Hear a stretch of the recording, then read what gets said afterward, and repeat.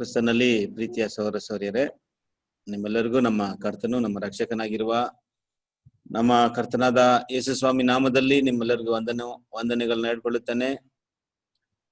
ತಂದೆಯಾದ ದೇವರ ಒಂದು ಮಹಾಕೃಪೆಯಿಂದ ತಂದೆಯಾದ ದೇವರು ಈ ಸಂಜೆಯಲ್ಲಿ ಕೂಡ ನಮ್ಮನ್ನ ಪುನಃ ಒಂದುಗೂಡಿಸಿ ಆತನ ಅಮೂಲ್ಯವಾದ ವಾಕ್ಯಗಳನ್ನ ಕೂಡ ನಾವು ಧ್ಯಾನಿಸೋದಕ್ಕೆ ನಮ್ಗೆ ಕೃಪೆ ಮಾಡಿದ್ದಾರೆ. ಅದಕ್ಕಾಗಿ ನಾವು ದೇವರಿಗೆ ನಮ್ಮ ಕರ್ತನಾದ ಯೇಸು ಸ್ವಾಮಿ ಮುಖಾಂತರ ನಾವು ಸ್ತೋತ್ರಗಳನ್ನ ಕೂಡ ನಾವು ಹೇಳ್ಕೊಳ್ಳೋಣ. ಸೊ ಇವತ್ತು ನಾವು ನೋಡುವಂತ ಒಂದು ಪಾಠದ ಒಂದು ಟಾಪಿಕ್ ಏನಂದ್ರೆ ಇಸ್ರೇಲ್ ಬಗ್ಗೆಯ ಪ್ರವಾದನೆ, the prophecy about Israel. Israel ದೇಶದ ಬಗ್ಗೆ ಹೇಳಲ್ಪಟ್ಟಿರುವ ಒಂದು ಪ್ರವಾದನೆ ಬಗ್ಗೆ ಇವತ್ತೇನ್ ಮಾಡೋಣ, ಇವತ್ತಿನ ಪಾಠದಲ್ಲಿ ನಾವು ನೋಡೋಣ.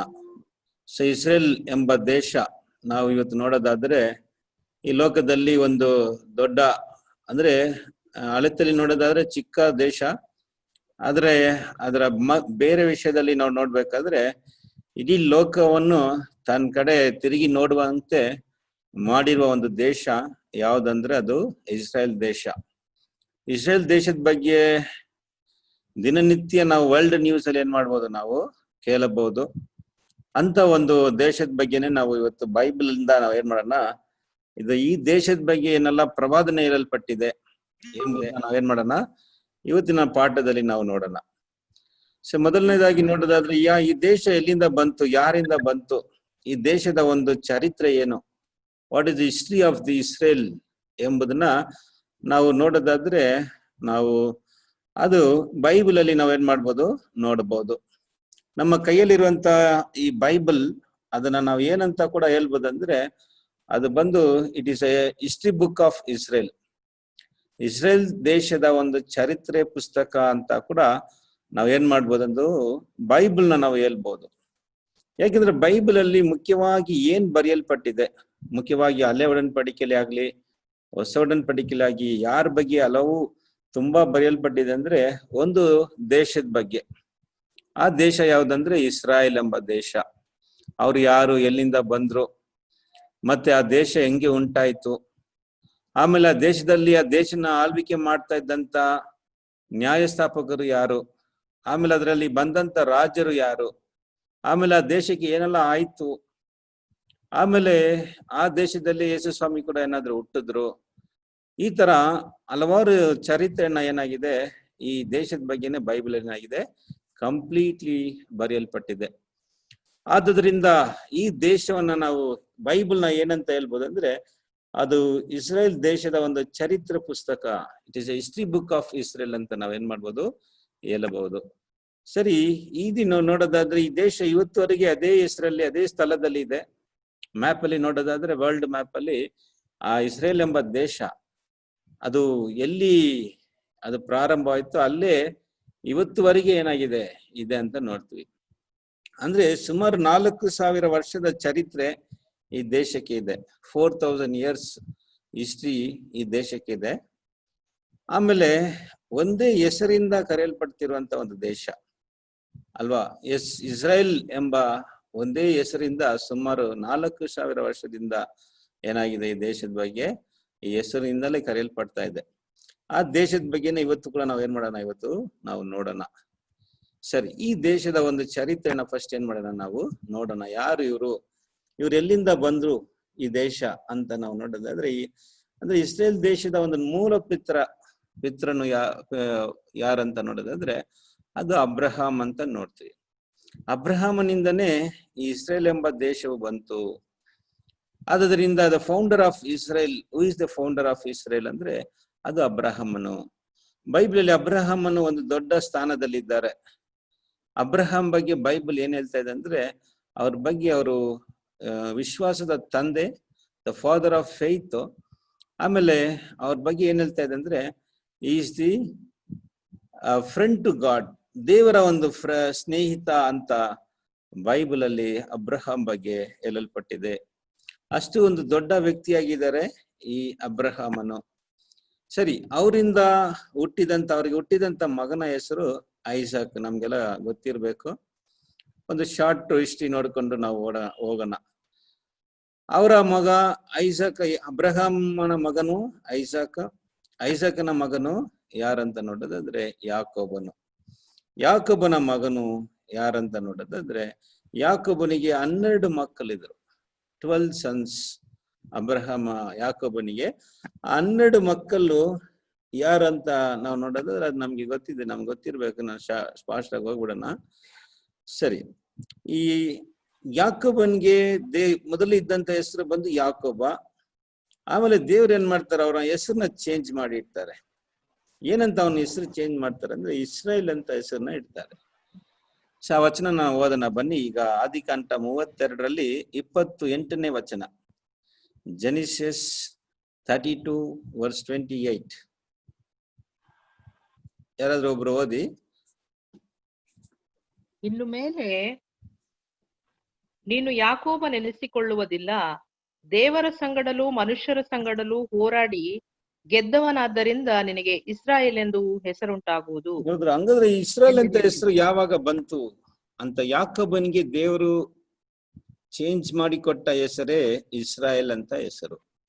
ಯಾಕೆಂದ್ರೆ ಯಾಕೋಬ ಅಂದ್ರೆ ಹೆಸರು, ಅದರ ಅರ್ಥ ಏನಂದ್ರೆ ಯಾಕೋಬ ಅಂದ್ರೆ ಅದರ ಹೆಸರು ಬಂದು ಡಿಸೀವರ್ ಅಂತ, ಅಂದ್ರೆ ಏಮಾರಿಸುವನು ಅಂತ ಅರ್ಥ ಅದರ.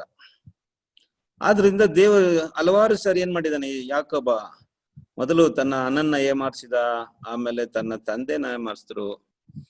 ಅದ್ರಿಂದ ದೇವ್ರ ಏನ್ ಮಾಡ್ಬಿಟ್ಟ, ಜೀವಿತನ ಚೇಂಜ್ ಮಾಡ್ರ. ಅವ್ರಿಗೆ ಅದೇ ತರ ಒಂದು ಪರೀಕ್ಷೆನ ಕೊಟ್ರು. ಯಾಕೋಬನ ಮಾವ ಅವ್ರನ್ನ 2 ಸಾರಿ ಏನ್ ಮಾಡ್ತಾರೆ, ಹಲವಾರು ಸಾರಿ ಏಮಾರಿಸಿದ್ದಾರೆ. ಮೊದಲನೇದಾಗಿ ಅವರು ಆಸೆ ಪಟ್ಟಂತ ರಾಖೇಲ್ನ ಮದುವೆ ಮಾಡ್ಕೊಡ್ತೀನಿ ಅಂತ ಹೇಳಿ ಏನ್ ಮಾಡ್ಬಿಟ್ಟು ಅವನ ಏಮಾರಿಸಿ ಅವ್ರ ಅಕ್ಕನ ಮದುವೆ ಮಾಡ್ಕೊಟ್ಬಿಟ್ರು.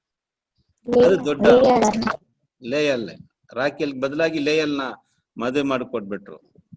ಆಮೇಲೆ ಅವರ ಒಂದು ಸಂಬಳನ ಕೂಡ ಹಲವಾರು ಸಾರಿ ಏನ್ ಮಾಡಿದ್ದಾರೆ, ಅದನ್ನ ಚೇಂಜ್ ಮಾಡಿದ್ದಾರೆ. ಆದ್ರಿಂದ ಅವ್ರಿಗೆ ಗೊತ್ತಾಯ್ತು ಏಮಾಸರಿಂದ ಏನು ನಮ್ಗೆ ಕಷ್ಟ ಆಗುತ್ತಂತ ಅವ್ರಿಗೆ ಗೊತ್ತಾಯ್ತು. ಆದ್ರಿಂದ ದೇವ್ರು ಅವ್ರನ್ನ ತಿರ್ಗಾ ಅವರ ಮಾವನ ಮನೆಯಿಂದ ಕರ್ಕೊಂಡ್ ಬರ್ಬೇಕಾದ್ರೆ, ಇನ್ ಮುಂದೆ ನಿನ್ಗೆ ಹೆಸರು ಯಾಕೋಬ್ ಅಂತ ಬೇಡ, ಯಾಕೆಂದ್ರೆ ಇಷ್ಟು ದಿನ ನೀನ್ ಏಮಾರಿಸಿದ್ದು ಸಾಕು, ಇನ್ಮೇಲಾದ್ರೂ ಒಂದು ನೂತನ ಒಂದು ಹೊಸ ಜೀವನವನ್ನ ಮಾಡು ಅಂತ ಹೇಳಿ ಅವನಿಗೆ ಏನ್ ಹೆಸರು ಕೊಟ್ಟಂದ್ರೆ ಇಸ್ರಾಯೇಲ್ ಅಂತ ಹೆಸರು ಕೊಟ್ರು. ಇಸ್ರಾಯೇಲ್ ಅಂದ್ರೆ ಹೆಸರು ಇದ್ರ ಅರ್ಥ ಏನಂದ್ರೆ, ಇಸ್ ಅಂದ್ರೆ ನಾವ್ ನೋಡಿದ್ರೆ ಮನುಷ್ಯ, ರಾ ಅಂದ್ರೆ ಹೋರಾಟ, ಏಲ್ ಅಂದ್ರೆ ದೇವರು. ಅಂದ್ರೆ ದೇವರೊಂದಿಗೂ ಮನುಷ್ಯರೊಂದಿಗೂ ಹೋರಾಡಿ ಜಯಿಸಿದಾನೆ. ಆದ್ದರಿಂದ ಇವನ್ಗೆ ಹೆಸರು ಏನ್ ಕೊಡಲ್ಪಟ್ಟಿದ್ರೆ ಇಸ್ರಾಯೇಲ್. ಇಸ್ರಾಯೇಲ್ ಮೀನ್ಸ್ ಈ battle with man and god ಅಂತ. ಅವರೊಂದಿಗೆ ಏನ್ ಮಾಡಿದಾರೆ, ಹೋರಾಡಿ ಜಯಿಸಿದಾನಂತ ಇದರ ಒಂದು ಅರ್ಥವಾಗಿದೆ. ಸರಿ, ಇದೇ ಇಸ್ರೇಲ್ ಅಂತ ಹೆಸರು ಇಲ್ಲಿಂದಾನೇ ನಾವೇನಾಗುತ್ತೆ, ಇಲ್ಲಿಂದಾನೇ ಪ್ರಾರಂಭವಾಗುತ್ತೆ ಅಂತ ನೋಡ್ತೀವಿ. ಸರಿ, ಈಗ ಇಸ್ರೇಲ್ಗೆ ಹುಟ್ಟಿದಂತ ಮಕ್ಕಳು ಯಾರು ಅಂತ ನೋಡೋದಾದ್ರೆ ಅದು ನಮ್ಗೆ ಗೊತ್ತಿರ್ಬೇಕು. ಹಲವಾರು ಜನ ನಮ್ಗೆ ಇಲ್ಲಿ ಕೂಡ ಬರೆಯಲ್ಪಟ್ಟಿದ್ದ 1ನೇ ಪೂರ್ವಕಾಲ ವೃತ್ತಾಂತದಲ್ಲಿ 1ನೇ ಅಧ್ಯಾಯ 1-2 ಯಾಕೋಬನ ಒಂದು ಚರಿತ್ರೆ, ಅಂದ್ರೆ ಅವರ ಒಂದು ಜೀನಾಲಜಿ, ಅವರ ಮಕ್ಕಳ ಹೆಸರುಗಳು ಬರೆಯಲ್ಪಟ್ಟಿದೆ. ರೋಮನ್, ಸಿಮಿಯೋನ್, ಲೇವಿ, ಆಮೇಲೆ Judah, Issachar, Zebulun, Dan, Joseph, Benjamin, Naphtali, Gad, Asher. So ಇವ್ರಿಗೆ 12 ಮಕ್ಕಳು. There are 12 sons of Jacob.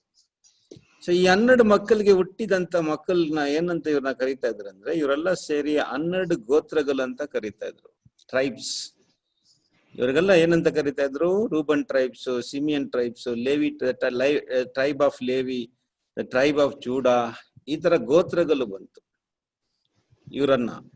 ಸರಿನಾ? ಅದರಿಂದಾನೆ ಇವ್ರನ್ನ ಏನ್ ಕರೀತಾ ಇದ್ರು, 12 ಗೋತ್ರಗಳಾಗಿದ್ರು. ಆಮೇಲೆ ಏನಾಯ್ತು ಅಂತ ನೋಡ್ಬೇಕಾದ್ರೆ ಇವರೆಲ್ಲ ಸೇರಿ ಯೋಸೆಫ್ ಮೇಲೆ ಅವರು ಹೊಟ್ಟೆಗಿಚ್ಚಿಪಟ್ಟು ಯೋಸೆಫ್ನ ಏನ್ ಮಾಡ್ತಾರೆ, ಐಗುಪ್ತ ದೇಶಕ್ಕೆ ಅವ್ರನ್ನ ಮಾರ್ಬಿಡ್ತಾರೆ. ಸೊ ಇದೆಲ್ಲ ಅದರ ಒಂದು ಚರಿತ್ರೆ. ನಾವು ಶಾರ್ಟ್ ಆಗಿ ನೋಡ್ಕೊಂಡು ಹೋಗ್ಬಿಡೋಣ. ಇವ್ರ ಅಣ್ಣನ್ ತಂಬಂದ್ರು ಏನ್ ಮಾಡ್ತಾರೆ, ಇವ್ರ ಅಣ್ಣಂದ್ರೆಲ್ಲ ಸೇರಿಕೊಂಡು ಯೋಸೆಫ್ ಮೇಲೆ, ಅವ್ರ ಮೇಲೆ ಇದ್ದಂತ ಹೊಟ್ಟೆಗಿಚ್ಚಿ, ಯಾಕೆಂದ್ರೆ ಅವ್ರ ತಂದೆ ಯೋಸೆಫ್ ಮೇಲೆ ತುಂಬಾ ಪ್ರೀತಿ ಇಟ್ಟಿದ್ರು. ಅದು ಮಾತ್ರ ಅಲ್ಲದೆ ಯೋಸೆಫನು ದೇವರು ತೋರ್ಸಂತ ಕನಸು, ಆದ್ರಿಂದ ಇವರಿಗೆಲ್ಲ ಅವ್ರ ಮೇಲೆ ತುಂಬಾನೇ ಹೊಟ್ಟೆ ಕಿಚ್ಚಾಗಿ ಹೆಂಗಾದ್ರೂ ಯೋಸೆಫ್ನ ಸಾಯಿಸ್ಬೇಕು ಅಂತ ಅಷ್ಟು ಮಟ್ಟಿಗೆ ಅವ್ರ ಮೇಲೆ ಕೋಪ ಇತ್ತು ಅವರಿಂದ. ಆದ್ರಿಂದ ಅವರೆಲ್ಲ ಸೇರಿ ಏನ್ ಮಾಡ್ತಾರೆ, ಅವ್ರನ್ನ ಸಾಯಿಸಿ, ಅವ್ರನ್ನ ಸಾಯಿಸಕ್ ಹೋಗ್ತಾರೆ. ಆಮೇಲೆ ಏನಾಯ್ತದೆ, ಆಮೇಲೆ ಅವ್ರನ್ನ ಐಗುಪ್ತ ದೇಶಕ್ಕೆ ಮಾರ್ಬಿಡ್ತಾರೆ. ಯೋಸೆಫನ ಅಲ್ಲಿ ಹೋಗ್ತಾರೆ, ಅಲ್ಲಿ ಬೇರೆ ಪೋತಿಬಾರ್ ಮನೆಯಲ್ಲಿ ಅಲ್ಲಿ ಅವರು ದಾಸರಾಗಿರ್ತಾರೆ. ಆಗ ಅಲ್ಲಿಂದ ಪೋತಿಬಾರ ಹೆಂಡತಿ ಅವ್ರ ಮೇಲೆ ತಪ್ಪಾದ ಒಂದು ತಪ್ಪನ್ನ ಹೊರಿಸಿ ಅವ್ರನ್ನ ಅಲ್ಲಿಂದ ಜೈಲ್ಗೆ ಹಾಕ್ತಾರೆ. ಜೈಲಲ್ಲಿ ಹೋದ್ರೆ ಅಲ್ಲೂ ಕೂಡ ಅವರು ಕಷ್ಟ ಆಗುತ್ತೆ. ಆಮೇಲೆ ದೇವ್ರು ಅವರ ಒಂದು 30ನೇ ವಯಸ್ಸಲ್ಲಿ ಯೋಸೆಫನು ಅವರು ಇದೀಗ ಹೋದಾಗ ದಾಸನ. ಆಮೇಲೆ ಏನಾಯ್ತು ಇದ್ರ ಒಂದು ಚರಿತ್ರೆ ನಾವು ನೋಡೋದಾದ್ರೆ, ಯೋಸೆಫ್ನ ಅವ್ರನ್ನ ಏನ್ ಮಾಡ್ತಾರೆ, ಐಗಿಪ್ತ ದೇಶಕ್ಕೆ ಮಾಡಿಬಿಡ್ತಾರೆ. ಅವರು ಐಗಿಪ್ತ ದೇಶಕ್ಕೆ ಅವ್ರನ್ನ ಮಾರ್ಬೇಕಾದ್ರೆ ಅವ್ರಿಗೆ ವಯಸ್ಸು ಬಂದು 17 ವಯಸ್ಸು, 17 ಇಯರ್ಸ್ ಇವಾಸ್. ಆಮೇಲೆ ಸುಮಾರು 13 ವರ್ಷ ಕಾಲ ಅವರ ಒಂದು ಜೀವನ ಬಂದು ಅಲ್ಲಿ ಏನಾಗುತ್ತೆ, ಸೆರೆಮನೆಯಲ್ಲಿ. ಆಮೇಲೆ ಇಲ್ಲಿ ಈ ತರ ಇರ್ಬೇಕಾದ್ರೆ ದೇವರು ತಕ್ಕ ಸಮಯದಲ್ಲಿ ಯೋಸೆಫ್ನ ಏನ್ ಮಾಡ್ತಾರೆ, ಐಗಿಪ್ತ ದೇಶದಲ್ಲಿ ಒಂದು ಉನ್ನತ ಸ್ಥಾನವನ್ನ ಕೊಟ್ಟು ಐಗಿಪ್ತ ದೇಶಕ್ಕೆ ಅವ್ರನ್ನ ಅಧಿಕಾರಿಯಾಗಿ ಮಾಡ್ತಾರೆ. ಓಕೆನಾ. ಆಮೇಲೆ ಏನಾಗುತ್ತೆ ಅಂತ ನೋಡ್ಬೇಕಾದ್ರೆ 7 ವರ್ಷ ಕಾಲ ಏನಾಗುತ್ತೆ, ಒಂದು ಬರ ಕಾಲಗಳು ಬರುತ್ತೆ. ಒಂದು ಬರ ಕಾಲದಲ್ಲಿ ಏನ್ ಮಾಡ್ತಾರೆ, ಇವರ ಯೋಸೆಫನ ತಮ್ಮಂದಿರು ಅಂದ್ರೆ ಯಾಕೋಬಿನ ಮಕ್ಕಳು ಏನಾಗ್ತಾರೆ ಅಂದ್ರೆ ದಾನಿಗೋಸ್ಕರ ಐಗಿಪ್ತ ದೇಶಕ್ಕೆ ಬರ್ತಾರೆ. ಆವಾಗ್ಲೇ ಗೊತ್ತಾಗುತ್ತೆ ಯೋಸೆಫ್ ಅಲ್ಲಿ ಇರೋದು. ಯೋಸೆಫ್ ಏನ್ ಮಾಡ್ತಾರೆ ಅಂದ್ರೆ ಅವ್ರ ಅಣ್ಣಂದಿರಿಗೆ ತನ್ನನ್ನ ತೋರಿಸ್ತಾರೆ. ಹಲೋ, ಒಂದ್ ನಿಮಿಷ ಸಿಸ್ಟರ್. ಸಿಸ್ಟರ್ ಕನೆಕ್ಟ್ ಆಗಿ ಸಿಸ್ಟರ್. ಅದೇ ಸಿಸ್ಟರ್ ಸೇಮ್ ಲಿಂಕ್ ಹಾಕಿದೀನಿ ನೋಡಿ. ಇಲ್ಲ ಬೆಳಗಿದೆಲ್ಲ, ಇವಾಗ ಹಾಕಿದ್ದೀನಿ ನೋಡಿ. ಇನ್ನೊಂದು ನಾನು ಹಾಕಿದ್ದೀನಿ, ಗ್ರೂಪ್ ಅಲ್ಲಿ ಇದೆ ನೋಡಿ ಸಿಸ್ಟರ್. ಗ್ರೂಪ್ ಅಲ್ಲಿ ಇದೆ ನೋಡಿ, ಗ್ರೂಪ್ ಅಲ್ಲಿ. ಇಲ್ಲ ಬೇಕಾದ್ರೆ ಕಳಿಸ್ತೀನಿ ಇನ್ನೊಂದ್ಸರಿ. ನೋ ಶ್ಯೂರ್, ಕಳಿಸ್ತೀನಿ, ಒಂದ್ ನಿಮಿಷ. ಓಕೆ ಸರಿ. ಆಮೇಲೆ ಏನಾಗುತ್ತಂದ್ರೆ ದೇವ್ರು ಏನ್ ಮಾಡ್ತಾರೆ, ಐಗಿಪ್ತ ದೇಶದಲ್ಲಿ ಯೋಸೆಫ್ನ ಒಂದು ಐಗಿಪ್ತ ದೇಶಕ್ಕೆ ಅಧಿಕಾರಿಯಾಗಿ ದೇವ್ರವ್ರನ್ನ ಅಲ್ಲಿ ಮೇಲಕ್ಕೆ ಎತ್ತುತ್ತಾರೆ. ಆಮೇಲೆ ಬರಕಾಲ ಬರುತ್ತೆ. ಆ ಬರಕಾಲದಲ್ಲಿ ಇವರೆಲ್ಲ ಏನಾಗ್ತಾರೆ, ಇವರೆಲ್ಲ ಅಲ್ಲಿ ಐಗಿಪ್ತ ದೇಶಕ್ಕೆ ಹೋಗ್ತಾರೆ. ಅವಾಗ ಗೊತ್ತಾಗುತ್ತೆ ಯೋಸೆಫನೇ ಅಲ್ಲಿದ್ದಾರಂತ. ಆಮೇಲೆ ಯಾಕೋಬನ್ ಹೋಗ್ತಾರೆ.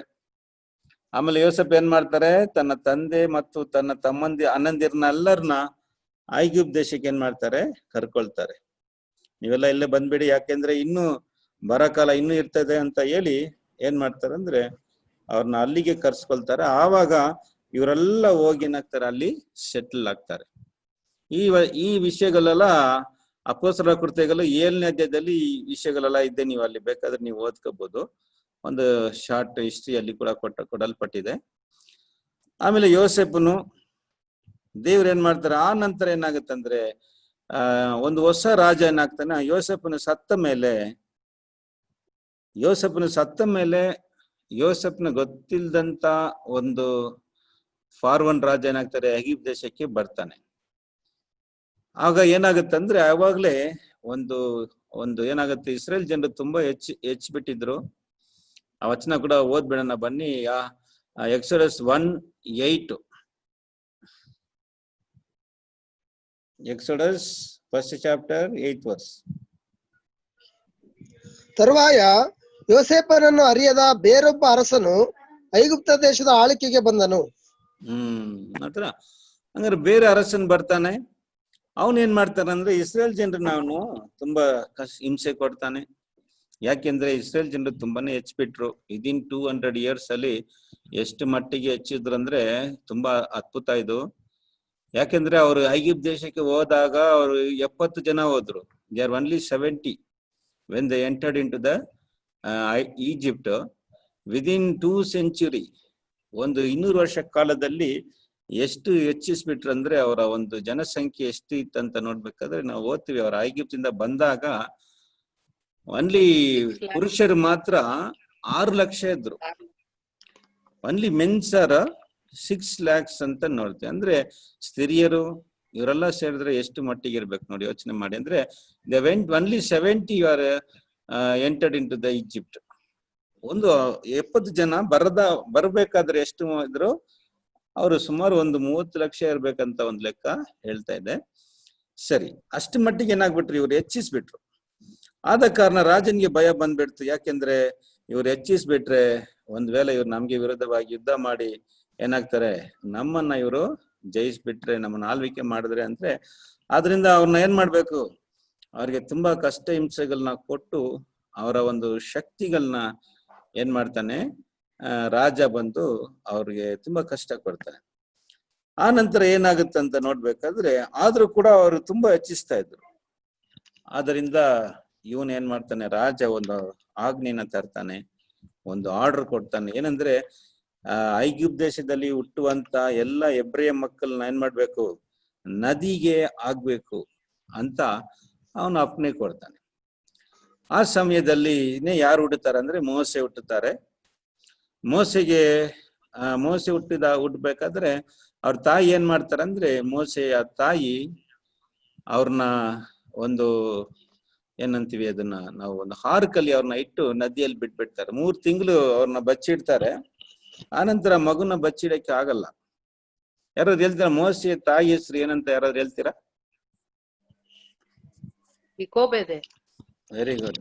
ಯಕೋಬೇತ್ ಅಂತ ಅವರ ತಾಯಿ. ತಂದೆ ಹೆಸರು?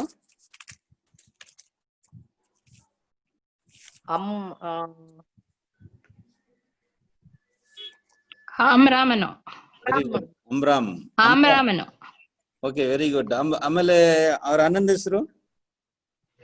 ಆರೋನು. ಆರೋನ್ಗೂ ಮೋಸೆಗೆ ಎಷ್ಟು ವಯಸ್ಸು ಡಿಫ್ರೆಂಟ್?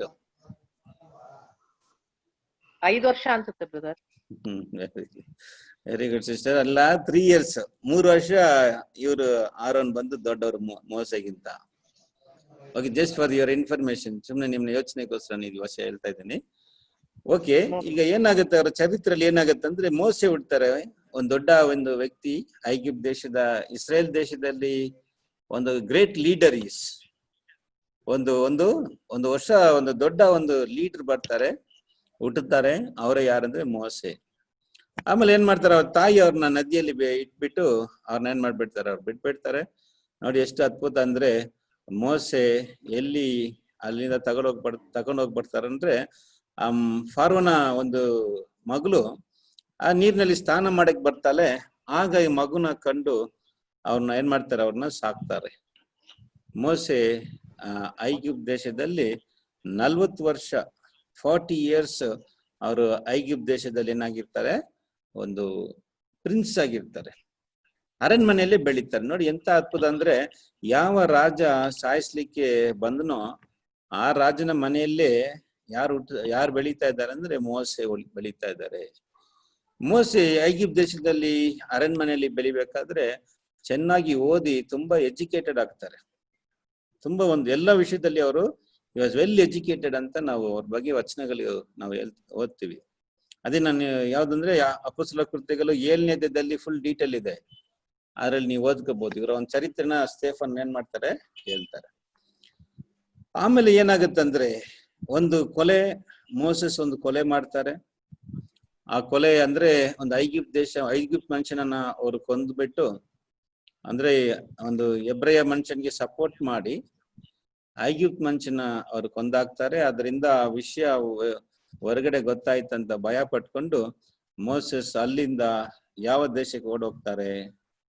ಯಾವ ದೇಶಕ್ಕೆ ಓಡೋಗ್ತಾರೆ ಬ್ರದರ್ ಸಿಸ್ಟರ್?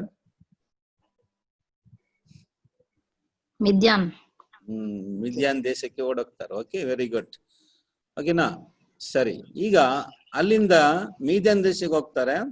ಆಮೇಲೆ ಅಲ್ಲಿ 40 ವರ್ಷ ಅವ್ರೇನ್ ಮಾಡ್ತಾರೆ ಅಂದ್ರೆ, ಅಲ್ಲಿ ಕುರಿಗಳನ್ನ ಮೇಯಿಸ್ತಾ ಇರ್ತಾರೆ. ಯಾರ ಕುರಿಗಳು? ಯಾರ ಜೊತೆಗೆ ಸೇರ್ಕೊಳ್ತಾರೆ ಮೋಸಸ್?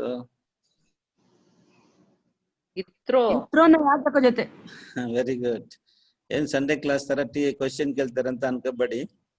ಜಸ್ಟ್ ಬೈಬಲ್ ನಾಲೆಜ್ ಎಷ್ಟಿದೆ ಅಂತ ತಿಳ್ಕೊಳ್ಳೋಣ. Very good, very good. YouTube ಏನ್ ಸಿಸ್ಟರ್? ಎಲ್ಲಾ ಆನ್ಸರ್ ಗೊತ್ತಿತ್ತು, ಮ್ಯೂಟ್ ತೆಗಿಯಕ್ ಬರ್ತಿಲ್ಲ. ಸರಿಯಾಗಿ ಅರ್ಥ ಆಗಿಲ್ಲ ನೀನು ಹೇಳೋದು. ಅವಳಿಗೆ ನೀವು ಓಪನ್ ಮಾಡ್ಬೋದು ಮ್ಯೂಟ್. ಓಕೆ, ಸರಿ. ಇನ್ಮೇಲೆ ಕೇಳುವಂತ ಪ್ರಶ್ನೆಗೆ ಓಕೆ, ಓಕೆ ಮುಂದುವರ್ಸೋಣ. ಸರಿ, ಈಗ ಏನಾಗುತ್ತೆ, ಎತ್ತಿರತ್ತ ಹೋಗ್ತಾರೆ, ಅಲ್ಲಿ ಅವ್ರಿಗೆ ಏನಾಗುತ್ತೆ, ಮದ್ವೆ ಆಗುತ್ತೆ ಮೋಸೆಗೆ. ಮೋಸೆ ಎಂತ ಹೆಸರು ಸಿಸ್ಟರ್, ರೇಷ್ಮಾ ಸಿಸ್ಟರ್? ಚಿಪ್ಪೋರ ಸಿಪ್ಪರ ಅಂತ ಹೇಳ್ಕೊಟ್ಬಿಡಿ ಎಲ್ಲರೂ. Very good. ಸಿಪ್ಪರ ಅವ್ರ ಎಂತ ಹೆಸರು ಬಂದು ಸಿಪ್ಪರ, ಮತ್ತು ಅವ್ರಿಗೆ ಏನಾಗುತ್ತೆ, ಅಲ್ಲಿ ಮಗು ಹುಟ್ಟುತ್ತದೆ. ಎಷ್ಟು ಮಕ್ಳು ಹುಟ್ರು?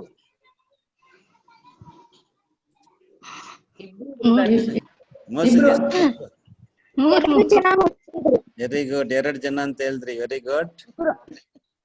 ಅವ್ರ ಹೆಸರು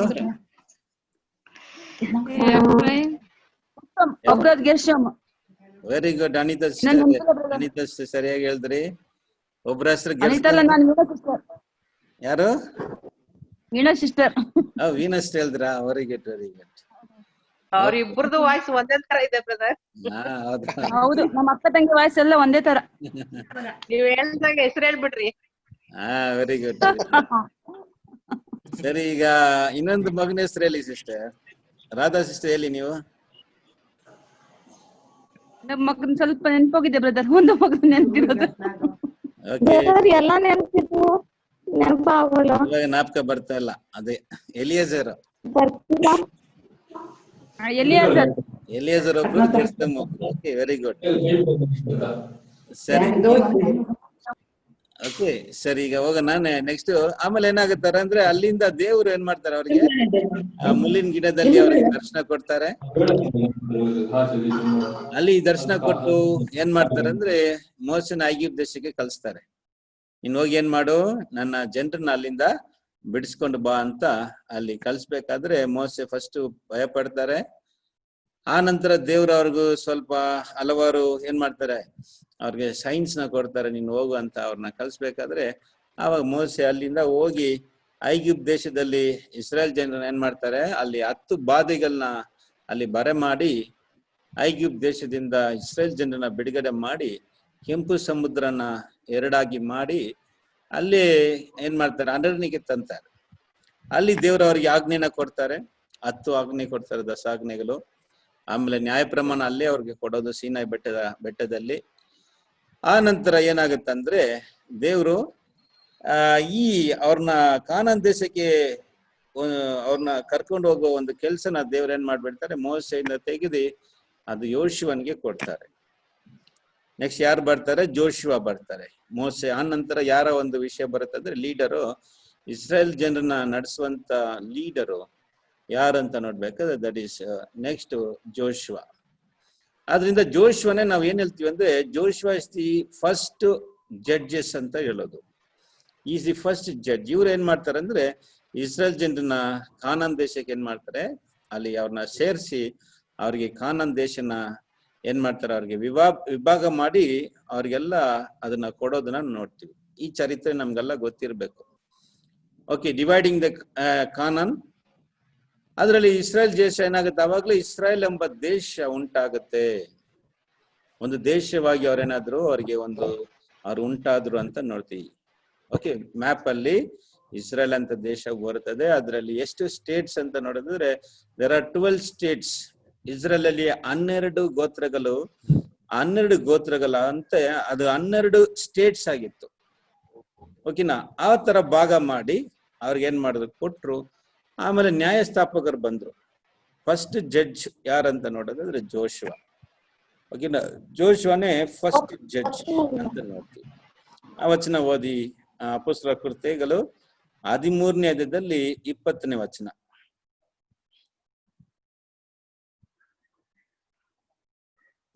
ಓದಿ ಬ್ರದರ್ ಸಿಸ್ಟರ್, ಯಾರೊಬ್ರು ಓದಿ. ಇಷ್ಟರೊಳಗೆ ಸುಮಾರು 450 ವರ್ಷಗಳು ಗತಿಸಿದವು. ಇದಾದ ಮೇಲೆ ಪ್ರವಾದಿಯಾದ ಸಮುವೇಲನ ಕಾಲದವರೆಗೆ ನ್ಯಾಯಾಧಿಪತಿಗಳನ್ನು ಕೊಟ್ಟನು. ಸರಿ, ಇಲ್ಲ ನೆಕ್ಸ್ಟ್ ನೋಡೋದಾದ್ರೆ ಅವರ ಒಂದು ನ್ಯಾಯಾಧಿಪತಿಗಳನ್ನ ಕೊಟ್ರು. ನೆಕ್ಸ್ಟ್ ಚರಿತ್ರೆ ಏನಂದ್ರೆ, ಇಸ್ರೇಲ್ ಚರಿತ್ರೆ ಅಂದ್ರೆ, ಅವ್ರು ಕಾನಾನ್ ದೇಶಕ್ಕೆ ಹೋಗಿ ಸೇರಿದ್ರು. ಅಲ್ಲಿ ಅವರಿಗೆ ದೇಶವನ್ನ ಭಾಗ ಮಾಡಿಕೊಟ್ರು. ಆ ನಂತರ ದೇವ್ರು ಅವರಿಗೆ ನ್ಯಾಯಾಧಿಪತಿಗಳನ್ನ ಕೊಟ್ರು, ಜಡ್ಜಸ್ ಅಂತೀವಿ. ಅವ್ರನ್ನ ರೂಲ್ ಮಾಡಕ್ಕೆ, ಅಂದ್ರೆ ಅವ್ರನ್ನ ನಡೆಸೋದಕ್ಕೆ ನ್ಯಾಯಸ್ಥಾಪಕರನ್ನ ಕೊಟ್ರು. ಅದರಲ್ಲಿ ಮೊದಲನೇ ನ್ಯಾಯಸ್ಥಾಪಕರು ಯಾರಂತ ನೋಡೋದಾದ್ರೆ ಜೋಶುವ. ದಿ ಲಾಸ್ಟ್ ನ್ಯಾಯಸ್ಥಾಪಕರು ಯಾರಂತ ನೋಡ್ಬೇಕಾದ್ರೆ Samuel. Samuel is the last judge of Israel. ಆ ನಂತರ ಇವ್ರು ಏನ್ ಮಾಡ್ತಾರೆ, ಇಸ್ರಾಯೇಲ್ ಜನರು ಏನ್ ಮಾಡ್ತಾರೆ ಅಂದ್ರೆ ನಮ್ಗೆ ರಾಜ ಬೇಕು ಅಂತ ಏನ್ ಮಾಡ್ತಾರೆ, ದೇವ್ರ ಹತ್ರ ಹಠ ಹಿಡಿತಾರೆ. ದೇವರೇ ಅವ್ರನ್ನ ಆಳ್ವಿಕೆ ಮಾಡ್ತಾ ಇದ್ರು, ಡೈರೆಕ್ಟ್ ಆಗಿ ದೇವರೇ ಅವ್ರನ್ನ ಆಳ್ವಿಕೆ ಮಾಡ್ತಾ ಇದ್ರು. ಆದ್ರೆ ಇಸ್ರಾಯೇಲ್ ಜನರಿಗೆ ಏನಾಗಿಲ್ಲ, ಅವ್ರಿಗೆ ತೃಪ್ತಿ ಆಗಿಲ್ಲ. ಬೇರೆ ದೇಶದಲ್ಲಿ ಹೆಂಗ್ಯೋ ಅದೇ ತರ ನಮ್ಗೂ ಕೂಡ ಯಾರು ಬೇಕು, ರಾಜರು ಇರಬೇಕು ಅಂತ ದೇವ್ರ ಹತ್ರ ಅವ್ರು ಕೇಳಿದ ಕಾರಣ ದೇವ್ರ ಏನ್ ಮಾಡ್ತಾರೆ, ಅವ್ರಿಗೆ ರಾಜ್ಯವನ್ನ ಕೊಡ್ತಾರೆ, ರಾಜರನ್ನ ಕೊಡ್ತಾರೆ. ಅದರಲ್ಲಿ ಮೊದಲನೇ ರಾಜ, who is the first king of Israel? Eli? Saul brother. Very good. ಸೌಲನ್ನೇ ಫಸ್ಟ್. Very good. ಸೌಲನ್ನೇ ಫಸ್ಟ್ ಕಿಂಗ್. ಆ ನಂತರ ಏನಾಗುತ್ತೆ, ಸೌಲನ ದೇವರ ಮಾತಿಗೆ ಅವಿಧೇಯನಾಗ್ತಾನೆ. ಅಂದ್ರೆ ಅಮೆಲೇಕ್ಯರನ್ನ ಸಾಯಿಸ್ಬಿಟ್ಟು ಬರ್ಬೇಕಂತ ದೇವರು ಕಳ್ಸಿದಾಗ ಆ ಕೆಲ್ಸನ ಅವರು ಪೂರ್ತಿಯಾಗಿ ಮಾಡದೆ ಅರ್ಧ ಕಾರ್ಯಗಳನ್ನ ಮಾತ್ರ ಮಾಡಿ ಆ ಒಂದು ವಿಷಯದಲ್ಲಿ ದೇವರ ವಿಷಯವನ್ನ ಮೀರ್ತಾರೆ, ದೇವರ ಮಾತನ್ನ ಮೀರ್ತಾರೆ. ಇನ್ನೊಂದ್ಸಾರಿ ಅವ್ರು ಬಲಿ ಕೊಟ್ಬಿಡ್ತಾರೆ.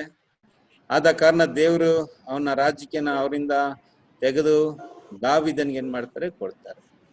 ಯೂದ ಗೋತ್ರದಲ್ಲಿ ಬಂದಂತ ದಾವಿದನು ಬೆತ್ಲೆಹೇಮ್ ಊರಿಗೆ ಸೇರಿದವರು. ಇವ್ರನ್ನ ದೇವ್ರ ಆಯ್ಕೆ ಮಾಡಿಕೊಂಡು ಇವ್ರನ್ನ ರಾಜನಾಗಿ ಮಾಡ್ತಾರೆ. ಓಕೆನಾ?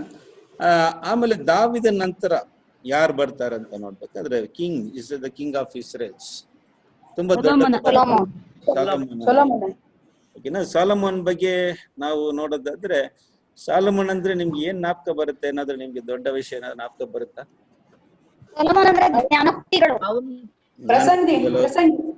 ಪ್ರಸಂಗಿ ಬರ್ದಿದ್ದು.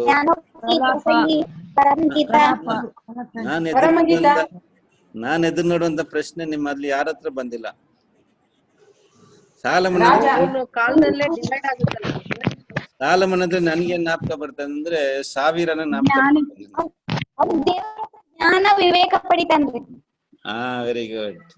ನನ್ಗೆ ಬರೋದೇನಂದ್ರೆ ಸಾವಿರ ಅಂದ್ರೆ ಅವನ್ಗೆ ಎಷ್ಟು ಹೆಂಡತಿಗಳು? 1000 ಹೆಂಡತಿಗಳು. ತುಂಬಾ ಗ್ರೇಟ್ ಅಲ್ವಾ?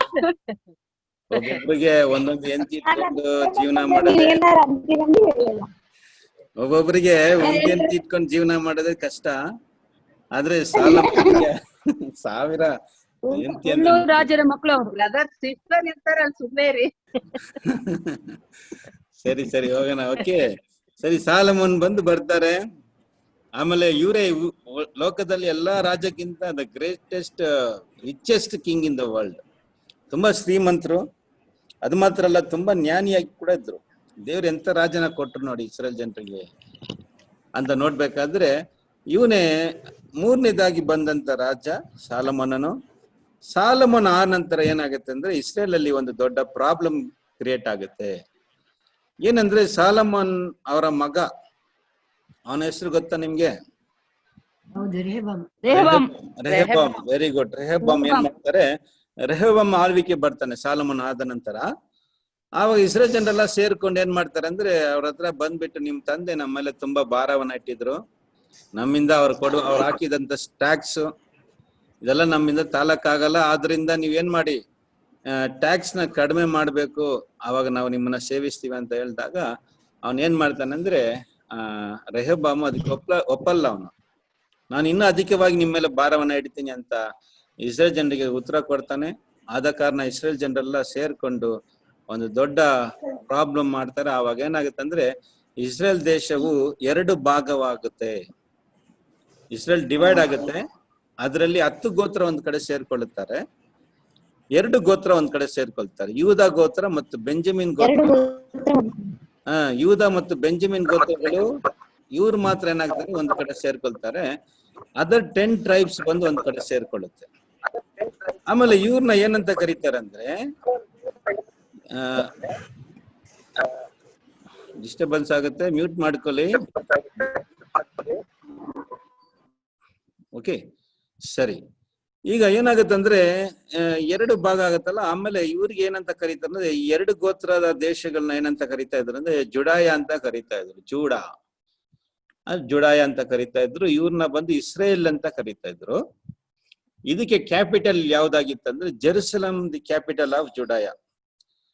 ಯೂದಯ ದೇಶಕ್ಕೆ ಜೆರುಸಲಂ ಬಂದು ಒಂದು ಕ್ಯಾಪಿಟಲ್ ಸಿಟಿ ಆಗಿತ್ತು. ಅದೇ ತರ ಇಸ್ರೇಲ್ಗೆ ಸಮರಿಯ ಬಂದು ಕ್ಯಾಪಿಟಲ್ ಸಿಟಿ ಆಗಿತ್ತು. ಆಮೇಲೆ ಇಸ್ರೇಲ್ ಅಲ್ಲಿ 2 ರಾಜರು ಬರ್ತಾ ಇದ್ರು. ಯುದಯಕ್ಕೆ ಒಂದು ರಾಜ, 10 ಗೋತ್ರಕ್ಕೆ ಒಂದು ರಾಜ, ಈ ತರ ಹೋಗ್ತಾ ಇತ್ತು. ಇದರ ಚರಿತ್ರೆಗಳನ್ನ ನಾವು ಮೊದಲನೇ ಅರಸುಗಳು ಮತ್ತೆ ಪೂರ್ವಕಾಲ ವೃತ್ತಾಂತ ಇದರಲ್ಲಿ ಏನ್ ಮಾಡ್ತೀವಿ, ಇದರಲ್ಲಿ ಯಾವ ರಾಜ್ಯಗಳು ಬಂದ್ರು ಅಂತ ನಾವು ಏನ್ ಮಾಡ್ತೀವಿ ಅದರಲ್ಲಿ ನೋಡ್ತಾ ಇದ್ವಿ. ಸರಿ, ಈ ತರ ಹೋಗ್ತಾ ಹೋಗ್ತಾ ಏನಾಗುತ್ತೆ ಅಂದ್ರೆ ಇಸ್ರೇಲ್ ಜನರು, ಇಸ್ರೇಲ್ ಬಂದಂತ ರಾಜರಲ್ಲಿ ಕೆಲವು ರಾಜರು ಮಾತ್ರ ದೇವರಿಗೆ ವಿಧೇಯರಾಗಿದ್ರು. ದೇವರಿಗೆ ವಿಧೇಯರಾಗಿದ್ದು ದೇವರ ಮಾತಿಗೆ ಅವರು ವಿಧೇಯರಾಗಿದ್ರು. ಆದ್ರೆ ಹಲವಾರು ರಾಜರು ದೇವರನ್ನ ಕೋಪ ಪಡಿಸಿದ್ರು. ದೇವರಿಗೆ ವಿರುದ್ಧವಾದ ವಿಗ್ರಹಾರಾಧನೆಗಳು ಮತ್ತೆ ಹಲವಾರು ಕೆಟ್ಟ ಕಾರ್ಯಗಳನ್ನ ಮಾಡಿ ದೇವ್ರನ್ನ ಅವರು ಕೋಪ ಪಡಿಸಿದ್ರು. ಆದ ಕಾರಣ ದೇವ್ರ ಏನ್ ಮಾಡಿದ್ರು ಅಂದ್ರೆ ಇಸ್ರೇಲ್ ಜನರನ್ನ ಏನ್ ಮಾಡ್ಬಿಟ್ರು, ಅವ್ರನ್ನ ಬ್ಯಾಬಿಲೋನ್ ದೇಶಕ್ಕೆ ಅವ್ರನ್ನ ಸೆರೆಗೆ ಕಳ್ಸ್ಬಿಟ್ರು. ಸೊ ಇಸ್ರೇಲ್ ಅಲ್ಲಿ ಬಂದಂತ ಕೊನೆ ರಾಜ, who is the lastest king in the Israel ಅಂತ ನೋಡೋದಾದ್ರೆ ಜಿದೆಕಿಯ. ವೆರಿ ಗುಡ್, ಜಿದೆಕಿನ ಲಾಸ್ಟ್ ರಾಜ. ಆಮೇಲೆ ಏನಾಯ್ತು ಅಂತ ನೋಡ್ಬೇಕಾದ್ರೆ ದೇವ್ರು ಏನ್ ಮಾಡ್ತಾರೆ, ಬ್ಯಾಬಿಲೋನ್ ರಾಜನಾದ ನೆಬೂಕದ್ನೆಚ್ಚರನ ಇಸ್ರೇಲ್ ಮೇಲೆ ಯುದ್ಧಕ್ಕೆ ಬರಮಾಡಿ ಇಸ್ರೇಲ್ ದೇಶ ಏನ್ ಮಾಡ್ತಾರೆ, ಅಲ್ಲಿ ನಾಶನ ಮಾಡ್ತಾರೆ. ಇದಕ್ಕೆ ಮುಂಚೆ ಅಸಿರಿಯ ದೇಶ ಬರ್ತಾನೆ. ಅಸಿರಿಯ ರಾಜನ ಬಂದು 10 ಗೋತ್ರವನ್ನ ಅವ್ರನ್ನ ನಾಶನ ಮಾಡಿ ಅಲ್ಲಿಂದ ಅವ್ರನ್ನ ತೆಗೆದುಕೊಂಡು ಬೇರೆ ಅವ್ರ ದೇಶದಲ್ಲಿ ಏನ್ ಮಾಡ್ಬಿಡ್ತಾನೆ, ಅವ್ರ ದೇಶಕ್ಕೆ ದಾಸರಾಗಿ ಕರ್ಕೊಂಡು ಹೋಗ್ಬಿಡ್ತಾರೆ. ಆ ನಂತರ ಜುಡಯನ ಏನ್ ಮಾಡ್ತಾರೆ ಅಂದ್ರೆ, ಜುಡಯನ ನೆಬೂಕದ್ನೆಚ್ಚರ್ ಏನ್ ಮಾಡ್ತಾರೆ, ಯುದಯನ ಏನ್ ಮಾಡ್ತಾರೆ, ನಾಶನ ಮಾಡಿ ಅಲ್ಲಿದ್ದಂತ ದೇವಾಲಯವನ್ನ ಏನ್ ಮಾಡ್ಬಿಡ್ತಾರೆ, ಅದನ್ನ ಕೂಡ ನಾಶನ ಮಾಡಿ ಅದರಲ್ಲಿದ್ದಂತ ಪವಿತ್ರವಾದ ವಸ್ತುಗಳೆಲ್ಲ ಹಾಗೆ ಬ್ಯಾಬಿಲೋನ್ ದೇಶಕ್ಕೆ ತಗೊಂಡೋಗ್ಬಿಡ್ತಾರೆ. ಈ ವಿಷಯಗಳು 2ನೇ ಪೂರ್ವಕಾಲ ವೃತ್ತಾಂತ 36 ಇದೆ, ಓದ್ಕೊಳ್ಳಿ. ನಾವು ಇದೆಲ್ಲ ಚರಿತ್ರೆ ನಮ್ಗೆ ಗೊತ್ತಿರ್ಬೇಕು, ಅದರಿಂದ ಫಾಸ್ಟ್ ಆಗಿ ಹೋಗ್ತಾ ಇದ್ದೀನಿ. ಓಕೆ, ಆ ನಂತರ ಏನಾಯ್ತು ಅಂತ ನೋಡ್ಬೇಕಾದ್ರೆ ಇವರು ಇಸ್ರೇಲ್ ಜನರು 70 years ಬ್ಯಾಬಿಲೋನ್ ದೇಶದಲ್ಲಿ ಸೆರೆಯಲ್ಲಿದ್ರು. ದೇವರದಿಂದ ಡೆಸೊಲೇಷನ್, ದ ಪೀರಿಯಡ್ ಆಫ್ 70 years, 70 ವರ್ಷ ಕಾಲ ಅವರು ಸೆರೆಯಲ್ಲಿದ್ರು. ಆ ನಂತರ ಮೇದ ಪರ್ಷಿಯ ರಾಜ ಬರ್ತಾನೆ, ಅವನು ಕೋರೆಸ್ ಬರ್ತಾರೆ. ಕೋರೆಸ್ ಬಂದು ಇಸ್ರೇಲ್ ಜನರನ್ನ ಬಿಡಿಸ್ತಾರೆ. ನೀವು ನಿಮ್ ದೇಶಕ್ಕೆ ಹೋಗಿ ನಿಮ್ಮ ಆಲಯವನ್ನ ಕಟ್ಟಿ ಅಂತ ಏನ್ ಮಾಡ್ತಾರೆ, ಹೇಳ್ತಾರೆ. ಇದು ಹೆಸರದಲ್ಲಿದೆ. ಹೆಸರ 1ನೇ ಅಧ್ಯಾಯದಲ್ಲಿ ಈ ವಿಷಯಗಳನ್ನ ನೀವು ಓದಬಹುದು. ತಿರ್ಗಾ ಇಸ್ರೇಲ್ ಜನರು ಏನಾಗ್ತಾರೆ, ಬ್ಯಾಬಿಲೋನ್ ದೇಶದಿಂದ ತಿರ್ಗಾ ಪುನಃ ಎಲ್ಲಿಗೆ ಬರ್ತಾರೆ ಅಂದ್ರೆ ಇಸ್ರೇಲ್ಗೆ ಬರ್ತಾರೆ.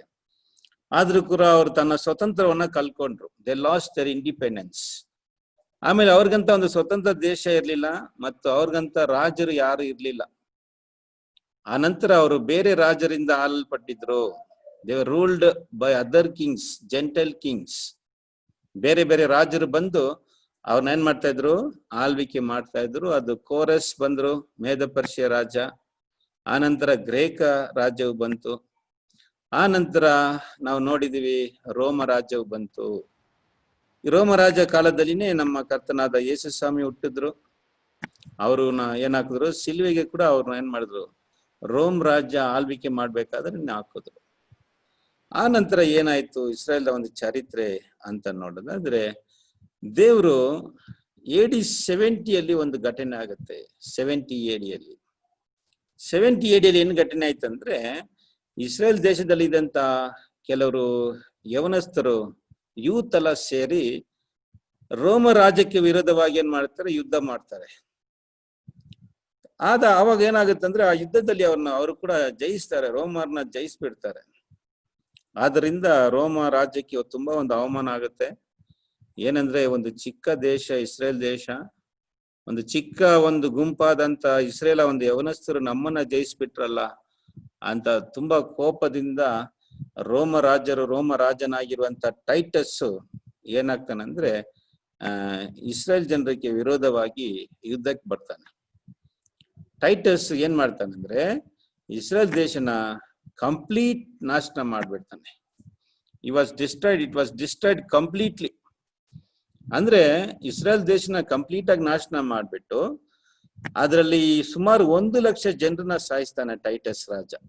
ಅವ್ರ ಮೇಲೆ ಇದ್ದಂತ ಕೋಪ, ಯಾಕೆಂದ್ರೆ ನಮ್ಮನ್ನ ಜಯಿಸ್ಬಿಟ್ರಲ್ಲ ಇವ್ರು ಯವನಸ್ಥರು. ಅವ್ರಿಗೆ ಏನ್ ಹೆಸರು ಇತ್ತಂದ್ರೆ, ಆ ಗುಂಪಿಗೆ ಬಂದು ಏನ್ ಹೆಸರು ಅಂತ ಏನಂತ ಕರೀತಾ ಇದ್ರು ಅಂದ್ರೆ ಜಿಯಾಲಾಸ್ಟ್ ಅಂತ ಕರೀತಾ ಇದ್ರು.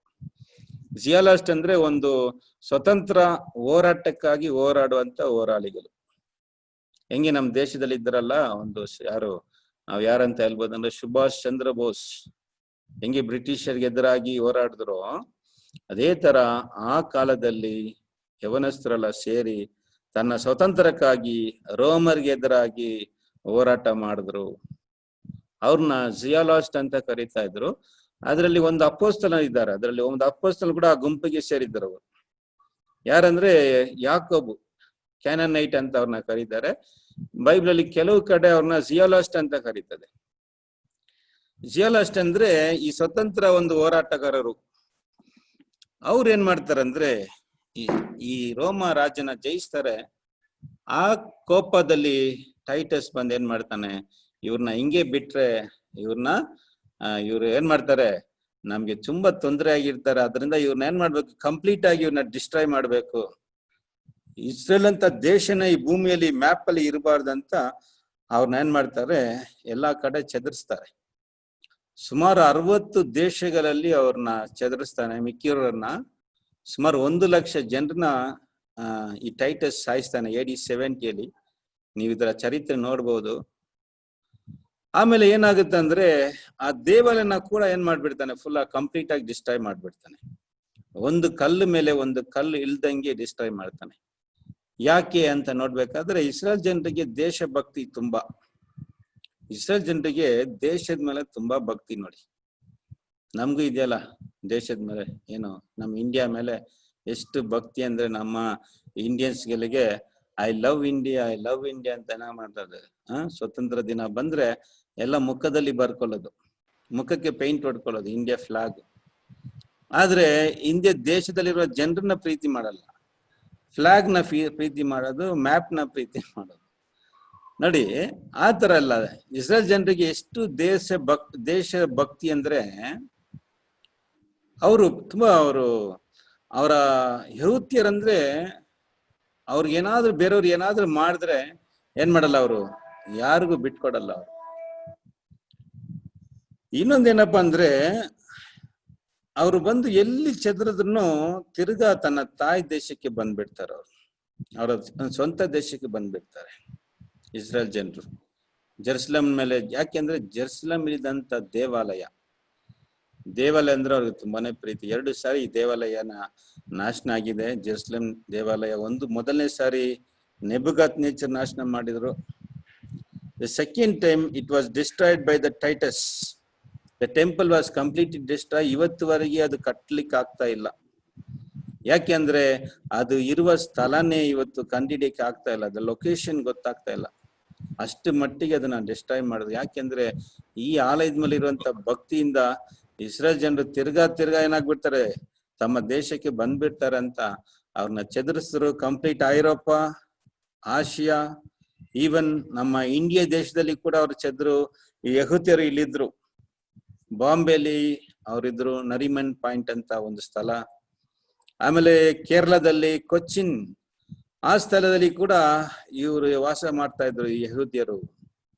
ಅದು ಮಾತ್ರ ಅಲ್ಲ, ಸುಮಾರು 2000 ವರ್ಷ ಕಾಲ ಇಸ್ರೇಲ್ ಎಂಬ ದೇಶ ವರ್ಲ್ಡ್ ಮ್ಯಾಪ್ ನಲ್ಲಿ ಇರ್ಲಿಲ್ಲ. ಕಂಪ್ಲೀಟ್ಲಿ ಇಟ್ ವಾಸ್ ಡಿಸ್ಟ್ರಾಯ್ಡ್ ಅಂತ ಇದರ ಒಂದು ಚರಿತ್ರೆ ನಾವು ಏನ್ ಮಾಡ್ತಾ ಇದೀವಿ, ನೋಡ್ತಾ ಇದ್ವಿ. ಆದ್ರೆ 2000 ವರ್ಷ ಕಾಲ ಭೂಮಿಯಲ್ಲಿ ಇಸ್ರೇಲ್ ಎಂಬ ಒಂದು ದೇಶನೇ ಇರ್ಲಿಲ್ಲ. ಆದ್ರೆ ಇವಾಗ ಪುನಃ ಹೆಂಗೆ ಆ ದೇಶ ತಿರ್ಗಾ ಬಂದಿದೆ ವರ್ಲ್ಡ್ ಮ್ಯಾಪ್ ಅಲ್ಲಿ. ಏನ್ ಕಾರಣ, ಎಂತ ಇದು ಅದ್ಭುತ ಇದು. ಯಾಕೆಂದ್ರೆ 2000 ವರ್ಷ ಕಾಲ ಹಿಂದೆ ನಾಶನ ಆದಂತ ಒಂದು ದೇಶ ತಿರ್ಗಾ ಅದೇ ಜನರು ಅದೇ ಸ್ಥಳದಲ್ಲಿ ತಿರ್ಗಾ ಸೇರಿದ್ದಾರೆ. ಅದೇ ಹೆಸರು ಅವರಿಗೆ ಕೊಡಲ್ಪಟ್ಟಿದೆ, ಇಸ್ರೇಲ್ ಅಂತ ಆ ದೇಶಕ್ಕೆ. ಅದು ಮಾತ್ರ ಅಲ್ಲದೆ ವಿಶೇಷ ಏನಂದ್ರೆ ಅದರ ಒಂದು ಕ್ಯಾಪಿಟಲ್ ಏನಾಗಿತ್ತು, ಅದೇ ಇವಾಗ ಅದಕ್ಕೆ ಕ್ಯಾಪಿಟಲ್ ಆಗಿದೆ. Jerusalem is the capital of the Israel. ಏನಪ್ಪಾ ಇದು ಹೆಂಗಿ ನಡೀತು ಅಂತ ಇದರ ಒಂದು ವಿಷಯ ಬಗ್ಗೆ ನಾವು ನೋಡೋದಾದ್ರೆ 1948 ಅಲ್ಲಿ ಈ ದೇಶವು ತಿರ್ಗಾ ರೀಬರ್ತ್ ಆಯ್ತು. 1948 ಮೇ 14ನೇ ತಾರೀಕು ಅಂದ್ರೆ ನಮ್ಮ ದೇಶಕ್ಕೆ ಸ್ವತಂತ್ರ ಸಿಕ್ಕಿ 6ನೇ ವರ್ಷ. 1947 ಅಲ್ಲಿ ನಮ್ಗೆ ಸ್ವತಂತ್ರ ಸಿಕ್ತು. August 15th ಜ್ಞಾಪಕ ಇದೆ ಎಲ್ಲರಿಗೂ ಇರ್ಬೇಕು. ಆದ್ರೆ ಹೌದು. ಇಸ್ರೇಲ್ ಜನರಿಗೆ 1948 May 14th they got independence from British. ನಮ್ಗೆ ಹೆಂಗೆ ಸಿಕ್ತು ಅದೇ ತರ ಅವ್ರಿಗೂ ಸಿಕ್ತು. ಆವಾಗ್ಲೇ ಇಸ್ರೇಲ್ ಎಂಬ ದೇಶ ತಿರ್ಗಾ ಮ್ಯಾಪ್ ಅಲ್ಲಿ ಬಂತು ಅಂತ ನೋಡ್ತೀವಿ. ಸರಿ, ಆದ್ರೆ ಹೆಂಗೆ, ಹೌ ಇಟ್ ಈಸ್, ಹೆಂಗಪ್ಪ ಇದು ಅಂತ ನಾವು ಇದ್ರ ಬಗ್ಗೆ ಬೈಬಲ್ ಅಲ್ಲಿ ನೋಡೋದಾದ್ರೆ, ಇದು ದೇವರು ಹೇಳಿದಂತ ಪ್ರವಾದನೆ ನೆರವೇರಿದೆ ಅಂತ ನಾವು ಹೇಳ್ಬೇಕು. It was the Bible prophecy, it was fulfilled.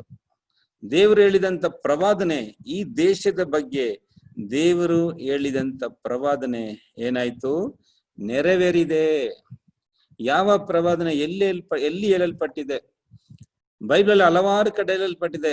ಐಸೆಯದಲ್ಲಿ, ಜೆರೆಮಿಯದಲ್ಲಿ, ಎಸೆಕಿಯಲಲ್ಲಿ, ಈ 3 ಪುಸ್ತಕದಲ್ಲಿ ಅಧಿಕವಾಗಿ ನಾಶನೆ ಆಗಿದಂತ ಇಸ್ರೇಲ್ ದೇಶವನ್ನ ನಾನು ತಿರ್ಗಾ ಪುನಃ ಅವ್ರನ್ನ ಏನ್ ಮಾಡ್ತೀನಿ, ಇಸ್ರೇಲ್ ದೇಶಕ್ಕೆ ತರ್ತೀನಿ, ತಿರ್ಗಾ ಅವ್ರನ್ನ ಒಂದು ಸ್ವತಂತ್ರ ದೇಶವಾಗಿ ನಾನು ಮಾಡ್ತೀನಿ. ಆ ದೇಶವು ಎಲ್ಲ ದೇಶಕ್ಕಿಂತ ಒಂದು ಉನ್ನತ ಸ್ಥಳಕ್ಕೆ ನಾನು ಎತ್ತುತ್ತೀನಿ ಅಂತ ದೇವರು ಹಲವಾರು ಪ್ರವಾದನೆ ಮಾತುಗಳನ್ನ ಹೇಳಿದ್ರು. ಆ ಪ್ರವಾದನೆಗಳು ಏನಾಗಿದೆ, ನೆರವೇರಿದೆ. ಅದನ್ನ ಇವಾಗ ಏನ್ ಮಾಡೋಣ, ನಾವು ನೋಡೋಣ. ಇದ್ರ ಬಗ್ಗೆ ಇಸ್ರೇಲ್ನ ತಿರ್ಗಾ ದೇವರು ರೀಬರ್ತ್ ಮಾಡ್ತೀನಿ. ರೀಬರ್ತ್ ಅಂದ್ರೆ ತಿರ್ಗಾ ಅವ್ರನ್ನ ಹುಟ್ಟಿಸೋದು. ಸತ್ತೋದಂತ ದೇಶ, ಇಟ್ ವಾಸ್ ಡೆಡ್. ಆ ದೇಶವು ಏನಾಗತ್ತಂದ್ರೆ ತಿರ್ಗಾ ಅದಕ್ಕೆ ಜೀವ ಕೊಟ್ಟು ತಿರ್ಗಾ ಅವ್ರನ್ನ ಏನ್ ಮಾಡ್ತೀನಿ, ಒಂದು ದೇಶವಾಗಿ ಅವ್ರನ್ನ ತಿರ್ಗಾ ತರ್ತೀನಿ ಅಂತ ದೇವರು ಎಸೆಕಿಯಲಲ್ಲಿ ಒಂದು ಅಧ್ಯಾಯನ ಏನ್ ಮಾಡ್ಬಿಟ್ರು, ಬರ್ದ್ಬಿಟ್ರು. ಒಂದು ದರ್ಶನ ಮುಖಾಂತರ ಹೇಳ್ಬಿಟ್ರು. ಅದನ್ನ ಇವತ್ತೇನ್ ಮಾಡೋಣ, ನಾವ್ ಇವಾಗ ಹೋಗಿ ನಾವೇನ್ ಮಾಡೋಣ, ನೋಡೋಣ. ಆ ಪ್ರವಾದನೆ ಇವಾಗ ನೆರವೇರಿದೆ. ಅದರ ಕಾರಣನೇ ಇಸ್ರೇಲ್ ತಿರ್ಗಾ ಒಂದು ದೇಶವಾಗಿ ಸೇರಿರೋದು. ಬನ್ನಿ ಆ ದರ್ಶನವನ್ನ ನೋಡೋಣ. ಎಸೆಕಿಯಲ 37ನೇ ಅಧ್ಯಾಯದಲ್ಲಿ 1ರಿಂದ ಕೆಲವು ವಚನಗಳನ್ನ ನಾವು ಓದೋಣ.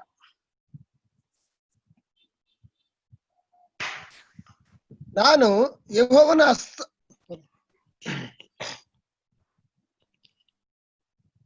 ಓದಿ ಬದ. ನಾನು ಯೆಹೋವನ ಹಸ್ತ ಸ್ಪರ್ಶದಿಂದ ಪರವಶನಾಗಿರಲು ಆತನು ತನ್ನ ಆತ್ಮದ ಮೂಲಕ ನನ್ನನ್ನು ಒಯ್ದು ಎಲುಬುಗಳಿಂದ ತುಂಬಿದ್ದ ಒಂದು ತಗ್ಗಿನಲ್ಲಿ ಇಳಿಸಿ, ನಾನು ಆ ಎಲುಬುಗಳ ಮಧ್ಯೆ ತಗ್ಗನ್ನು ಬಳಸಿಕೊಂಡು ಬರುವಂತೆ ಮಾಡಿದನು. ಓದಿ ಬದ, ಓದಿ. ಇಗೋ, ತಗ್ಗಿನ ಮೇಲೆಲ್ಲ ತೀರಾ ಒಣಗಿದ ಎಲುಬುಗಳು ಲೆಕ್ಕವಿಲ್ಲದಷ್ಟು ಬಿದ್ದಿದ್ದವು. ಆತನು ನನ್ನನ್ನು ಕಂಪ್ಲೀಟ್ ಓದಿ ಬದರ್, ನಾನು ಹೇಳುವವರೆಗೆ ಓದಿ. ಆತನು ನನ್ನನ್ನು, ನರಪುತ್ರನೇ, ಈ ಎಲುಬುಗಳಿಗೆ ಜೀವವು ಬರಬಹುದು ಎಂದು ಕೇಳಲು ನಾನು, ಕರ್ತನಾದ ಯೆಹೋವನೇ, ನೀನೇ ಬಲ್ಲೆ ಎಂದು ಉತ್ತರ ಕೊಟ್ಟೆನು. ಸರಿ, ಆಗ ಆತನು, ಸಾಕು ಬದರ್, ಇವಾಗ ಓದ್ಕೊಂಡು ಹೋಗೋಣ ಒಂದೊಂದಾಗಿ. ದೇವ್ರು ಏನ್ ಮಾಡ್ತಾರೆ, ಎಸೆಕಿಯಲ್ನ ಏನ್ ಮಾಡ್ತಾರೆ, ಒಂದು ತಗ್ಗಿಗೆ ಕರ್ಕೊಂಡು ಹೋಗ್ತಾರೆ ದರ್ಶನದಲ್ಲಿ. ಅಲ್ಲಿ ಅವ್ರು ಹೋದಾಗ ಅಲ್ಲಿ ಏನಿತ್ತು ಅಂತ ನೋಡ್ಬೇಕಾದ್ರೆ, ಅಲ್ಲಿ ಸುತ್ತಲ ತಗ್ಗಿನಲ್ಲಿ ಏನಿತ್ತಂದ್ರೆ ಎಲುಬುಗಳಿತ್ತು, ಲೆಕ್ಕವಿಲ್ಲದಷ್ಟು ಎಲುಬುಗಳು. ಆದ್ರೆ ಆ ಎಲುಬುಗಳು ಹೆಂಗಿತ್ತು ಅಂತ ನೋಡ್ಬೇಕಾದ್ರೆ, ಅವು ತುಂಬಾನೇ ಒಣಗಿದ ಎಲುಬುಗಳಿತ್ತು ಅಂತ ನೋಡ್ತೀವಿ. It was totally dry bones. ಒಣಗ್ಬಿಟ್ಟಿದೆ ಅಂದ್ರೆ ಆ ಎಲುಬುಗಳು ಏನಾಗಿದೆ, ತುಂಬಾ ಎಲುಬುಗಳು, ಮನುಷ್ಯರ ಎಲುಬುಗಳು ಏನಾಗಿದೆ ಅಂದ್ರೆ ಅವರು ಸತ್ತು ಏನಾಗ್ಬಿಟ್ಟಿದ್ದಾರೆ, ಎಲುಬುಗಳಾಗ್ಬಿಟ್ಟಿದ್ದಾರೆ. ಎಲುಬುಗಳು ಆಗಿ ಏನಾಗ್ಬಿಟ್ಟಿದೆ, ಆ ಎಲುಬುಗಳು ಡ್ರೈ ಆಗ್ಬಿಟ್ಟಿದೆ, ತುಂಬಾ ಡ್ರೈ ಬೋನ್ಸ್ ಅಂತ ನೋಡ್ತೀವಿ.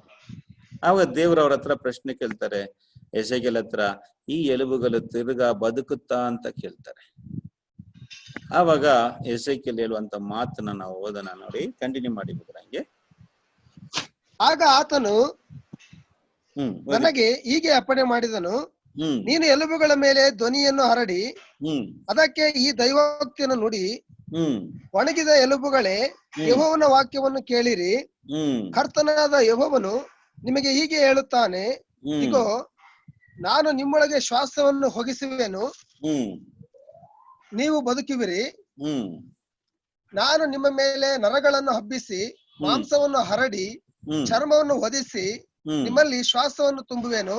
ಹ್ಮ್ ಆಗ ನೀವು ಬದುಕಿ ನಾನೇ ಯೆಹೋವನು ಎಂದು ತಿಳಿದುಕೊಳ್ಳುವಿರಿ. ನೋಡಿದ್ರೆ ದೇವ್ರು ಅವ್ರಿಗೆ ಹೇಳ್ತಾರೆ, ನೀನ್ ಏನ್ ಮಾಡ ಅದರ ಬಗ್ಗೆ ನೀನು ಪ್ರವಾದನೆಯನ್ನ ನುಡಿ ಅಂತ ಹೇಳ್ತಾ ಇದ್ದಾರೆ. ಏನಂದ್ರೆ ನಾನೇನ್ ಮಾಡ್ತೀನಿ, ನಿಮ್ಮಲ್ಲಿ ಉಸಿರ್ನ ನಾನು ಕೊಡ್ತೀನಿ, ನಿಮ್ಮ ಮೇಲೆ ನರಗಳು ಮಾಂಸಗಳನ್ನ ಏನ್ ಮಾಡ್ತೀನಿ ನಾನು ಹರಡಿಸಿ ಅದನ್ನ ಚರ್ಮದಿಂದ ಮುಚ್ಚುತ್ತೀನಿ. ಆವಾಗ ನಿಮ್ಮಲ್ಲಿ ಏನ್ ಬರುತ್ತೆ, ನೀವು ಬದುಕ್ತೀರಾ ಅಂತ ದೇವ್ರ ಏನ್ ಮಾಡ್ತಾರೆ, ದಾನಿಯಲ್ ಎಸೆಕಿಯಲ್ಗೆ ಈ ತರ ಪ್ರವಾದನೆ ನುಡಿ ಅಂತ ಹೇಳ್ತಾರೆ. ಈಗ ಎಸೆಕಿಯಲ್ ಏನ್ ಮಾಡ್ತಾರೆ, ದೇವ್ರು ಹೇಳಿದ ಪ್ರಕಾರನೇ ಹೇಳ್ತಾರೆ. ನೋಡಿ, ಪ್ರವಾದನೆ ನುಡಿತಾರೆ. ವಾಕ್ಯ ಓದಿ 7:8 ಓದಿ ಬದ್ದಾರೆ. ನನಗೆ ಅಪ್ಪಣೆಯಾದಂತೆ ನಾನು ಈ ದೈವೋಕ್ತಿಯನ್ನೆತ್ತಿ ನುಡಿಯುತ್ತಿರಲು ಸದ್ದಾಯಿತು. ಇಗೋ, ಟಕಟಕ ಎನ್ನುತ್ತಾ ಎಲುಬು ಎಲುಬಿಗೆ ಜೋಡಣೆಯಾದವು. ನಾನು ನೋಡಲಾಗಿ, ಆಹಾ, ಅವುಗಳ ಮೇಲೆ ನರಗಳು ಹಬ್ಬಿಕೊಂಡವು, ಮಾಂಸವು ಹರಡಿಕೊಂಡಿತು, ಚರ್ಮವು ಮೇಲ್ವೊದಿಕೆಯಾಯಿತು, ಶ್ವಾಸ ಮಾತ್ರ ಇರಲಿಲ್ಲ. ಸರಿನಾ? ಓಕೆ, ಇರ್ಬದಾರ ಒಂದ್ ನಿಮಿಷ. ಇವಾಗ ಏನಾಯ್ತಂದ್ರೆ, ಇವಾಗ ಪ್ರವಾದಿಸ್ತಾರೆ. ಎಸೆಕಿಯಲ್ ಪ್ರವಾದಿಸಿದಾಗ ಏನಾಯ್ತಂದ್ರೆ ಕಟ ಕಟ ಕಟ ಅಂತ ಸೌಂಡ್ ಬರುತ್ತಾ ಇದೆ. ಏನಪ್ಪಾ ಅಂದ್ರೆ ಎಲ್ಲಾ ಎಲುಬುಗಳು ಅದರ ಜೊತೆಗೆ ಸೇರ್ಕೊಳ್ಳುತ್ತೆ. ಕೈ ಕಾಲೆಲ್ಲ ಏನಾಗಿದೆ, ಸೆಪರೇಟ್ ಆಗಿದೆಲ್ಲ, ಅದರ ಎಲುಬುಗಳು ಅದರ ಜೊತೆಗೆ ಏನಾಗುತ್ತೆ, ಸೇರ್ತಾ ಇದೆ, ಕಟ ಕಟ ಅಂತ ಸೌಂಡು. ಆಮೇಲೆ ಏನಾಯ್ತು, ಅದರ ಮೇಲೆ ನರಗಳು ಬಂತು, ಆಮೇಲೆ ಅದರ ಮೇಲೆ ನರಗಳು, ಆಮೇಲೆ ಅದರ ಮೇಲೆ ಚರ್ಮವು ಬರ್ತಾ ಇದೆ, ಆಮೇಲೆ ಆದ್ಮೇಲೆ ಏನಾಗುತ್ತೆ, ಫುಲ್ ಚರ್ಮಗಳು ಬಂದ್ಬಿಟ್ರು, ಆದ್ರೆ ಅದ್ರ ಮೇಲೆ ಉಸಿರು ಇರ್ಲಿಲ್ಲ, ನೋ ಲೈಫ್. ಓಕೆ, ಈಗ ಕಂಟಿನ್ಯೂ ಮಾಡಿ ಬದ 7-8 ವಚನ, 9-10 ಓದಿ. ಆಗ ಆತನು ನನಗೆ, ನರಪುತ್ರನೇ, ನೀನು ಶ್ವಾಸಕ್ಕೆ ನುಡಿ ಶ್ವಾಸವೇ, ಕರ್ತನಾದ ಯೆಹೋವನು ಇಂತೆನ್ನುತ್ತಾನೆ, ನೀನು ಚತುರ್ದಿಕ್ಕುಗಳಿಂದ ಬೀಸಿ ಮತ ಶರೀರಗಳು ಬದುಕುವಂತೆ ಅವುಗಳ ಮೇಲೆ ಸುಳಿ ಎಂಬುದಾಗಿ ಶ್ವಾಸಕ್ಕೆ ನುಡಿ ಎಂದು ಅಪ್ಪಣೆ ಕೊಡಲು ನಾನು ಅಪ್ಪಣೆಯಂತೆ ನುಡಿದೆನು. ಆಮೇಲೆ 10 ಓದ್ರ. ಶ್ವಾಸವು 10 ಓದ್ಬೇಡಿ ಈಗ ಬ್ರದರ್ ಓದಿ ಬದ. ಈಗ ಶ್ವಾಸವು ಅವುಗಳಲ್ಲಿ ಒಕ್ಕಿತು, ಬದುಕಿದವು, ಕಾಲೂರಿ ನಿಂತವು, ಅತ್ಯಂತ ದೊಡ್ಡ ಸೈನ್ಯವಾದವು. ನೋಡಿದ್ರ ಏನಾಯ್ತು ಅಂತ ನೋಡ್ಬೇಕಾದ್ರೆ, ಇವರು ಪ್ರವಾದಿಸಿದಾಗ ಗಾಲಿಗೆ ಹೇಳ್ತಾರೆ, 4 wind come from the 4 winds. ಅವರಲ್ಲಿ ಬಂದಾಗ ಅವ್ರಿಗೇನ್ ಬಂತು, ಜೀವ ಬಂತು, ಅವರೆಲ್ಲ ಕಾಲೂರಿ ಏನಾಗುದ್ರು, ಒಂದು ಸೈನ್ಯದಂತೆ ನಿಂತ್ಕೊಂಡ್ರು ಅಂತ ನೋಡ್ತೀವಿ. ಇದೇ ಅವ್ರು ಕಂಡಂತ ದರ್ಶನ. ಇದರ ಒಂದು ಅರ್ಥವನ್ನ ಏನ್ ಮಾಡ್ತಾರೆ, ಅಲ್ಲಿ ಹೇಳ್ತಾರೆ, ತಿಳಿಸ್ತಾರೆ. ಇದು ಯಾರ ಬಗ್ಗೆ ಹೇಳಲ್ಪಟ್ಟಿತ್ತು? ಈ ಒಣಗಿದ ಎಲುಬುಗಳು ಯಾರು? ಆಮೇಲೆ ಅವು ಎಲುಬುಗಳ ಒಂದಾಗಿ ಸೇರ್ಕೊಂಡಿತ್ತು. ಆಮೇಲೆ ಅದರ ಮೇಲೆ ನರಗಳು, ಚರ್ಮಗಳು, ಆಮೇಲೆ ಏನಾಯ್ತು, ಮಾಂಸವು ಅದ್ರ ಮೇಲೆ ಹರ್ಕೊಂಡಿತ್ತು. ಆಮೇಲೆ ಜೀವ ಬಂತು, ಸ್ಟೇಜ್ ಬೈ ಸ್ಟೇಜ್. ನೆಕ್ಸ್ಟ್ ಕಾಲೂರಿ ಏನಾಗ್ತಾ ಇದ್ದಾರೆ, ಒಂದು ಸೈನ್ಯ ಆಗಿ ನಿಂತ್ಕೊಂಡ್ರು ಅಂತ ನೋಡ್ತೀವಿ.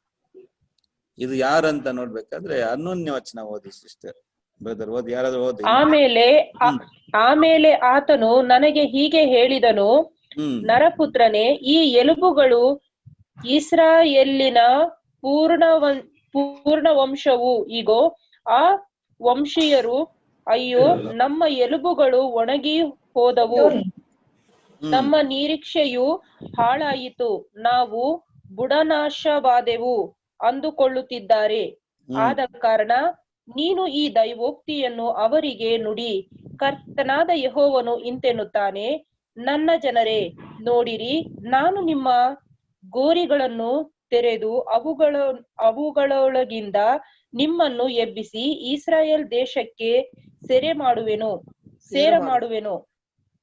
ನನ್ನ ಜನರೇ, ನನ್ನ ಜನರೇ, ನಾನು ನಿಮ್ಮ ಗೋರಿಗಳನ್ನು ತೆರೆದು ಅವುಗಳೊಳಗಿಂದ ನಿಮ್ಮನ್ನು ಎಬ್ಬಿಸಿದಾಗ ನಾನೇ ಯೆಹೋವನು ಎಂದು ನಿಮಗೆ ದೃಢವಾಗುವುದು.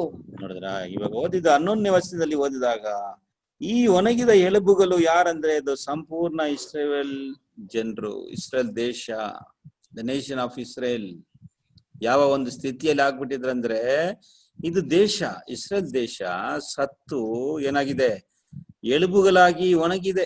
ಎಂತ ಒಂದು ಸಿಚುವೇಶನ್ ಅಲ್ಲಿದ್ರು ಇಸ್ರೇಲ್ ಜನರು, ಯಾವ ಒಂದು ಸ್ಥಿತಿಯಲ್ಲಿದ್ರು ಅಂದ್ರೆ ಸತ್ತು ಎಲುಬುಗಳಾಗ್ಬಿಟ್ಟಿದ್ರು. ಅಂದ್ರೆ ಇಸ್ರೇಲ್ ದೇಶ AD 70 it was completely destroyed. Death condition, death ಮಾತ್ರ ಅಲ್ಲ, ಸತ್ತು ಎಲುಬುಗಳಾಗ್ಬಿಟ್ರು. ಅಂದ್ರೆ ಆ ದೇವ್ರು ಪ್ರಶ್ನೆ ಮಾಡ್ತಾರೆ, ಇದಕ್ಕೆ ಜೀವ ಬರ್ತದ ಅಂತ ಕೇಳ್ತಾರಲ್ಲ. ಏನಂದ್ರೆ ಅವ್ರಿಗೆ ತಿರ್ಗಾ ಒಂದು ದೇಶವಾಗಿ ಸೇರ್ತಾರ ಎಂಬುದು ದೊಡ್ಡ ಒಂದು ಪ್ರಶ್ನೆ ಆಗಿತ್ತು. ಖಂಡಿತ ಅದು ಸಾಧ್ಯನೇ ಇಲ್ಲ. ಯಾಕೆಂದ್ರೆ 2000 ವರ್ಷಕ್ಕೆ ಹಿಂದೆ ಚದೋದಂತ ದೇಶವು ತಿರ್ಗಾ ಒಂದು ಸೇರೋದಂದ್ರೆ ಅದು ಅಸಾಧ್ಯ ಒಂದು ವಿಷಯ. ಆದ್ರೆ ಚರಿತ್ರೆ ಅವ್ರು ಏನ್ ಹೇಳ್ತಾರಂದ್ರೆ, ಹಿಸ್ಟೋರಿಯನ್ಸ್ ಏನಂತ ಹೇಳ್ತಾರಂದ್ರೆ, ಈ ಭೂಮಿಯಲ್ಲಿ ನಡೆದಂತ ಅದ್ಭುತ ಯಾವುದು ಅಂತ ಹೇಳ್ಬೇಕಾದ್ರೆ ಇಸ್ರೇಲ್ ಜನರ ಬಗ್ಗೆನೇ ಹೇಳ್ತಾರೆ. ಅಂದ್ರೆ 2000 ವರ್ಷ ಹಿಂದೆ ಚದರೋದಂತ ದೇಶ ತಿರ್ಗಾ ಸೇರಿದಲ್ಲ, it was the greatest miracle in the history ಅಂತ ಎಲ್ಲ ಚರಿತ್ರೆ ಅವರು ಏನ್ ಮಾಡ್ತಾರೆ, ಇದ್ರ ಬಗ್ಗೆ ಹೇಳ್ತಾರೆ. ಅದಕ್ಕೆ ನೋಡ್ಬೇಕಾದ್ರೆ ಯಾಕೆ ಹೆಂಗೆ ಅಂದ್ರೆ ಖಂಡಿತ ಇದು ಮನುಷ್ಯರಿಂದ ಸಾಧ್ಯನೇ ಇಲ್ಲ. It's not impossible. ನೋಡಿ, ನಮ್ಗೆ ಸ್ವತಂತ್ರ ಸಿಗ್ಬೇಕಾದ್ರೆ ಎಷ್ಟು ಕಷ್ಟ ಇತ್ತು. ಬಟ್ ಟು ಗೆಟ್ ಇಂಡಿಪೆಂಡೆನ್ಸ್, ನಮ್ಗೆ ನಮ್ಮ ಒಂದು ಸ್ವತಂತ್ರ ಅಷ್ಟು ಈಸಿಯಾಗಿ ಸಿಗ್ಬಿಡ್ತಂದ್ರೆ ಇಲ್ಲ. ಎಷ್ಟೋ ತ್ಯಾಗಿಗಳು ತನ್ನ ಜೀವನ ಕೊಟ್ಟು ನಮ್ಮ ಇಂಡಿಯಾಕ್ಕೆ. ಆದ್ರೆ ನೋಡಿ, ಇಸ್ರೇಲ್ ಜನರು ಬಂದು ಎಲ್ಲಾ ಕಡೆ ಚೆದ್ರಿದ್ರು, ಅವ್ರಿಗೆ ಒಂದು ದೇಶನೇ ಇರ್ಲಿಲ್ಲ. ನಾವು ನಮ್ಮ ದೇಶದಲ್ಲಿ ಇದ್ಕೊಂಡೇ ಹೋರಾಟ ಮಾಡಿದ್ದು. ಆದ್ರೆ ಇಸ್ರೇಲ್ ಜನರು ಎಲ್ಲಾ ಕಡೆ ಚೆದ್ರಿದ್ರು. ಅವ್ರನ್ನ ಒಗ್ಗಟ್ಟಾಗಿ ಸೇರ್ಸೋದು ತುಂಬಾ ಕಠಿಣವಾದ ಕೆಲಸ. ಅದರಲ್ಲಿ ಅವ್ರಿಗೆ ಸ್ವತಂತ್ರ ಸಿಗ್ಬೇಕಂದ್ರೆ ದೇವರು ಅದ್ಭುತ ಮಾಡ್ಬೇಕು. ಅದೇ ಕಾರಣ ನೋಡ್ತೀವಿ ನಾವು. ಅಂದ್ರೆ ಚದ್ರ ಅಂದ್ರೆ ಎಲುಬುಗಳಾಗಿದಂತ ಇಸ್ರೇಲ್ ಜನರ ದೇವ್ರು ಏನ್ ಹೇಳಿದ್ರು ಅಂತ ಇಲ್ಲಿ ನೋಡ್ತೀವಿ, ಓದಿದಲ್ಲ. ನಾನೇನ್ ಮಾಡ್ತೀನಿ, ಅವರ ಒಂದು ಸಮಾಧಿಗಳನ್ನ ತೆರೆದು ಅವ್ರನ್ನ ಈ ದೇಶಕ್ಕೆ ಏನ್ ಮಾಡ್ತೀನಿ, ತಿರ್ಗಾ ನಾನು ಅವ್ರನ್ನ ಇಲ್ಲಿಗೆ ತರ್ತೀನಿ ಅಂತ ದೇವರು ಹೇಳಿದಂತ ಪ್ರವಾದನೆ ಮಾತು ಅದೇ ನೆರವೇರಿತ್ತು ಅಂತ ನೋಡ್ತೀವಿ. ಹೆಂಗೆ ಅದು, ಯಾವ ರೀತಿ ಅದನ್ನ ದೇವ್ರು ಮಾಡುದು, ಅದನ್ನ ಇಸ್ರೇಲ್ ದೇಶನ ತಿರ್ಗಾ ಸಮಾಧಿ ಅಂದ್ರೆ ಸತ್ತೋದಂತ ಇಸ್ರೇಲ್ ದೇಶನ ತಿರ್ಗಾ ಅದನ್ನ ಹೆಂಗನ ಬದುಕಿಸಿದ್ರು ದೇವ್ರು ಅಂತ ನಾವು ನೋಡೋದಾದ್ರೆ ಏನಾಯ್ತು ನೋಡಿದಲ್ಲ. ಈ ಒಂದು ದರ್ಶನದಲ್ಲಿ ಏನ್ ನೋಡಿದಂದ್ರೆ, ಎಸೇಕಿಯೇಲ ಪ್ರವಾದನೆ ಮಾಡ್ಬೇಕಾದ್ರೆ ಏನಾಯ್ತು, ಶಬ್ದ ಒಂದು ಕಡಗಡ ಅಂತ ಶಬ್ದವು ಬಂತು. ಎಲ್ಲಾ ಎಲುಬುಗಳು ಒಂದಾಗಿ ಸೇರ್ಕೊಂತು. ಸ್ಟೇಜ್ ಬೈ ಸ್ಟೇಜ್ ನೋಡ್ಕೊಳ್ಳಿ. ನೆಕ್ಸ್ಟ್ ಅದ್ರ ಮೇಲೆ ನರಗಳು, ಅದ್ರ ಮೇಲೆ ಚರ್ಮ, ಅದ್ಮೇಲೆ ಮಾಂಸವು ಹರಡ್ಕೋಬೇಕು. ಆಮೇಲೆ ಅದ್ಮೇಲೆ ಚರ್ಮ, ಆ ನಂತರ ಅದರಲ್ಲಿ ಜೀವ ಬಂತಂತ ನೋಡ್ತೀವಿ. ಸೇಮ್ ಅಂದ್ರ ಅದನ್ನ ದೇವ್ರು ಹೆಂಗೆ ಮಾಡಿದ್ರು ಅಂತ ಇದ್ರ ಬಗ್ಗೆ ನಾವು ಇಸ್ರೇಲ್ ಜನನ ತಿರ್ಗಾ ಹೆಂಗೆ ಅವ್ರ ಸ್ವಂತ ದೇಶಕ್ಕೆ ಸೇರ್ಸಿದ್ರು, ಹೌ ಅದರ ಒಂದು ಚರಿತ್ರೆ ನಾವು ನೋಡೋದಾದ್ರೆ ಇದ್ರ ಬಗ್ಗೆ ಕೂಡ ನಾವು ಪ್ರವಾದನೆ ನೋಡ್ಬೋದು. ಯೆರೆಮೀಯ 16ನೇ ಅಧ್ಯಾಯದಲ್ಲಿ 15ರಿಂದ ಕೆಲವು ವಚನಗಳನ್ನ ನಾವು ಓದೋಣ. 16th chapter verse 15 onwards. ಯೆರೆಮೀಯ.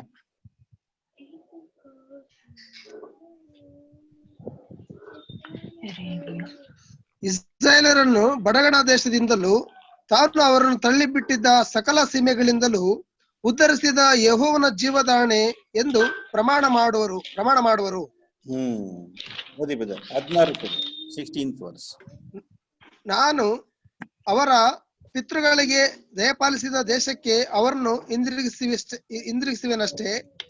ಯೆಹೋವನು ಹೀಗೆನ್ನುತ್ತಾನೆ, ಇಗೋ, ನನ್ನ ಜನರನ್ನು ಹಿಡಿಯುವುದಕ್ಕೆ ಬಹುಮಂದಿ ಬೆಸ್ತರನ್ನು ಕರೆಯಿಸುವೆನು. ಆಮೇಲೆ ಎಲ್ಲಾ ಬೆಟ್ಟಗುಡ್ಡಗಳಿಂದಲೂ ಬಂಡೆಗಳ ಸಂದುಗೊಂದುಗಳಿಂದಲೂ ಅವರನ್ನು ಹೊರಡಿಸಿ ಬೇಟೆಯಾಡುವುದಕ್ಕೆ ಬಹು ಜನ ಬೇಡರನ್ನು ಕರೆಯಿಸುವೆನು. ನೋಡಿದ್ರೆ ಇವರು ಹೆಂಗೆ ಅವ್ರನ್ನ ತನ್ನ ದೇಶಕ್ಕೆ ಅವ್ರನ್ನ ತಂದ್ರು. ಎಲ್ಲ ಕಡೆ ಚೇತ್ರ ಬಿಟ್ಟಿದ್ರು. ಅಂದ್ರೆ ಐರೋಪ, ರಷ್ಯಾ, ಇಂಡಿಯಾ, ಬೇರೆ ಬೇರೆ ಎಲ್ಲಾ ಕಡೆ ಅವ್ರು ಚೆದ್ದಿದ್ರು. ಸರಿ, ಇವ್ರ ಹೆಂಗೆ ದೇವ್ರು ತನ್ನ ಸ್ವಂತ ದೇಶಕ್ಕೆ ಅವ್ರನ್ನ ತಂದ್ರು ಅಂತ ನೋಡ್ಬೇಕಾದ್ರೆ ದೇವ್ರು ಫಸ್ಟ್ ಬೆಸ್ತರ್ನ ಕಳಿಸ್ತಾರಂತೆ. ಫಿಶರ್ಮೆನ್ ನ ಕಳಿಸಿದ್ರು. ಅವ್ರ ಹೋಗಿ ಏನ್ ಮಾಡ್ತಾರೆ, ಇವ್ರನ್ನ ಹಿಡಿತಾರೆ ಅಂತ ಇಲ್ಲಿ ದೇವ್ರು ಪ್ರವಾದನೆ ಮಾಡಿದ ಪ್ರಕಾರ ಕೆಲವು ಅದ್ಭುತ ವಿಷಯಗಳು ಈ ಭೂಮಿಯಲ್ಲಿ ನಡೀತು. ಮೊದಲನೇದು ಏನಂತ ನೋಡ್ಬೇಕಾದ್ರೆ 1878 ಅಲ್ಲಿ Berlin of Congress of nation ಅಂತ ಒಂದು ಎಲ್ಲ ದೇಶದವರು ಅಲ್ಲಿ ಸೇರಿದ್ರು. ಎಲ್ಲ ದೇಶದ ಒಂದು ಹೆಡ್ಸ್ ಏನಾದ್ರು ಅಂತ ನೋಡ್ಬೇಕಾದ್ರೆ ಅಲ್ಲಿ ಸೇರಿದ್ರು. ಅಲ್ಲಿ ಒಂದು ನಿರ್ಧಾರ ತಗೊಂಡ್ರು. ಅವರು ಏನ್ ನಿರ್ಧಾರ ತಗೊಂಡ್ರು ಅಂದ್ರೆ ಇಸ್ರೇಲ್ ಜನರಿಗೆ ಏನ್ ಕೊಡ್ಬೇಕು, ಒಂದು ದೇಶವನ್ನ ಕೊಡಬೇಕು ಎಂಬುದಾಗಿ ಏನ್ ಮಾಡ್ತಾರೆ, ಒಂದು ನಿರ್ಧಾರ ತಗೊಳ್ತಾರೆ. ಇಲ್ಲಿ ಇದು ಒಂದು ಮೊದಲನೇ ಒಂದು ಫೌಂಡೇಶನ್, ಅವ್ರ ಮೇಲೆ ಬಂದಂತ ಒಂದು, ಅವರ ಬಗ್ಗೆ ನಡೆದಂತ ಒಂದು ವಿಷಯ ನೋಡ್ತೀವಿ. ಎರಡನೇದಾಗಿ ಏನಪ್ಪಾ ಅಂದ್ರೆ 1882 ಅಲ್ಲಿ ಥಿಯೋಡರ್ ಹೆರ್ಸಲ್ ಅಂತ ಒಂದು ಜಿವಿಶ್ ಜರ್ನಲಿಸ್ಟ್, ಇವ್ರು ಏನ್ ಮಾಡ್ತಾರಂದ್ರೆ ಇವರು ಒಂದು ಪುಸ್ತಕನ ಬರೀತಾರೆ, ಒಂದು ಮೂವ್ಮೆಂಟ್ ನ ಸ್ಟಾರ್ಟ್ ಮಾಡ್ತಾರೆ. ಏನಂದ್ರೆ ಜಯಾನ್ ಮೂವ್ಮೆಂಟ್ ಅಂತ ಒಂದು ಮೂವ್ಮೆಂಟ್ ನ ಸ್ಟಾರ್ಟ್ ಮಾಡಿ ಎಲ್ಲಾ ಕಡೆ ಇರುವಂತ ಯಹೂದ್ಯರಿಗೆ ಕರೆ ಕೊಡ್ತಾರೆ. ಯಹೂದ್ಯರೇ ನೀವೆಲ್ಲರೂ ನಮ್ಮ ಸ್ವಂತ ದೇಶಕ್ಕೆ ಬನ್ನಿ ಅಂತ ಏನ್ ಮಾಡ್ತಾರೆ, ಕರೆ ಕೊಡ್ತಾರೆ. ಯಾಕೆಂದ್ರೆ ಅದ್ರ ಮುಂಚೆ ಯಹೂದ್ಯರನ್ನ ಕಂಡ್ರೆ ಯಾವ ದೇಶದವ್ರಿಗೂ ಹಿಡಿತಾ ಇರ್ಲಿಲ್ಲ. ಯಹೂದ್ಯರನ್ನ ಎಲ್ಲಾ ದೇಶದಲ್ಲಿ ತುಂಬಾ ಹಿಂಸೆಗಳನ್ನ ಕೊಟ್ಟಿದ್ದಾರೆ. ಐರೋಪಾದಲ್ಲಿ, ರಷ್ಯಾದಲ್ಲಿ ಅವ್ರು ಪಟ್ಟಂತ ಕಷ್ಟ ಬೇರೆ ಯಾವ ಜಾತಿಯವರು ಪಟ್ಟಿಲ್ಲ. ಯಹೂದ್ಯರು ಅಂದ್ರೆ ಯಾರಿಗೂ ಅವ್ರ ಮೇಲೆ ಇಷ್ಟ ಇರ್ಲಿಲ್ಲ. ಆದ್ರಿಂದ ಅವ್ರಿಗೆ ಅಷ್ಟು ಕಷ್ಟಗಳನ್ನ ಕೊಟ್ಟಿದ್ರು. ಆದ ಕಾರಣನೇ ಇವ್ರೇನ್ ಮಾಡಿದ್ರು, ನಮ್ಮ ಜನರನ್ನ ನಾವು ಕಾಪಾಡಬೇಕು ಎಂಬ ಒಳ್ಳೆ ಉದ್ದೇಶದಿಂದ ಈ ಥಿಯೋಡರ್ ಹೆರ್ಸಲ್ ಅಂತ ಒಂದು ಜಿವಿಶ್ ಒಂದು ಜರ್ನಲಿಸ್ಟ್ ಇವರು ಒಂದು ಪುಸ್ತಕನ ಕೂಡ ಬರೆದ್ರು. ಏನಂದ್ರೆ ಜಯನ್ ಮೂವ್ಮೆಂಟ್ ಅಂತ ಒಂದು ಆರ್ಗನೈಸೇಷನ್ ನ ಫಾರ್ಮ್ ಮಾಡಿ ಇಸ್ರೇಲ್ ಜನರಿಗೆ ಎಲ್ಲರನ್ನು ಕರೀತಾರೆ, ಬನ್ನಿ ನಮ್ಮ ಸ್ವಂತ ದೇಶಕ್ಕೆ ಬನ್ನಿ, ನಾವು ಒಂದು ಸ್ವತಂತ್ರ ದೇಶವಾಗಿ ಇದ್ರೇನೆ ನಮ್ಗೆ ಅದು ನಮ್ಗೆ ಒಂದು ಪ್ರೊಟೆಕ್ಷನ್, ಇಲ್ಲಾಂದ್ರೆ ಈ ದೇಶದವರು ನಮ್ಮನ್ನ ಕಷ್ಟ ಪಡಿಸ್ತಾರಂತ ತನ್ನ ಜನರಿಗೆ ತಿಳಿಸಿ ತನ್ನ ಜನರನ್ನ ತನ್ನ ದೇಶಕ್ಕೆ ಬರಕ್ಕೆ ಕರೀತಾರೆ. ಆವಾಗ ಸ್ವಲ್ಪ ಜನ ಇದು ತುಂಬಾ ಎಫೆಕ್ಟ್ ಮಾಡಿತ್ತು. ಸೊ ಇವ್ರನ್ನೇ ಈಗ ಇಸ್ರೇಲ್ ದೇಶದವರು ಇವ್ರನ್ನೇ ಏನಾಗಿಟ್ಟಿದ್ದಾರೆ ಅಂದ್ರೆ ಫಾದರ್ ಆಫ್ ನೇಷನ್, ತನ್ನ ದೇಶದ ತಂದೆ ಅಂತ ಇವ್ರನ್ನ ಕರೀತಾರೆ. Theodor Herzl who is our father of nation ಇಂಡಿಯಾಗೆ. ಇದ್ದೀರೆಲ್ಲರೂ sister? Mahatma Gandhi, very good. ಅವರು ಕೂಡ ಸ್ವತಂತ್ರಕ್ಕಾಗಿ ಹೋರಾಟ ಮಾಡಿದ್ರಲ್ಲ, ಅದರಿಂದ ಮಹಾತ್ಮ ಗಾಂಧಿನ ನಾವು ಹೆಂಗೆ ದೇಶದ ತಂದೆ ಅಂತ ಕರಿತೀವೋ ಅದೇ ತರ ಇಸ್ರೇಲ್ ದೇಶದ ತಂದೆ ಅಂತ ಯಾರನ್ನ ಕರೀತಾರಂದ್ರೆ ಇಟ್ ವಾಸ್ ಥಿಯೋಡರ್ ಹೆರ್ಸಲ್. ಇವ್ರನ್ನೇ ಕರೆಯೋದವ್ರು. ಇವರು ಸ್ವತಂತ್ರದ ಒಂದು ವಿಷಯದಲ್ಲಿ ಒಂದು ದೊಡ್ಡ ರೋಲ್ ಮಾಡಿದ್ದಾರೆ. ಇಸ್ರೇಲ್ ಇವತ್ತು ಸ್ವತಂತ್ರ ಪಡ್ಕೊಂಡಿದೆ ಅಂದ್ರೆ ಅದಕ್ಕೆ ಇವ್ರದ್ದು ಒಂದು ದೊಡ್ಡ ರೋಲ್ ಇದೆ. ಆದ್ರಿಂದಾನೇ ಇವ್ರನ್ನ ದೇಶದ ತಂದೆ ಅಂತ ಕರೀತಾರೆ. ಆಮೇಲೆ ಏನಾಯ್ತು ಅಂತ ನೋಡ್ಬೇಕಾದ್ರೆ 1878 ಅಲ್ಲಿ ಒಂದು ಸ್ವಲ್ಪ ಜನ ಇಸ್ರೇಲ್ ಜನರು ಏನಾಗ್ತಾರೆ ಅಂದ್ರೆ ಅವರು ನಡ್ಕೊಂಡು ತನ್ನ ದೇಶಕ್ಕೆ ಬರ್ತಾರೆ. ಆವಾಗ ಏನಾಯ್ತಂತ ನೋಡ್ಬೇಕಾದ್ರೆ ಅವ್ರು ಆ ನೆಲವನ್ನ ಪಡ್ಕೊಳ್ತಾರೆ. ಆ ದೇಶದಲ್ಲಿ ಸ್ವಲ್ಪ ನೆಲವನ್ನ ದುಡ್ಡಿಗೆ ಪಡ್ಕೊಳ್ತಾರೆ. ಆ ಸಮಯದಲ್ಲಿ ಈ ದೇಶ ಯಾರ ಒಂದು ಕಂಟ್ರೋಲ್ ಅಲ್ಲಿ ಇತ್ತಂತ ನೋಡ್ಬೇಕಾದ್ರೆ Turkeys, it was in the control of Turkeys. ಇವಾಗದೆಲ್ಲ ಟರ್ಕಿ, ಆ ತರ ಟರ್ಕೀಸ್ ಕರದಲ್ಲಿ ಇದು ಇತ್ತು. ಆವಾಗ ಅವರಿಂದ ಏನ್ ಮಾಡ್ತಾರೆ, ದುಡ್ಡು ಕೊಟ್ಟು ಅವ್ರು ತಗೊಳ್ತಾರೆ.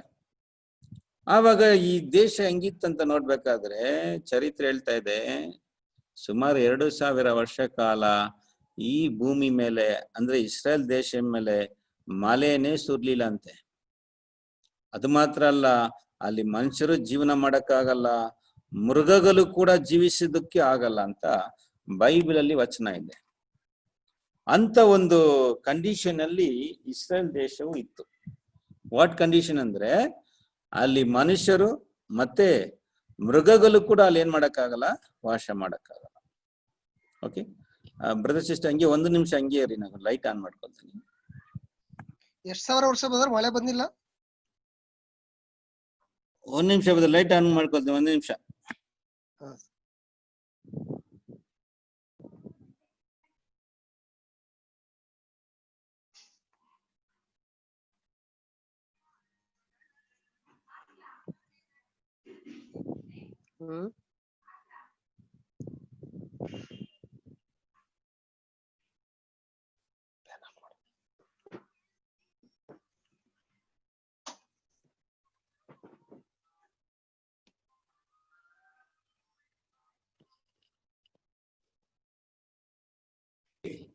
ಸರಿ, ಎಂತ ಒಂದು ಸಿಚುವೇಶನ್ ಅಲ್ಲಿ ಇತ್ತು ಈ ದೇಶ ಅಂದ್ರೆ ಅದರಲ್ಲಿ ಮನುಷ್ಯರು ಮತ್ತು ಮೃಗಗಳು ಕೂಡ ಅದರಲ್ಲಿ ಏನ್ ಮಾಡಕ್ಕಾಗಲ್ಲ, ಜೀವಿಸೋದಕ್ಕಾಗಲ್ಲ. ಅಷ್ಟು ಮಟ್ಟಿಗೆ ಅದು ಒಂದು ದೇವರಿಂದ ಶಾಪವನ್ನ ಏನ್ ಮಾಡ್ಕೊಂಡಿತ್ತು, ಹೊಂದ್ಕೊಂಡಿತ್ತು. ಆ ವಚನ ಓದೋಣ ಬನ್ನಿ. ಜೆರೆಮ್ಯ 32ನೇ ಅಧ್ಯಾಯದಲ್ಲಿ 43ನೇ ವಚನ.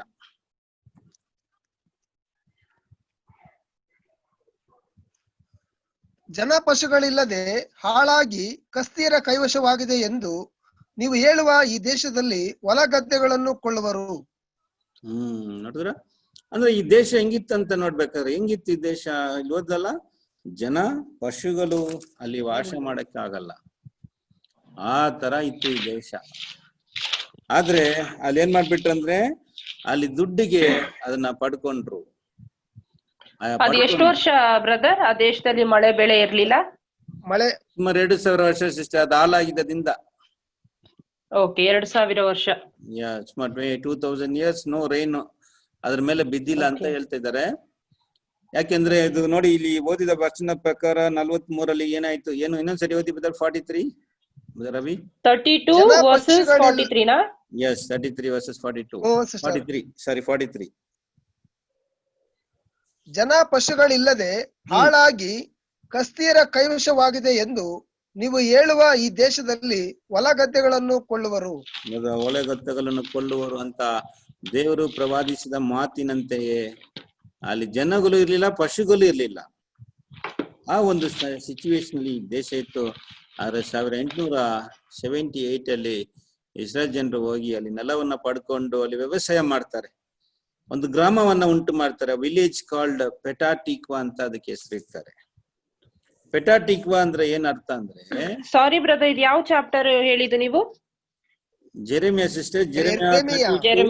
Okay sorry, Jeremiah. No problem. 32-43 ಓಕೆನಾ? ಸರಿ, ಈಗ ಅವರು ಈ ದೇಶಕ್ಕೆ ಕಾಲಿಟ್ಟಿದಾಗ ಆ ಸಮಯದಲ್ಲಿ ಮಳೆ ಬಂತು ಅಂತ ಚರಿತ್ರೆ ಏನಾಗ್ತದೆ ಹೇಳ್ತಾ ಇದೆ. It was rained. ಅವ್ರು ಕಾಲಿಟ್ಟಿದಾಗ ಮಳೆ ಬಂತಂತೆ. ಆಮೇಲೆ ಇದಕ್ಕೆ ಅವ್ರಿಗೆ ಹೆಸರು ಕೊಟ್ಟಿದಂತ ಹೆಸರು ಏನಂದ್ರೆ ಪೆಟಾಟಿಕ್ವಾ ಅಂತ ಹೆಸರು ಕೊಟ್ರು ಆ ಸ್ಥಳ, ಆ ಗ್ರಾಮಕ್ಕೆ. It was village. ಅದರ ಹೆಸರು, ಅದರ ಅರ್ಥ ಏನಂದ್ರೆ ಇದೆ ಡೋರ್ ಆಫ್ ಹೋಪ್ ಅಂತ ಅದರ ಅರ್ಥ. ಇದು ಹೋಶೇಯ 2:15ನೇ ಒಂದು ವಚನದ ಒಂದು ಪ್ರವಾದನೆಯ ವಚನದ ಒಂದು ಅದು ನೆರವೇರಿತ್ತಂತ ನಾವು ನೋಡ್ತೀವಿ ಅಲ್ಲಿ. ಹೋಶೇಯ ಓದಿ 2:15 ಓದಿಬಿಟ್ಟು ಫಾಸ್ಟ್ ಆಗಿ ಓದ್ಕೊಂಡ್ ಬನ್ನಿ. ಹೋಶೇಯ 2ನೇ ಅಧ್ಯಾಯದಲ್ಲಿ 15ನೇ ವಚನ.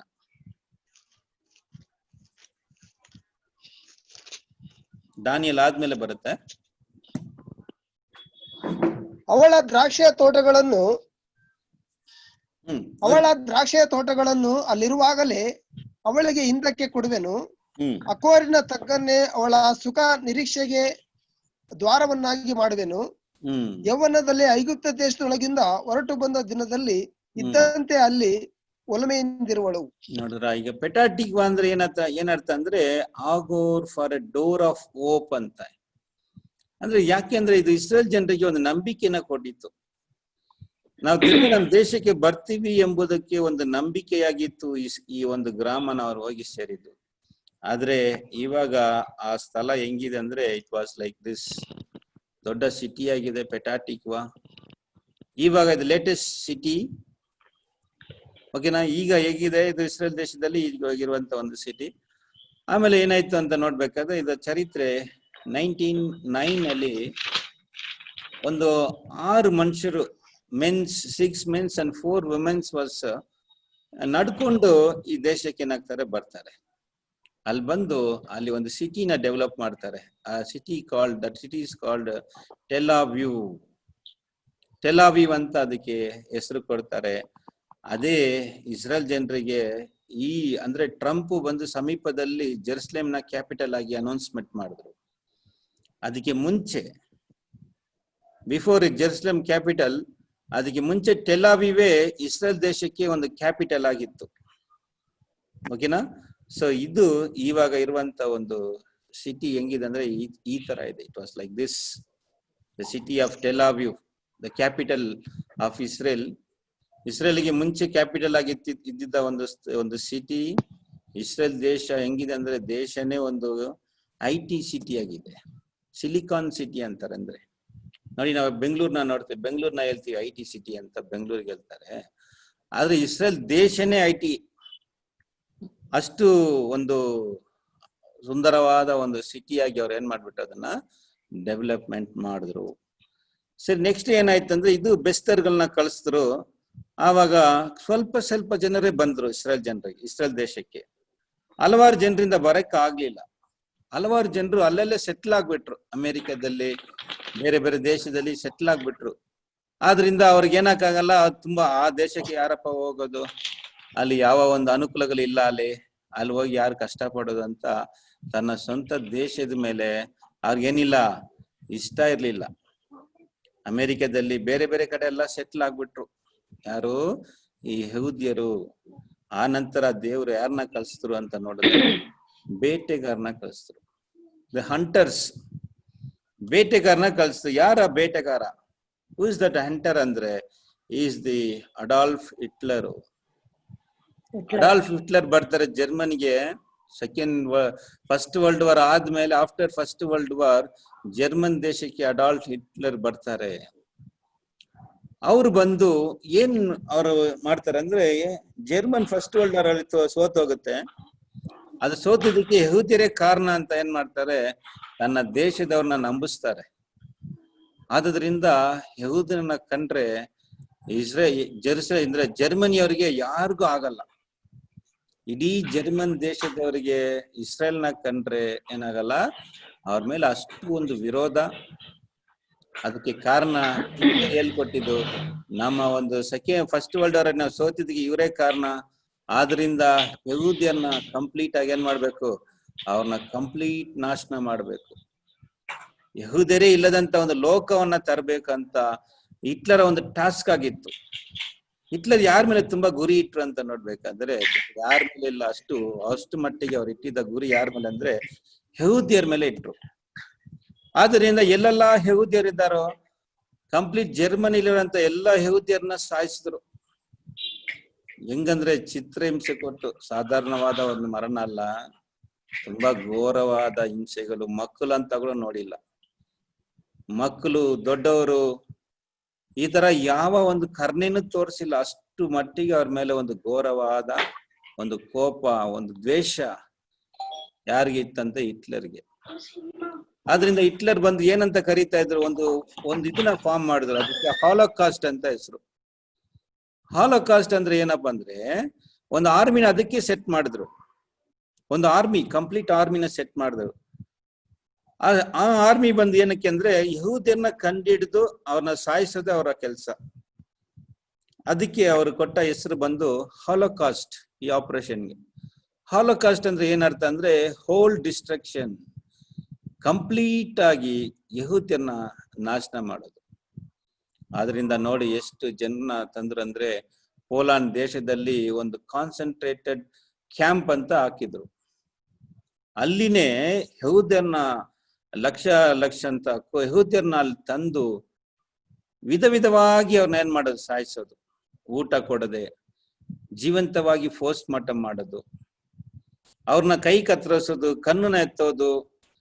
ಈ ತರ ಹೆಂಗೆಲ್ಲ ಅವ್ರಿಗೆ ಸಾಯಿಸಕ್ಕೆ ಅವ್ರಿಗೆ ಇಷ್ಟ ಆಗುತ್ತೋ ಆ ತರ ಎಲ್ಲ ಏನ್ ಮಾಡಿದ್ರು, ಅವ್ರನ್ನ ಸಾಯಿಸಿದ್ರು. ಹೆಂಗಸರು ಗಂಡಸ್ರಂತೆಲ್ಲ ನೋಡಿಲ್ಲ, ಊಟ ಕೊಡದೆ. ಆಮೇಲೆ ಒಟ್ಟಾಗಿ ಇವ್ರನ್ನ ಸಾಯಿಸ್ಬೇಕು, ತುಂಬಾ ನಮ್ಗೆ ಎಕ್ಸ್ಪೆನ್ಸಸ್ ಆಗುತ್ತೆ ಇವ್ರನ್ನ ಒಬ್ಬೊಬ್ಬನ ಸಾಯಿಸೋದ್ರಿಂದ. ಆದ್ರಿಂದ ಒಂದು ಗುಂಪಾಗಿ ಸಾಯಿಸ್ಬೇಕಂತ ಒಂದು ಏನ್ ಮಾಡಿದ್ರು, ಗ್ಯಾಸ್ ಚೇಂಬರ್ನ ಉಂಟು ಮಾಡುದು. This was it. ಇದು ಇನ್ನೂ ಇದೆ ಇವಾಗ. ಇನ್ನು ಪೋಲಾಂಡ್ ದೇಶದಲ್ಲಿ ಹಿಟ್ಲರ್ ಯಹೂದ್ಯರನ್ನ ಸಾಯಿಸಿದಂತ ಸ್ಥಳವು ಇವಾಗ್ಲೂ ಇಟ್ಟಿದ್ದಾರೆ. ಅದು ಗ್ಯಾಸ್ ಚೇಂಬರ್ ಅಲ್ಲಿ ಏನ್ ಮಾಡೋದು, ಅವ್ರನ್ನೆಲ್ಲರನ್ನು ಅಲ್ಲಿ ಆಗ್ಬಿಟ್ಟು ಪಾಯ್ಸನ್ ಗ್ಯಾಸ್ನ ಏನ್ ಮಾಡ್ಬಿಡೋದು, ಓಪನ್ ಮಾಡೋದು. ಅವ್ರಿಗೆ ಆ ಪಾಯ್ಸನ್ ಗ್ಯಾಸ್ನ ಶ್ವಾಸ ಮಾಡಿ ಗುಂಪಾಗಿ ಸತ್ತಿದ್ರು. ಇದನ್ನ ಕೇಳಕ್ಕೆ ಯಾರು ಇರ್ಲಿಲ್ಲ ಈ ಲೋಕದಲ್ಲಿ. ಯಾವ ದೇಶದವರು ಮುಂದೆ ಬಂದು ಹಿಟ್ಲರ್ನ ಕೇಳಕ್ಕೆ ಆಗ್ಲಿಲ್ಲ, ಯಾಕಪ್ಪ ನೀನು ಈ ಜನರನ್ನ ಹಿಂಗೆಲ್ಲ ಸಾಯಿಸ್ತಾ ಇದೆಯಲ್ಲ ಅಂತ ಅವ್ರನ್ನ ಕೇಳೋದಕ್ಕೆ ಯಾವ ದೇಶದವರು ಬಂದಿಲ್ಲ. ಅಮೆರಿಕ ಬಂದಿಲ್ಲ, ರಷ್ಯಾ ಬಂದಿಲ್ಲ, ಯಾವ ದೇಶದವರು ಅವ್ರಿಗೆ ಏನ್ ಮಾಡಿಲ್ಲ, ಯಾಕೆ ಈ ತರ ಮಾಡ್ತೀರಾ ಅಂತ ಏನ್ ಮಾಡಿಲ್ಲ, ಕೇಳಕ್ಕೆ ಒಬ್ರು ಬಂತು. ಓಕೆ ಸರಿನಾ? ಹಂಗೆ ನೋಡ್ಬೇಕಾದ್ರೆ ಅಷ್ಟು ಯಾಕೆ ಅವಾಗ್ಲೇ ಏನಾಯ್ತು, ಇಸ್ರೇಲ್ ಜನರಿಗೆ ಒಂದು ರಿಯಲೈಸೇಷನ್ ಬಂತು. ಏನ್ ರಿಯಲೈಸೇಷನ್ ಅಂದ್ರೆ, ನಾವು ಸೆಪರೇಟ್ ಆಗಿರೋದ್ರಿಂದಾನೇ ನಮ್ಮನ್ನ ಹಿಂಗೆಲ್ಲ ಸಾಯಿಸ್ತಾರೆ. ನಮ್ಗೆ ಒಂದು ದೇಶ ಇದ್ರೆ ನಾವು ನಮಗೋಸ್ಕರ ಹೋರಾಡ್ಬಹುದಲ್ವಾ? ನಮ್ಗಂತ ಒಂದು ಸ್ವಂತ ದೇಶ ಇದ್ರೆ, ನಮ್ಗಂತ ಒಂದು ಆರ್ಮಿ ಇದ್ರೆ, ನಮ್ಗಂತ ಒಂದು ಪ್ರೈಮ್ ಮಿನಿಸ್ಟರ್, ಒಂದು ದೇಶ ಇದ್ರೆ ನಾವು ನಮ್ಗೋಸ್ಕರ ಹೋರಾಡ್ಬೋದಲ್ಲ? ನಮ್ಗೆ ದೇಶ ಎಲ್ಲ ನಾವೆಲ್ಲ ಬಂದು ಒಂದು ಪರದೇಶಿಗಳು, ಅಂದ್ರೆ ವಿ ಆರ್ ಆಲ್ ಫಾರಿನರ್ಸ್. ಅಂದ್ರೆ ಏನಂತೀವಿ ಅಂದ್ರೆ, ಇವ್ರಿಗೆ ಅದೇ ಬೇರೆ ದೇಶದವ್ರನ್ನ ಬಂದ್ಬಿಡ್ತಾರೆ, ಆ ತರ ಒಂದು ಟ್ರೀಟ್ ಮಾಡ್ತಾರಲ್ಲ ನಮ್ಮನ್ನ ಅಂತ ಇವ್ರಿಗೆ ರಿಯಲೈಸೇಷನ್ ಆಗಿ ಏನಾಗ್ತಾರೆ ಅಂದ್ರೆ, ಗುಂಪು ಗುಂಪಾಗಿ ಇಸ್ರೇಲ್ ದೇಶಕ್ಕೆ ಏನಾಗ್ತಾರೆ, ಬರ್ಲಿಕ್ಕೆ ಪ್ರಾರಂಭ ಮಾಡ್ತಾರೆ. ಆ ಸಮಯದಲ್ಲಿ ದೇವರ ಒಂದು ಕರ ಕೂಡ ಅವ್ರಿಗೆ, ದೇವ್ರು ಏನ್ ಮಾಡ್ತಾರೆ, ಅವ್ರಿಗೆ ಸಹಾಯ ಮಾಡಕ್ಕೆ ಮುಂದೆ ಬರ್ತಾರೆ. ಅದು ಏನಪ್ಪಾ ಅಂದ್ರೆ, it was the first world war. First world war ಏನಾಯ್ತು ಅಂತ ನೋಡೋದಾದ್ರೆ, ಫಸ್ಟ್ ವರ್ಲ್ಡ್ ವಾರ್ ಅಲ್ಲಿ ಒಂದು ದೊಡ್ಡ ವಿಷಯ ನಡೀತು. 1914 ಫಸ್ಟ್ ವರ್ಲ್ಡ್ ವಾರ್ ಆಯ್ತು. ಆ first world war almost Germany ಜಯಿಸ್ತಾ ಬಂತು ಎಲ್ಲಾ ಕಡೆ. ಹಿಟ್ಲರ್ ಅಲ್ಲ, ಜರ್ಮನಿ. ಆ ಸಮಯದಲ್ಲಿ ಏನಾಗುತ್ತೆ ಅಂದ್ರೆ, ಒಂದು ವಿಷಯ ನಡೀತದೆ. ಜರ್ಮನಿ ಇಂಗ್ಲೆಂಡ್ ದೇಶ ಬಂದು ಸೋಲುವ ಒಂದು ಸಿಚುವೇಶನ್ಗೆ ಹೋಗುತ್ತೆ. ಅದಕ್ಕೆ ಕಾರಣ ಏನಂದ್ರೆ, ಜರ್ಮನಿನ ಜಯಿಸೋದಕ್ಕೆ ತಕ್ಕ ಒಂದು ಅವ್ರ ಹತ್ರ ವೆಪನ್ಸ್, ಬಾಂಬ್ಸ್ಗಳು, ಬೀರಂಗಿನ ಯೂಸ್ ಮಾಡಕ್ಕೆ ಅವ್ರಿಗೆ ಬೇಕಾದಂತ ಆ ಬಾಂಬ್ ಪೌಡರ್ಸ್ಗಳು ಅವ್ರ ಹತ್ರ ಇರ್ಲಿಲ್ಲ. ಅದಕ್ಕೆ ಏನ್ ಮಾಡ್ತಾರೆ ಅಂದ್ರೆ, ಅವರು ಅವಾಗ ಆ ಸಮಯದಲ್ಲಿ ಇಂಗ್ಲೆಂಡ್ ದೇಶದಲ್ಲಿ ಒಂದು ಸೈಂಟಿಸ್ಟ್ ಇದ್ರು. ಆ ಸೈಂಟಿಸ್ಟ್ ಹೆಸರು ಬಂದೇನಂದ್ರೆ ಸ್ಯಾಮ್ ವಿಸ್ಮನ್ ಅಂತ ಒಂದು ಸೈಂಟಿಸ್ಟ್. ಇವರೇ ಅವರು ನೋಡಿ, ಸ್ಯಾಮ್ ವಿಸ್ಮನ್ ಅಂತ ಒಂದು ಸೈಂಟಿಸ್ಟ್. ಇವ್ರು ಏನ್ ಮಾಡ್ತಾರೆ, ಇಸ್ರೇಲ್ ಜನರೆಲ್ಲ ಇವ್ರ ಹತ್ರ ಬ್ರಿಟಿಷರ್ಸ್ ಇವ್ರ ಹತ್ರ ಹೋಗ್ಬಿಟ್ಟು ಇವ್ರ ಹತ್ರ ಸಹಾಯ ಕೇಳ್ತಾರೆ. ನೀವ್ ಏನ್ ಮಾಡಿ, ನಮ್ಗೆ ಬಾಂಬ್ ಪೌಡರ್ನ ನೀವು ಕಂಡಿಡ್ಕೊಡ್ಬೇಕು, ಬಾಂಬ್ ಯೂಸ್ ಮಾಡಕ್ಕೆ ನಮ್ಗೆ ಕೆಮಿಕಲ್ಸ್ ಬೇಕು ಅಂತ, ನೀವಿಂದ ಆಗುತ್ತಾ ಅಂತ ಕೇಳ್ಬೇಕಾದ್ರೆ, ಆವಾಗ ಸ್ಯಾಮ್ ವಿಸ್ಮನ್ ಇಂಗ್ಲೆಂಡ್ ದೇಶದಲ್ಲಿ ಸೈಂಟಿಸ್ಟ್ ಆಗಿದ್ರು. ಇಸ್ರೇಲ್ ದೇಶದಲ್ಲಿ ಹಲವಾರು ಸೈಂಟಿಸ್ಟ್ಗಳಿದ್ರು. ಆಲ್ಬರ್ಟ್ ಐನ್ಸ್ಟೈನ್ ಇದ್ದಾರಲ್ಲ, ಅವರು ಕೂಡ ಒಂದು ದೊಡ್ಡ scientist. Is also Jew. Albert Einstein ಬಗ್ಗೆ ಕೇಳಿದಾರ? ಅವರೇ ಬಂದು ಆಟಮ್ ಬಾಂಬ್ ನ ಕಂಡಿಡಿದವರು. ಯಾರು ಇದ್ ಮೇಲೆ ಹಾಕಿದ್ರಲ್ಲ, ಜಪಾನ್ ಮೇಲೆ, ಅದನ್ನ ಅವ್ರಿಗೆ ಇದು ಮಾಡಿ ಕೊಟ್ಟಿದ್ದು ಯಾರಂತ ನೋಡ್ಬೇಕಾದ್ರೆ ಆಲ್ಬರ್ಟ್ ಐನ್ಸ್ಟೈನ್, ದೊಡ್ಡ ಸೈಂಟಿಸ್ಟ್. ಅದಕ್ಕೆ ಮುಂಚೆ ನೋಡೋದಾದ್ರೆ ಇವರಿದ್ರು ಸ್ಯಾಮ್ ವಿಸ್ಮನ್. ಸ್ಯಾಮ್ ವಿಸ್ಮನ್ ಏನ್ ಮಾಡ್ತಾರಂದ್ರೆ, ಸ್ಯಾಮ್ ವಿಸ್ಮನ್ ಬಂದು ಅವ್ರಿಗೆ ಗನ್ ಪೌಡರ್ನ ತಯಾರಿಸಿ ಕೊಡ್ತಾರೆ. ಅವ್ರು ಬಂದು ಈ ಚೋಳ ಇದಲ್ಲ, ಈ ಏನಂತ ಕಾರ್ನ್, ಅದರಲ್ಲಿ ಅಸಿಟೋನ್ ಅಂತ ಒಂದು ಕೆಮಿಕಲ್ನ ಅದರಿಂದ ತಯಾರಿಸಿ ಕೊಡ್ಬೇಕಾದ್ರೆ, ಆವಾಗ ಬ್ರಿಟಿಷ್ ಅವ್ರು ಏನ್ ಮಾಡ್ತಾರೆ, ಮೊದಲನೇ ವರ್ಲ್ಡ್ ವಾರ್ ಲೋಕ ಯುದ್ಧದಲ್ಲಿ ಬ್ರಿಟಿಷ್ ಜಯವಂತಾರೆ. ಅದಕ್ಕೆ ಮುಖ್ಯ ಕಾರಣ ಯಾರಂದ್ರೆ Sam Weizmann. It was Sam Weizmann. ನಮ್ ದೇಶದಲ್ಲಿ ಕೂಡ ಒಬ್ರು ಇದ್ರು ಸೈಂಟಿಸ್ಟ್, ಅಬ್ದುಲ್ ಕಲಾಂ. ಅವರೇ ನಮ್ಗೆ ಬಂದು ಮಿಸೈಲ್ಸ್, ಮತ್ತೆ ಅವರೇ ನಮ್ಗೆ ನ್ಯೂಕ್ಲಿಯರ್, ಅವ್ರ ಕಾಲದಲ್ಲಿ ನ್ಯೂಕ್ಲಿಯರ್ನು ಟೆಸ್ಟ್ ಮಾಡಿದ್ರು. ನ್ಯೂಕ್ಲಿಯರ್ ಬಾಂಬ್ ಬಂದು ನಮ್ಮ ಅಬ್ದುಲ್ ಕಲಾಂ ಅವರೇ ನಮ್ಗೆ ಮಾಡಿಕೊಟ್ರು, ಡೆವಲಪ್ ಮಾಡಿಕೊಟ್ರು. ಅದೇ ತರ ಇವರು ಕೂಡ ಬ್ರಿಟಿಷ್ಗೆ ಈ ತರ ಸಪೋರ್ಟ್ ಮಾಡಿದ ಕಾರಣನೇ ಏನಾಯ್ತು ಅಂತ ನೋಡ್ಬೇಕಾದ್ರೆ, ಆ ಕಾಲದಲ್ಲಿ ಆ ಸಮಯದಲ್ಲಿ ಬ್ರಿಟಿಷ್ ಜನರಲ್ ಆಗಿದ್ದು ಯಾರಂದ್ರೆ ಬ್ಯಾಲ್ಫೋರ್ ಅಂತ. ಬ್ಯಾಲ್ಫೋರ್ ಮತ್ತು ಸ್ಯಾಮ್ ವಿಸ್ಮನ್ ಇಬ್ರು ಫ್ರೆಂಡ್ ಆಗಿ ಕೂಡ ಇದ್ರು ಅಂತ ಹೇಳ್ತಾ ಇದೆ ಚರಿತ್ರೆ. ಆವಾಗ ಈ ಬ್ರಿಟಿಷ್ ಗೌರ್ಮೆಂಟ್ ಏನ್ ಮಾಡ್ತಾರೆ, ಸ್ಯಾಮ್ ವಿಸ್ಮನ್ ಹತ್ರ ಬಂದ್ಬಿಟ್ಟು, ನಿಮ್ಮನ್ನ ಗೌರವಿಸಬೇಕು ನಾವು, ಆದ್ರಿಂದ ನಿಮ್ಗೆ ಏನ್ ಗೌರವ ಬೇಕು, ನಾವು ಹೆಂಗೆ ನಿಮ್ಮನ್ನ ಗೌರವಿಸಲಿ ಅಂತ ಕೇಳ್ಬೇಕಾದ್ರೆ, ಆವಾಗ ಇವರು ಸ್ಯಾಮ್ ವಿಸ್ಮನ್ ಏನ್ ಕೇಳ್ತಾರಂದ್ರೆ, ನನ್ಗೆ ಯಾವ ಗೌರವ ಬೇಕಾಗಿಲ್ಲ, ನೀವು ನಮ್ಮ ದೇಶವನ್ನ ನಮ್ಗ ತಿರ್ಗಾ ಕೊಡ್ಬಿಡಿ ಅಂತ ಕೇಳ್ತಾರೆ. ನಮ್ ಇಸ್ರೇಲ್ ದೇಶವನ್ನ ನಮ್ಗೆ ಕೊಡಿ ಅಂತ ಕೇಳ್ಬೇಕಾದ್ರೆ, ಆಗ ಜನರಲ್ ಬ್ಯಾಲ್ಫೋರ್ ಅಂತ ಈ ಬ್ರಿಟಿಷ್ ಜನರಲ್ ಏನ್ ಮಾಡ್ತಾರೆ, ಒಂದು ಡಿಕ್ಲರೇಷನ್ ಕೊಡ್ತಾರೆ. ಆ ಸಮಯದಲ್ಲಿ ಟರ್ಕೀಸ್ ಹತ್ರ ಇದ್ದಂತ ಇಸ್ರೇಲ್ ದೇಶವನ್ನ ಬ್ರಿಟಿಷ್ ಯುದ್ಧದಲ್ಲಿ ಏನ್ ಮಾಡ್ತಾರಂದ್ರೆ ಬ್ರಿಟಿಷರ ಕೈಗೆ ಬರುತ್ತೆ. ಓಕೆ, ಬ್ರಿಟಿಷರ ಕೈಗೆ ಬಂದಾಗ ಆಗ ಇವ್ರು ಏನ್ ಮಾಡ್ತಾರೆ, ಬ್ಯಾಲ್ಫೋರ್ ಆವಾಗ ಒಂದು ಡಿಕ್ಲೇಷನ್ ಬರೀಕೊಳ್ತಾರೆ, ಏನಂದ್ರೆ 1917 ಇವರ ಕೈಗೆ ಬರುತ್ತೆ. 1917 ಆವಾಗ ಅವ್ರು ಕೊಡ್ತಾರೆ. ಅಪ್ ಟು 1917 ಟು 1948 ವರೆಗೆ ಇಸ್ರೇಲ್ ದೇಶ ಬ್ರಿಟಿಷ್ ಕಂಟ್ರೋಲ್ ಅಲ್ಲಿ ಇರ್ತದೆ. ಆ ನಂತರ ಅವ್ರಿಗೆ ಸ್ವತಂತ್ರ ಕೊಡಬೇಕಂತ ಏನ್ ಮಾಡ್ತಾರೆ, ಆವಾಗ ಪ್ರಕಟಣೆಯನ್ನ ಕೊಡ್ತಾರೆ. ಓಕೆನಾ? ಹೆಂಗೆ ನಮ್ಗೆ ಇಂಡಿಯಾಗೆ ಬ್ರಿಟಿಷ್ ಅವರು 1947 ಅಲ್ವಾ, 15th ಆಗಸ್ಟ್ ನಮ್ಗೆ ಸ್ವತಂತ್ರ ಕೊಟ್ರಲ್ಲ, ಅದೇ ತರ ಅವ್ರಿಗೆ ಒಂದು ಗೌರ್ಮೆಂಟ್ ನ ಫಾರ್ಮ್ ಮಾಡ್ಬಿಟ್ಟು ಯಹೂದ್ಯರಿಗೆ ತನ್ನ ದೇಶವನ್ನ ಅವ್ರ ಕೈಗೆ ಒಪ್ಪಿಸಿ ಅವ್ರಿಗೆ ಪ್ರೈಮ್ ಮಿನಿಸ್ಟರ್ ಆಗಿ ಯಾರನ್ನ ಮಾಡಿಸ್ರು ಅಂತ ನೋಡ್ಬೇಕಾದ್ರೆ it was the David Ben Gurion ಅಂತ ಅವ್ರನ್ನ ಮಾಡ್ತಾರೆ. Okay, David Ben Gurion is the first prime minister of India, Israel. ನಮ್ ದೇಶದ ಪ್ರೈಮ್ ಮಿನಿಸ್ಟರ್ ಯಾರು ಗೊತ್ತಾ ನಿಮ್ಗೆ? ಯಾರಾದ್ರೂ ಹೇಳ್ತೀರಾ? Who is the first prime minister of India?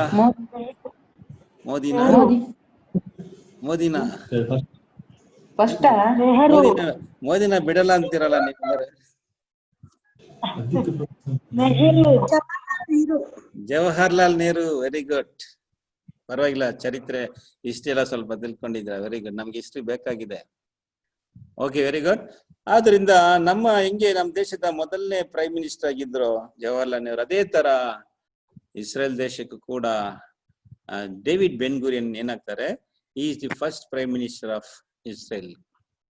Okay, ಅವಾಗ ಏನಾಗುತ್ತೆ ಅಂದ್ರೆ ಎಲ್ಲ ಎಲುಬುಗಳು ಏನಾಗುತ್ತೆ ಸೇರಿ ಒಂದು ಸ್ವತಂತ್ರ ದೇಶವಾಗಿ ಏನಾಗುತ್ತೆ, ಇದು ಮಾರ್ಪಡುತ್ತೆ. First become a independent country. ಒಂದು ಸ್ವತಂತ್ರ ದೇಶವಾಗಿ ಇಸ್ರೇಲ್ ಈ ಮ್ಯಾಪ್ ಅಲ್ಲಿ ಏನಾಗುತ್ತೆ, ಲೋಕದಲ್ಲಿ ಹುಟ್ಟುತ್ತೆ. ಆನಂತರ ದೇಶ ಡೆವಲಪ್ಮೆಂಟ್ ಆಗ್ಬೇಕಲ್ಲ, ಈಗ ಏನ್ ಬೇಕು ದೇಶಕ್ಕೆ? ಏನ್ ಬೇಕು? ಅದಕ್ಕೆ ನರಗಳು ಬೇಕು. ಆಮೇಲೆ ಅದ್ರ ಮೇಲೆ ಏನ್ ಬರ್ಬೇಕು? ಅದರ ಮೇಲೆ ಇದು ಮಾಂಸ ಬರ್ಬೇಕು. ಅದ್ರ ಮೇಲೆ ಏನಾಗ್ಬೇಕು? ಚರ್ಮಗಳು ಬರ್ಬೇಕು. ಇದೆಲ್ಲ ಏನಪ್ಪಾ ಅಂದ್ರೆ ಒಂದು ದೇಶಕ್ಕೆ ಬೇಕಾದಂತ ಏನ್ ಹೇಳ್ತೀವಿ ನಾವು, ಅಗ್ರಿಕಲ್ಚರಲ್ ಇಂಡಸ್ಟ್ರೀಸ್, ಕೆಲಸಗಳು ಬೇಕು ಮನುಷ್ಯ ಅಂದ್ರೆ ದೇಶದ ಒಂದು ಬಲ ಏನಂದ್ರೆ first one is the agricultural. ಓಕೆನಾ? ನೆಕ್ಸ್ಟ್ ಬಂದು ಇಂಡಸ್ಟ್ರೀಸ್.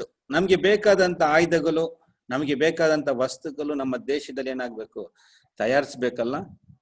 ಬೇರೆ ದೇಶದವರ ಹತ್ರ ನಾವು ಇಂಪೋರ್ಟ್ ಮಾಡೋದಲ್ಲ, ನಮ್ಮ ದೇಶದಲ್ಲಿ ನಾವು ಏನ್ ಮಾಡ್ಬೇಕು, ಅದನ್ನ ತಯಾರಿಸ್ಬೇಕು. ಅದಕ್ಕೆ ಮುಖ್ಯವಾಗಿ ಯಾರು ಬರ್ತಾರೆ? ಬೆನ್ ಗುರಿಯನ್ ಬರ್ತಾರೆ. ಬೆನ್ ಗುರಿಯನ್ ಬಂದ್ಮೇಲೆ ನಮ್ಮ ದೇಶವನ್ನ ಹೆಂಗೆ ಡೆವಲಪ್ಮೆಂಟ್ ಮಾಡ್ಬೇಕಂತ ಅವರು ಯೋಚನೆ ಮಾಡ್ತಾರೆ. ಒಂದು ಸಾರಿ ಅವ್ರ ಬೈಬಲ್ನ ಓದ್ಬೇಕಾದ್ರೆ ಅದ್ರಲ್ಲಿ ಒಂದು ವಚನವನ್ನ ಅವ್ರು ಓದ್ತಾರೆ.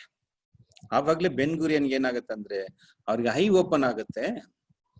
ನಮ್ಮ ದೇಶದಲ್ಲಿ ಬೆಳೆಯುವಂತ ಬೆಳೆಗಳು ಏನಾಗಿದೆ, ಬೆಳೆನ ಆಗ್ಬೋದು ನಮ್ಮ ದೇಶದಲ್ಲಿ, ಈ ಮಣ್ಣಲ್ಲಿ ಯಾವ ಬೆಳೆಗಳು ಹಾಕಿದ್ರೆ ಅದು ಚೆನ್ನಾಗಿ ಬೆಳೀತದೆ ಅಂತ ಅವ್ರು ಓದ್ಬೇಕಾದ್ರೆ ಈ ವಚನ ಏನಾಗುತ್ತೆ, ಅವ್ರಿಗೆ ಫ್ಲಾಶ್ ಆಗುತ್ತೆ. ಅದು ಓದನ ಬನ್ನಿ, ಅವ್ರು ಎಂತ ದೇಶದಲ್ಲಿದ್ರು ಅಂತ ಅದ್ರ ಬಗ್ಗೆ ಹೇಳ್ತಾರೆ. ಧರ್ಮೋಪದೇಶ ಕಾಂಡ 8ನೇ ಅಧ್ಯಾಯದಲ್ಲಿ 7ರಿಂದ 9 ಓದೋಣ.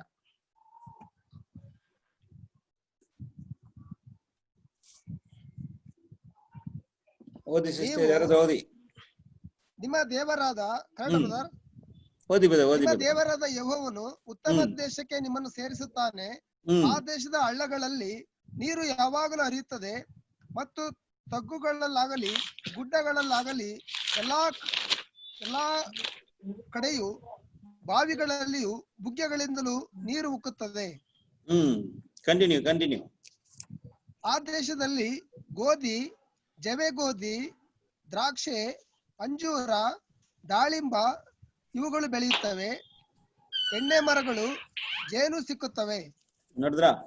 ಆವಾಗ ಅವ್ರ ಏನ್ ಮಾಡ್ತಾರೆ, ಇವರು ಬೆನ್ ಗುರಿಯನ್ ಬೈಬಲ್ ಓದ್ತಾರೆ. ಓದ್ಬೇಕಾದ್ರೆ ಈ ವಚನಗಳು ಅವ್ರಿಗೆ ಏನಾಗುತ್ತೆ, ಫ್ಲಾಶ್ ಆಗುತ್ತೆ. ಏನಂದ್ರೆ ನಮ್ಮ ದೇಶದಲ್ಲಿ ಬೆಳೆಯುವಂತ ಬೆಳೆಗಳು ಏನ್ ಬೆಳೆಯನ್ನ ಹಾಕ್ಬೋದು ಅಂತ ನೋಡ್ಬೇಕಾದ್ರೆ ಅವ್ರು ಹೋಗ್ತಾರೆ. ಗೋಧಿ, ಜವಗೋಧಿ, ಆಮೇಲೆ ಎಣ್ಣೆ ಮರಗಳು ಇದೆಲ್ಲ ಹಾಕ್ತಾರೆ. ಈಗ ನಮ್ಮ ದೇಶದಲ್ಲಿ ಏನ್ ಹಾಕ್ತಿವಿ ನಾವು ಬೆಳೆನ? ನಾವು ಕರ್ನಾಟಕದಲ್ಲಿ ಏನಾಗ್ತೀವಿ? ಗೋಧಿ ಹಾಕಿದ್ರೆ ಬರುತ್ತಾ ಕರ್ನಾಟಕದಲ್ಲಿ? ಕರ್ನಾಟಕದಲ್ಲಿ ಬರುತ್ತಾ? ಗೋಧಿ ಹಾಕಿದ್ರೆ ಇಲ್ಲಿ ಬರುತ್ತಾ? ಗೋಧಿ ಇಲ್ಲಿ ಬೆಳೆಯಲ್ಲ, ಇಲ್ಲಿ ಬೆಳೆಯಕ್ಕಾಗಲ್ಲ. ಗೋಧಿ ಇಲ್ಲಿ ಬೆಳೆಯಲ್ಲ. ಯಾಕೆಂದ್ರೆ ನಾರ್ತ್ ಇಂಡಿಯಾ ಗೋಧಿ ಬೆಳೀತದೆ. ಇಲ್ಲಿ ಬಂದ ಅಕ್ಕಿ ಮತ್ತು ರಾಗಿ ಇಂಥ ಬೆಳೆಗಳನ್ನ ನಾವಿಲ್ಲಿ ಆಗ್ಬೋದು. ಅದೇ ತರ ಅವ್ರು ಏನ್ ಮಾಡ್ತಾರಂದ್ರೆ, ಇದನ್ನ ಓದುವಾಗ ಅವ್ರಿಗೆ ಗೊತ್ತಾಗುತ್ತೆ ನಾವಿರುವಂತ ನೆಲ ಎಂತ ನೆಲ ಇಲ್ಲಿದೆ. ಅದನ್ನ ಓದಿ ಏನ್ ಮಾಡ್ತಾರೆ ಅಂದ್ರೆ ಅಗ್ರಿಕಲ್ಚರ್ನ ಡೆವಲಪ್ಮೆಂಟ್ ಮಾಡ್ತಾರೆ. ತುಂಬಾ ಜ್ಞಾನ ಅವರಿಗೆ, ಇಸ್ರೇಲ್ ಜನರಿಗೆ ತುಂಬಾ ಬುದ್ಧಿ. ಈ ಲೋಕದಲ್ಲಿ ಯಾರು ಬುದ್ಧಿವಂತರು ಅಂತ ಹೇಳಿದ್ರೆ ಯಹೂದ್ಯರನ್ನ ಹೇಳ್ತಾರೆ. ಈಗಿನ ಯಹೂದ್ಯರ ತರ ಬುದ್ಧಿವಂತರು ಈ ಲೋಕದಲ್ಲಿ ಯಾರು ಇಲ್ಲ ಅಂತ ಇದುವರೆಗೆ ಎಲ್ಲರೂ ಹೇಳ್ತಾರೆ. ಅವಾಗ ಅಗ್ರಿಕಲ್ಚರ್ ಡೆವಲಪ್ಮೆಂಟ್ ಮಾಡ್ತಾರೆ. ಅವರೇ ಫಸ್ಟ್ ಅಗ್ರಿಕಲ್ಚರ್ ಅಲ್ಲಿ ನೀರ್ನ ಹೆಂಗೆ ಕಡಿಮೆಯಾಗಿ ನಾವು ಉಪಯೋಗ ಮಾಡ್ಬೇಕಂತ ಡ್ರಿಪ್ಪಿಂಗ್ ಇರಿಗೇಷನ್ ಸಿಸ್ಟಮ್ನ ಅವರೇ ಕಂಡುಹಿಡಿದಿದ್ದು ಫಸ್ಟ್.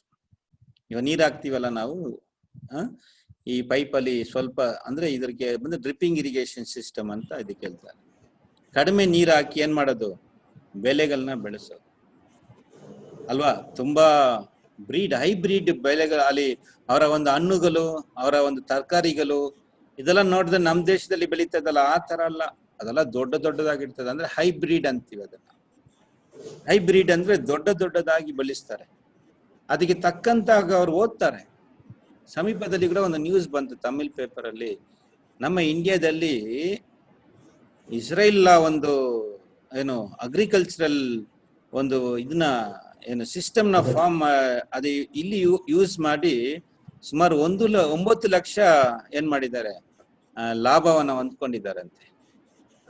ಅವರ ಟೆಕ್ನಾಲಜಿನ ಯೂಸ್ ಮಾಡಿದ, ಅಗ್ರಿಕಲ್ಚರಲ್ ಟೆಕ್ನಾಲಜಿ. ನೋಡಿ ದೇಶಕ್ಕೆ ಅಗ್ರಿಕಲ್ಚರ್ ಎಷ್ಟು ಇಂಪಾರ್ಟೆಂಟ್ ನೋಡಿ. ಆದ್ರೆ ಇವಾಗ ನಮ್ಮ ದೇಶದಲ್ಲಿ ಅಗ್ರಿಕಲ್ಚರ್ ಏನ್ ಮಾಡ್ತಾ ಇದ್ದಾರೆ? ನಾಶನ ಮಾಡ್ತಾ ಬರ್ತಾರೆ. ಪಾಪ ರೈತರುಗಳೆಲ್ಲ ಹೋರಾಡ್ತಾ ಇದ್ದಾರೆ ಅಲ್ವಾ? ರೈತರಿಗೆ ಎಷ್ಟು ಹೋರಾಟ ನೋಡಿ, ಎಷ್ಟು ಆದ್ರೂ ಇವ್ರ ಕಿವಿಗೆ ಬೀಳ್ತಾ ಇಲ್ಲ.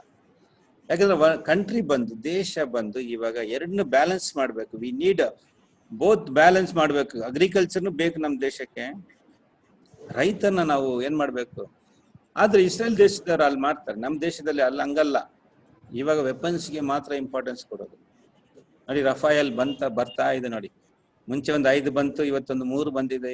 ಇವಾಗ ರಫಾಯಲ್ ಅಂತ ಒಂದು ನಮ್ಮ ವಾರ್ ಫ್ಲೈಟ್, ಬ್ರಹ್ಮೋಸ್, ಈ ತರ ಬಾಂಬ್ಸ್ಗಳು, ಈ ತರ ಆಯುಧಗಳು, ಗನ್ಗಳು ಈ ತರ ಪಡ್ಕೊಂಡಿದ್ದಾರೆ ನಮ್ಮ ದೇಶದಲ್ಲಿ, ವೆಪನ್ಸ್.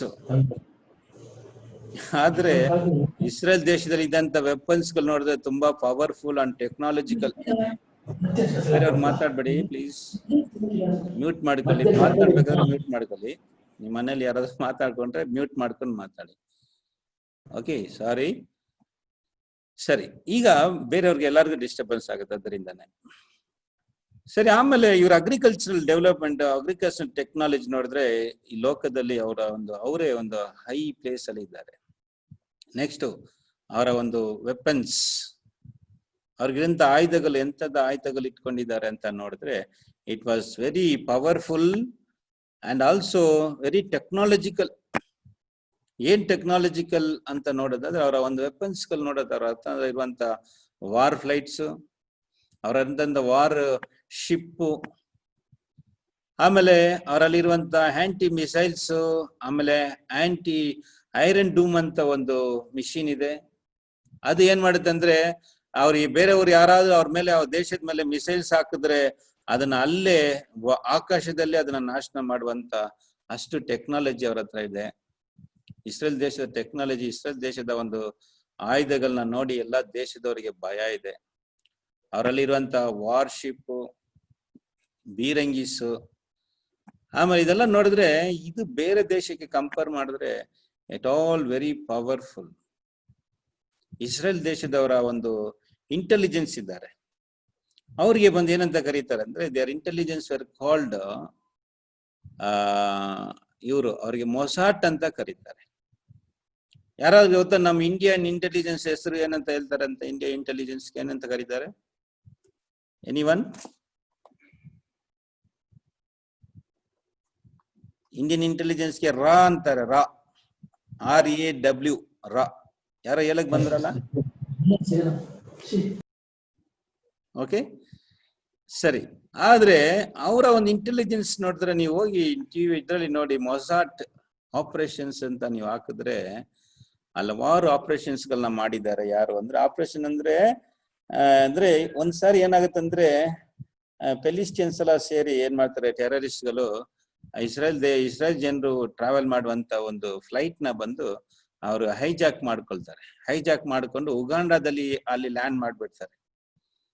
ಆವಾಗ 2 ಅವರಲ್ಲಿ ಇಸ್ರೇಲ್ ಜನರು ಫುಲ್ ಕಂಪ್ಲೀಟ್ ಪ್ಲಾನ್ ತಗೊಳ್ತಾರೆ.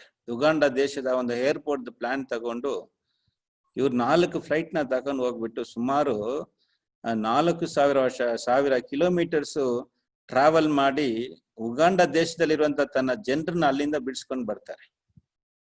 ಇದಕ್ಕೆ ಹೆಸರು ಏನಂದ್ರೆ ಆಪರೇಷನ್ ಎಂಟೆಬೆ ಅಂತ. ನೀವು ಯೂಟ್ಯೂಬ್ ಅಲ್ಲಿ ಹಾಕಿ ನೋಡಿ, ಆಪರೇಷನ್ ಎಂಟೆಬೆ ಅಥವಾ ಆಪರೇಷನ್ ಜೋನಾಥನ್. ಅಂದ್ರೆ ಹೈಜಾಕ್ ಮಾಡ್ಕೊಂಡು ಹೋದ್ಬಿಟ್ರು. ನಮ್ ಫ್ಲೈಟ್ ಕೂಡ ಹೈಜಾಕ್ ಮಾಡಿದ್ರಲ್ಲ, ನಮ್ಮ ಇಂಡಿಯನ್ ಫ್ಲೈಟ್ ನ ಕೂಡ ಹೈಜಾಕ್ ಮಾಡಿದ್ರು. ಆದ್ರೆ ಎಲ್ಲ ನಮ್ಮ ಕೈದಿಗಳನ್ನ ಏನ್ ಮಾಡ್ಬೇಕು, ಟೆರರಿಸ್ಟ್ ನ ಬಿಡುಗಡೆ ಮಾಡಿದ್ರೇನೆ ನಿಮ್ ಜನರನ್ನ ಬಿಡಿಸ್ತೀನಿ ಅಂದ್ಬಿಟ್ರು. ಆಮೇಲೆ ಇಂಡಿಯಾಗೆ ಅವ್ರನ್ನ ಬಿಡ್ಸಕ್ ಆಗ್ಲಿಲ್ಲ, ಟೆರರಿಸ್ಟ್ ನ ಕೊಟ್ಬಿಟ್ಟು ಅವ್ರನ್ನ ಪಡ್ಕೊಂಡ್ರು. ಆದ್ರೆ ಇಸ್ರೇಲ್ ಇಂಟೆಲಿಜೆನ್ಸ್ ಹೆಂಗಿದ್ರಂದ್ರೆ ಅವರ ಒಂದು ಕಮಾಂಡರ್ಸ್ ಉಗಾಂಡಕ್ಕೆ ಹೋಗಿ ಅಲ್ಲಿ ಅವರ ಒಂದು ಪ್ರೆಸಿಡೆಂಟ್ ಬರುವ ತರ ಕಾರಲ್ಲಿ ಹೋಗ್ಬಿಟ್ಟು ಅವರ ಒಂದು ಏರ್ಪೋರ್ಟ್ ಅಲ್ಲಿ ಇವರ ಫ್ಲೈಟ್ ಎಲ್ಲ ಇಳಿದು ಅಲ್ಲಿ ಅವ್ರನ್ನೆಲ್ಲ ಶೂಟ್ ಮಾಡ್ಬಿಟ್ಟು ತನ್ನ ಜನರನ್ನ ಅಲ್ಲಿಂದ ಬಿಡಿಸ್ಕೊಂಡು ಬಂದ್ರು. ತುಂಬಾ ಅದ್ಭುತವಾದ ಒಂದು ಸೀನ್ ಅದು.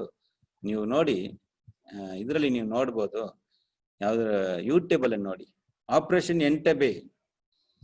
ಆಮೇಲೆ ಅವ್ರ ಹತ್ರ ಇರುವಂತ ಮಿಸೈಲ್ಸ್ ಎಂತದು ಅಂದ್ರೆ, ಅವರಲ್ಲಿ ಇರುವಂತ ಮಿಸೈಲ್ಸ್ ಅಂದ್ರೆ ಅವ್ರ ಹತ್ರ ಇರುವಂತ ಏರ್ ಫ್ಲೈಟ್, ಅದ್ರ ಮೇಲೆ ಯಾವ ಒಂದು ಬೇರೆ ತನ್ನ ವೈರಿಗಳದ್ದು ಯಾವ ಮಿಸೈಲ್ಸ್ ಬಂದು ಅವ್ರ ಫ್ಲೈಟ್ ನ ಹೊಡೆಯಕ್ಕಾಗಲ್ಲಂತೆ. ಅದ್ರಲ್ಲಿ ಒಂದು ಟೆಕ್ನಾಲಜಿ ಇಟ್ಟಿದ್ದಾರೆ. ಅಂದ್ರೆ ಅದೇನ್ ಮಾಡುತ್ತೆ ಅಂದ್ರೆ ಅವರ ಒಂದು ಅವರ ವೈರಿಗಳಿಗೆ ಕಳ್ಸುವಂತ ಮಿಸೈಲ್ಸ್ ನಂಗೆ ಡೈವರ್ಟ್ ಮಾಡಿ ಕಳ್ಸ್ಬಿಡ್ತಂತೆ. ನೋಡಿ, ಇಲ್ಲಿ ಒಂದು ಪೇಪರ್ ಕಟ್ಟಿಂಗ್ ಹಾಕಿದ್ದೀನಿ. ಇದು ತಮಿಳ್ ಪೇಪರ್ ಅಲ್ಲಿ ಬಂದಂತ ಒಂದು ಇಸ್ರೇಲ್ ಜನರ ಬಗ್ಗೆ ಬಂದಂತ ಒಂದು ನ್ಯೂಸ್. ಇದ್ರಲ್ಲಿ ಏನಿದೆ ಅಂದ್ರೆ, ಇಸ್ರೇಲ್ ದೇಶದ ಒಂದು ಆರ್ಮಿನ ಕಂಡ್ರೆ IS ಟೆರರಿಸ್ಟ್ ಗೆ ತುಂಬಾ ಭಯ ಅಂತೆ. ಆ ನ್ಯೂಸ್ ಅಲ್ಲಿ ಕೊಟ್ಟಿದ್ದಾರೆ. ಅವರೇ ಹೇಳಿರೋದು, ಅವರೇ ಕೊಟ್ಟಿರುವಂತ ಒಂದು ರಿಪೋರ್ಟ್. ಏನಂತ ಹೇಳಿದ್ದಾರೆ ಅಂದ್ರೆ, ನಮ್ಗೆ ಇಸ್ರೇಲ್ ಆರ್ಮಿನ ಕಂಡ್ರೆ ತುಂಬಾ ಭಯ ಅಂತ IS ಅವರು ಹೇಳಿದ್ದಾರೆ. IS ಟೆರರಿಸ್ಟ್ ಅವರು ಎಲ್ಲಾ ದೇಶದ ಮೇಲೆ ಬಾಂಬ್ ಹಾಕಿದ್ದಾರೆ. Even Russia, France, India, Sri Lanka ಹಲವಾರು ಕಡೆ ಅವರು ಬಾಂಬ್ ಹಾಕಿದ್ದಾರೆ. ಯಾರು? ಟೆರರಿಸ್ಟ್ಗಳು. ಆದ್ರೆ ಇನ್ನುವರೆಗೆ ಇಸ್ರೇಲ್ ಮೇಲೆ ಮಾತ್ರ ಅವ್ರ ಕೈ ಇಡಕ್ಕೆ ಭಯ. ಯಾಕೆಂದ್ರೆ ಇಸ್ರೇಲ್ ಅಲ್ಲಿರುವಂತ ಆರ್ಮೀಸು ಅವರು ಒಂದ್ ವೇಳೆ ಆಗ್ಬಿಟ್ರೆ ಅಷ್ಟೇ, ಅವ್ರು IS ಕಂಪ್ಲೀಟ್ IS ಟೆರರಿಸ್ಟ್ ನ ಒಟ್ಟಿಗೆ ತುಂಬಾ ಡಿಸ್ಟ್ರಾಯ್ ಮಾಡ್ಬಿಡ್ತಾರೆ. ಆಮೇಲೆ ಹಮಾಸ್ ಅಂತ ಒಂದು ಟೆರರಿಸ್ಟ್ ಇದ್ದಾರೆ, ಹಮಾಸ್. ಇವರು ಕೂಡ ಅಲ್ಕೊಯ್ದಾ ಇದಾರಲ್ಲ, ಬಿನ್ ಲಾಡೆನ್, ಇವರೆಲ್ಲ ಕೂಡ ಇವ್ರಿಗೆ ಎದುರಾಗಿದ್ರು. ಯಾರೆಲ್ಲ ಇವ್ರಿಗೆ ಎದುರಾಗಿದ್ರು ಅವರೆಲ್ಲ ಸತ್ತಿದ್ರು ಹೊರತು ಇವ್ರನ್ನ ಇವತ್ತುವರೆಗೆ ನಾಶ ಮಾಡಕ್ಕೆ ಆಗ್ಲಿಲ್ಲ. ನೋಡಿ, ಕಂಪ್ಲೀಟ್ ಅರಬ್ ನೇಷನ್ಸ್ ಅವ್ರನ್ನ ಕಂಡು ಭಯ ಪಡ್ತಾ ಇದ್ದಾರೆ. ನೋಡಿ ಎಷ್ಟು ಮಟ್ಟಿಗೆ ಬೆಳೆದಿದೆ ನೋಡಿ. ಅದೇ ನರ, ಮಾಂಸ, ಚರ್ಮ ಅದಕ್ಕೇನಾಯ್ತು, ಉಂಟಾಯ್ತು ಅಂದ್ರೆ ಸ್ಟ್ರಾಂಗೆಸ್ಟ್ ಕಂಟ್ರಿ ಆಗಿ ನಿಂತ್ಕೊಂಡಿದೆ. ನೋಡಕ್ಕೆ ಲೋಕದಲ್ಲಿ ಇಟ್ ವಾಸ್ ಸ್ಮಾಲೆಸ್ಟ್ ಕಂಟ್ರಿ. ಸ್ಥಳ ಜಾಗ ನೋಡೋದಾದ್ರೆ ಜಸ್ಟ್ ಒಂದು ಫ್ಲೈಟ್ ಅದ್ರ ಮೇಲೆ ಹೋಗೋದಾದ್ರೆ ಒಂದು 4 ಮಿನಿಟ್ಸ್ ಅಲ್ಲಿ ಆ ಫ್ಲೈಟ್ ಅದ್ರ ಮೇಲೆ ಕ್ರಾಸ್ ಆಗ್ಬೋದು. ನಮ್ಮ ಕೇರಳ ಸೈಜ್ ಇದೆ. ಆದ್ರೆ ಇಡೀ ಲೋಕನ ನೋಡೋದಾದ್ರೆ ಇಡೀ ಲೋಕನ ಎದುರಿಸ್ತಾ ಇದೆ ಇಸ್ರೇಲ್ ದೇಶ. ಐರೋಪಾ, ಅಮೆರಿಕ, ಆಮೇಲೆ ಈವನ್ ಎಲ್ಲ ಅರಬ್ ದೇಶಗಳು ಇವ್ರನ್ನ ಕಂಡ್ರೆ ಒಂದು ವಿಧವಾದ ಭಯ, ಇವ್ರ ಮೇಲೆ ಕೈ ಇಡಕ್ಕೆ ಭಯ. ಅದಕ್ಕೇನೆ ನೋಡಿ, ಇಸ್ರೇಲ್ಗೆ ಸುತ್ತಲೂ ವೈರಿಗಳಿದ್ದಾರೆ. All Arab nations, Iran, Iraq. ನಾವು ಏನ್ ನೋಡ್ತಾ ಇದ್ದೀವಿ, ಇಸ್ರೇಲ್ ಒಂದು ಬೆಳವಣಿಗೆ, ಇಂಪ್ರೂವ್ಮೆಂಟ್, ಡೆವಲಪ್ಮೆಂಟ್ಸ್ ನೋಡ್ತೀವಿ. The fastest develop country in the world ಯಾವ್ದಂತ ಹೇಳ್ಬೇಕಂದ್ರೆ ಇಟ್ ವಾಸ್ ಇಸ್ರೇಲ್. ಅವರಲ್ಲಿ ಯಾರು ಬಂದು ಬೇರೆ ದೇಶದಿಂದ ಯಾವುದು ಇಂಪೋರ್ಟ್ ಮಾಡಲ್ಲಂತೆ. 90% ಅಂದ್ರೆ ಅವರು ಮ್ಯಾನುಫ್ಯಾಕ್ಚರಿಂಗ್ ಮಾಡ್ತಾರೆ. ಅವ್ರಿಗೆ ಬೇಕಾದಂತ ಎಲ್ಲಾ ವಸ್ತುಗಳನ್ನ ಅವ್ರ ದೇಶದಲ್ಲೇ ಮ್ಯಾನುಫ್ಯಾಕ್ಚರ್ ಮಾಡ್ಕೊಳ್ತಾರೆ. ಅವರ ಒಂದು ಹಣ್ಣು, fruits, vegetables they are exporting to other countries. Very very ಏನು ತುಂಬಾ ಒಂದು ಒಳ್ಳೆ ಹೈ ಬ್ರೀಡ್ ನೋಡಿ. ಅಂತ ಒಂದು ಇದ್ರಲ್ಲಿ ಟೆಕ್ನಾಲಜಿಕಲಿ ನೋಡೋದಾದ್ರೆ, ನಾವು IT ಯಲ್ಲಿ ನೋಡೋದಾದ್ರೆ, ಇಸ್ರೇಲ್ ಬಂದು IT ಯಲ್ಲಿ ಕೂಡ ಮೊದಲನೇ ಸ್ಥಾನದಲ್ಲಿ ಇದೆ. ಎಲ್ಲರೂ ಏನ್ ಹೇಳ್ತಾ ಇದ್ದಾರೆ ಅಂದ್ರೆ, Israel is controlling all the complete earth ನ ಅದು ಕಂಟ್ರೋಲ್ ಮಾಡ್ತಾ ಇದೆ ಅಂತ ಒಂದು ವಿಧವಾದ ಒಂದು ಸಂದೇಹಗಳು ಎಲ್ಲರಿಗೂ ಇದೆ. ಹೌದು, ಅದು ನಿಜಾನೇ. ಆಲ್ಮೋಸ್ಟ್ ದೊಡ್ಡ ದೊಡ್ಡ ಕಂಪನಿಗಳೆಲ್ಲ ಯಾರ್ದಂತ ನೋಡ್ಬೇಕಾದ್ರೆ, almost the biggest companies are belongs to Israel. IT companies, Microsoft, Apple, ಈ ತರ ಒಳ್ಳೆ ಹೆಸರು ಪಡ್ಕೊಂಡಿರುವ ಕಂಪನೀಸ್ಗಳು all are belongs to the Israel. ಅದರ ಸೈಂಟಿಸ್ಟ್ಗಳು, ಈ ತರ ಏನಾಗಿದೆ, ಈ ದೇಶ ಒಂದು ಉನ್ನತ ಸ್ಥಾನಕ್ಕೆ ಇವಾಗ ಬಂದಿದೆ. ನೀವು ಹೋಗಿ ಇನ್ನ ಡೀಟೇಲ್ ನೀವು ತಿಳಿಬಹುದು. ಯೂಟ್ಯೂಬ್ ಅಲ್ಲಿ ಹಾಕಿದ್ರೆ ನಿಮ್ಗೆ ಹಲವಾರು ವಿಷಯಗಳು ಬಂದ್ಬಿಡುತ್ತೆ. ನಾವು ಯೂಸ್ ಮಾಡ್ತಾ ಇರುವಂತ ಮೊಬೈಲ್ ಫೋನು, ಆಮೇಲೆ ಪೆನ್ ಡ್ರೈವ್, ಈ ತರ ಹಲವಾರು ವಿಷಯಗಳನ್ನ ಅವ್ರು ಏನ್ ಮಾಡಿದ್ದಾರೆ, ಕಂಡು ಹಿಡಿದಿದ್ದಾರೆ. ಇಸ್ರೇಲ್ ಜನರ ಒಂದು ನೀವು ಡಿಸ್ಕವರೀಸ್ ಹಾಕಿದ್ರೆ ಅಷ್ಟು ವಿಷಯಗಳನ್ನ ಏನ್ ಮಾಡಿದ್ದಾರೆ, ಕಂಡಿದ್ದಾರೆ. ನೋಬೆಲ್ ಪ್ರೈಸ್, ತುಂಬಾ ಹಲವಾರು ಪ್ರೈಸ್ಗಳನ್ನ ಪಡ್ಕೊಂಡಿದ್ದಾರೆ ಇಸ್ರೇಲ್ ಆ ದೇಶ. ಈ ತರ ಈ ದೇಶದ ಒಂದು ವಿಷಯಗಳನ್ನ ನಾವು ಇಷ್ಟು ಮಟ್ಟಿಗೆ ನೋಡ್ಕೊಂಡು ಬಂದಿದ್ದೀವಿ. ಸುಮಾರು ಹಲವಾರು ಯುದ್ಧಗಳನ್ನ ಮಾಡಿದ್ದಾರೆ, ಒಂದು ಯುದ್ಧನೂ ಅವ್ರು ಸೋತಿಲ್ಲ. ಯುದ್ಧಗಳು ನೋಡೋದಾದ್ರೆ, ಯುದ್ಧಗಳ ಲಿಸ್ಟ್ ನೋಡೋದಾದ್ರೆ, ವಾರ್ ಆಫ್ ಇಂಡಿಪೆಂಡೆನ್ಸ್ ಅಂತ ಒಂದು ಯುದ್ಧ ಮಾಡಿದ್ರು. ಸುಮಾರು 9 ತಿಂಗಳು ಯುದ್ಧ ನಡೀತು. ಅಂದ್ರೆ ಅವರು ಸ್ವತಂತ್ರ ಪಡ್ಕೊಂಡು ಮಾರನೇ ದಿವಸದಿಂದನೇ ವಾರ್ ಸ್ಟಾರ್ಟ್ ಮಾಡ್ಬಿಟ್ರು ಅರಬ್ ದೇಶದವರೆಲ್ಲ ಸೇರಿ. ಆದ್ರೆ ನೋಡಿ, ಇವಾಗ್ಲೇ ಅವ್ರು ಏನ್ ಮಾಡಿದ್ದಾರೆ, ಇವಾಗ್ಲೇ ಒಂದು ದೇಶವಾಗಿ ಉಂಟಾಗಿದ್ದಾರೆ. ಇವಾಗ್ಲೇ ಮಗು ಅವರು, ಇವಾಗ್ಲೇ ಫೈಟ್ ಅಂದ್ರೆ ಹೆಂಗೆ? ಹಂಗ ನೋಡ್ಬೇಕಾದ್ರೆ ಅದ್ಭುತವಾಗಿ ಸುಮಾರು ಒಂದು 5-6 ದೇಶಗಳನ್ನ ಅವ್ರು ಏನ್ ಮಾಡಿದ್ದಾರೆ, ಅವ್ರನ್ನೆಲ್ಲ ಎದುರಿಸಿದ್ದಾರೆ, ಜಯಿಸಿದ್ದಾರೆ. ಇಂಡಿಯಾ ನೋಡಿ, ಇಂಡಿಯಾ ಪಾಕಿಸ್ತಾನ್ ಜೊತೆಗೆ ಜಗಳ ಆಡ್ತಾನೆ ಪಾಕಿಸ್ತಾನ ನಮ್ಮನ್ನ ಎದುರಿಸ್ತಾರೆ. ಒಂದು ಚಿಕ್ಕ ಕಂಟ್ರಿ, ನಮ್ಮ ಸ್ಟೇಟ್ ಇಂಡಿಯಾದಿಂದ ಹೋದಂತ ಒಂದು ಸ್ಟೇಟ್. ಬಟ್ ಇದುವರೆಗೆ ಪಾಕಿಸ್ತಾನ್ ನಮ್ಮನ್ನ ಎದುರಿಸ್ತಾ ಇದೆ.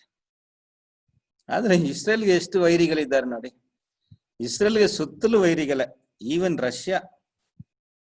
ಆದ್ರೆ ಬ್ರಿಟನ್ ಮತ್ತು ಅಮೆರಿಕ ಬಿಟ್ರೆ ಇಡೀ ಲೋಕನೇ ಅವ್ರಿಗೆ ವೈರಿ ಅಂತಾನೆ ಹೇಳ್ಬೇಕು. ಆದ್ರೂ ಕೂಡ ಚಾಲೆಂಜ್ ಮಾಡ್ತದೆ, ಯಾರು ನಮ್ಮ ಮೇಲೆ ಮುಟ್ಟಕ್ಕಾಗಲ್ಲ, ಕೈ ಹಾಕಕ್ಕಾಗಲ್ಲ. ಯಾಕೆ, ಒಂದು ಯಹೂದ್ಯರನ್ನ ಸಾಯಿಸಿದ್ರೆ 200 ಫೆಲಿಸ್ಟಿಯನ್ಸ್ ನ ಸಾಯಿಸ್ತಾರೆ ಅವರು. ಅವರ ಜನರಿಗೆ ಏನೂ ಆಗ್ಬಾರ್ದು, ಆದ್ರೆ ಪ್ರಾಣ ಕೊಟ್ಟು ಕಾಪಾಡ್ತಾರೆ. ಆತ ಒಂದು ತನ್ನ ಜನರ ಮೇಲೆ ಅಂತ ಒಂದು ಅವ್ರಿಗೇನಿದೆ ಪ್ರೀತಿ, ತನ್ನ ಸಹೋದರ ಮೇಲೆ ಪ್ರೀತಿ, ತನ್ನ ದೇಶದ ಮೇಲೆ ಪ್ರೀತಿ, ಆ ತರ ಒಂದು ಸ್ಥಾನದಲ್ಲಿ ಇದೆ. ಸರಿ, ಇದುವರೆಗೆ ಇಸ್ರೇಲ್ ಈ ತರ ಚಾಲೆಂಜಿಂಗ್ ಕಂಟ್ರಿ, ವೈರಿಗಳ ಮಧ್ಯದಲ್ಲಿ ಚಾಲೆಂಜ್ ಆಗಿರೋದು ತುಂಬಾ ಕಷ್ಟ ಅಲ್ವಾ? ನೋಡಿ, ನಮ್ಗೆ 2 ವೈರಿಗಳಿದ್ದಾರೆ, ಒಂದು ಪಾಕಿಸ್ತಾನ, ಇನ್ನೊಂದು ಚೈನಾ. ಅವ್ರನ್ನ ನಾವು ಎದುರ್ಸಕ್ಕೆ ಇನ್ನೂವರೆಗೆ ಕಷ್ಟ ಪಡ್ತಾ ಇದೀವಿ. ಆದ್ರೆ ಇಸ್ರೇಲ್ಗೆ ಎಲ್ಲರೂ ವೈರಿಗಳೇ, ಬಟ್ ದೇ ಆರ್ ಫೇಸಿಂಗ್, ಇದುವರೆಗೆ ಫೈಟ್ ಮಾಡ್ತಾ ಇದ್ದಾರೆ. ಇವಾಗ ಇನ್ನೂ ಹಲವಾರು ವಿಷಯಗಳನ್ನ ಅದ್ರ ಮುಖಾಂತರ ತಿಳ್ಕೊಳ್ಳಿ. ಸರಿ, ನೆಕ್ಸ್ಟ್ ಪಾಯಿಂಟ್ಗೆ ಹೋಗೋಣ. ನೆಕ್ಸ್ಟ್ ಪಾಯಿಂಟ್ ಏನಂದ್ರೆ, ನಾವು ಫಸ್ಟ್ ಚರಿತ್ರೆ ನೋಡ್ದೋ, ಹಿಸ್ಟ್ರಿ ಆಫ್ ಇಸ್ರೇಲ್. ಈಗ present, what was present condition of Israel. ಈಗ ಇಸ್ರೇಲ್ ಬಗ್ಗೆ, ಇಸ್ರೇಲ್ ವಿಷಯ ಏನಾಗಿ ನಡೀತಾ ಇದೆ ಅಂತ ನೋಡ್ತಾ ಇದ್ವಿ. So what is the future of Israel? Israel ಒಂದು ಫ್ಯೂಚರ್ನ ನೋಡ್ಬಿಟ್ಟು ಒಂದು 10 ಮಿನಿಟ್ಸ್ ಅಲ್ಲಿ ಪಾಠನ ಮುಗಿಸ್ಬಿಡೋಣ. ಫ್ಯೂಚರ್ ಏನಾಗುತ್ತೆ ಇಸ್ರೇಲ್ ಅಂದ್ರೆ, ಇದ್ರ ಬಗ್ಗೆ ನಮ್ಗೆ ಪ್ರವಾದನೆ ಹೇಳಲ್ಪಟ್ಟಿದೆ. ಅದು ಸಕರ್ಯ 14ನೇ ಓದೋಣ. ಬನ್ನಿ, ಸಕರ್ಯ 14 ಚಾಪ್ಟರ್ ವರ್ಸ್ 2 ಇಂದ ಓದೋಣ.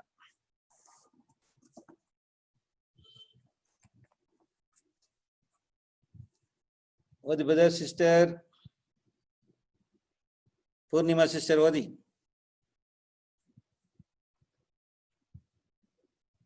ಪೂರ್ಣಿಮಾ ಸಿಸ್ಟರ್ ಎಷ್ಟು ಬ್ರದರ್? ಬ್ರದರ್ ಓದ್ತೀನಿ ಬ್ರದರ್. ಓದಿ ಜಕರಿಯಾ ಜಕೀರ 14:2 ಓದಿ. ಇಲ್ಲಿ ಗಲಾಟೆ ಸ್ವಲ್ಪ ಜಕರಿಯಾ. ಹಾ. ನಾನು ಸಕಲ ಜನಾಂಗಗಳನ್ನು ಯೆರೂಸಲೇಮಿಗೆ ವಿರೋಧವಾಗಿ ಕೂಡಿಸುವೆನು. ಅವು ಪಟ್ಟಣವನ್ನು ಆಕ್ರಮಿಸಿಕೊಂಡು ಮನೆಗಳನ್ನು ಸೊರೆ ಮಾಡಿ ಹೆಂಗಸರನ್ನು ಕೆಡಿಸುವವು. ಪಟ್ಟಣದ ಅರವಾಸಿ ಜನರು ಸೆರೆಗೆ ಹೋಗುವರು, ಮಿಕ್ಕವರು ಪಟ್ಟಣದಲ್ಲೇ ಉಳಿಯುವರು. Okay, very good. 14ನೇದಲ್ಲಿ ಹೋದಾಗ ಏನ್ ಹೇಳ್ತಾ ಇದೆ ಅಂದ್ರೆ, ದೇವ್ರು ಏನ್ ಮಾಡ್ತಾರಂದ್ರೆ ಎಲ್ಲರ ಸುತ್ತಲಿರುವಂತ ಎಲ್ಲಾ ಜನರನ್ನ ನಾನು ಸಕಲ ಜನಾಂಗಗಳನ್ನು ಯೆರೂಸಲೇಮಿಗೆ ವಿರುದ್ಧವಾಗಿ ಕೂಡಿಸುವೆನು. ಓಕೆನಾ? ಏನ್ ಹೇಳ್ತಾರೆ ಅಂದ್ರೆ, ಇವಾಗ ಏನ್ ನಡೀತಾ ಇದೆ ಅಂದ್ರೆ, ನೆಕ್ಸ್ಟ್ ವಾಟ್ ವಾಸ್ ನೆಕ್ಸ್ಟ್ ಅಂತ ನೋಡೋದಾದ್ರೆ, ದೇವರು ಇಸ್ರೇಲ್ ಜನರಿಗೆ ವಿರೋಧವಾಗಿ ಎಲ್ಲ ದೇಶದವ್ರನ್ನ ಸೇರ್ತಾರೆ. ನೋಡಿ ಇಂಗ್ಲಿಷ್ ಅಲ್ಲಿ ನೋಡಿ, for I will gather all nation against Jerusalem to the battle. ಯುದ್ಧ, the final war. Final war ಯಾವ ವಾರ್ ಅಂದ್ರೆ, this was the third world war. 3ನೇ ಲೋಕ ಯುದ್ಧ ಯಾರ ಒಂದು ವಿಷಯವಾಗಿ ನಡೀತದೆ ಅಂದ್ರೆ, it was against Jerusalem, it was against Israel. ಎಲ್ಲ ದೇಶದವರು ಸೇರಿ ಇಸ್ರೇಲ್ ಮೇಲೆ ಯುದ್ಧಕ್ಕೆ ಬರ್ತಾರೆ. ಆವಾಗ ಇಸ್ರೇಲ್ ಒಂದು ಸ್ಥಿತಿ ಹೆಂಗಂದ್ರೆ, ಆ ಸಿಟಿ ಏನಾಗುತ್ತೆ, ಸಿಟಿನ ಹಿಡ್ಕೊಬಿಡ್ತಾರೆ. The houses trifle and the women's raised, and half of the city shall go forth into captivity. ಅರ್ಧ ಇಸ್ರೇಲ್ ನ ನಾಶನ ಮಾಡ್ಬಿಡ್ತಾರೆ. ಆದ್ರೆ ಆಮೇಲೆ ಏನಾಗುತ್ತೆ, 3ನೇ ವಚನ ಓದಿ, 3rd verse.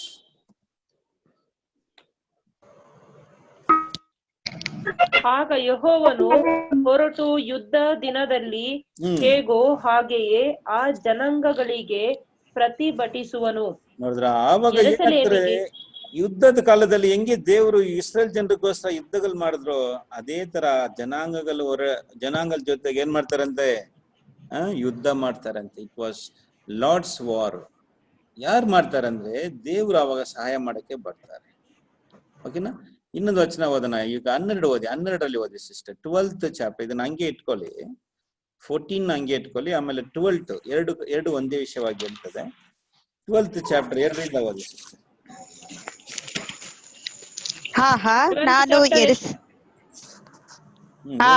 ನಾನು ಯೆರೂಸಲೇಮನ್ನು ಸುತ್ತಣ ಸಕಲ ಜನಾಂಗಗಳಿಗೆ ಅಮಲೇರಿಸಿ ಓಲಾಡಿಸುವ ಬೋಗುಣಿಯನ್ನಾಗಿ ಮಾಡುವೆನು. ಯೆರೂಸಲೇಮಿಗೆ ಮುತ್ತಿಗೆ ಹಾಕುವಾಗ ಯೆಹೂದಕ್ಕೂ ಇಕ್ಕಟ್ಟಾಗುವುದು. ಓದಿ ಸಿಸ್ಟರ್. ಓದ್ರ ಆಮೇಲೆ ಕಂಟಿನ್ಯೂ ಮಾಡಿ ಸರ್.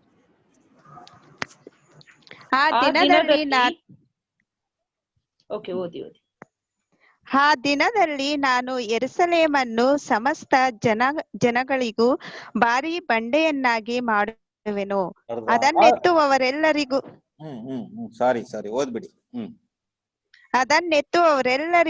ಕಡುಗಾಯವಾಗುವುದು. ಲೋಕದ ಸಕಲ ರಾಜ್ಯಗಳು ಅದನ್ನೆತ್ತಿ ಹಾಕಲು ಕೂಡಿ ಬರುವವು.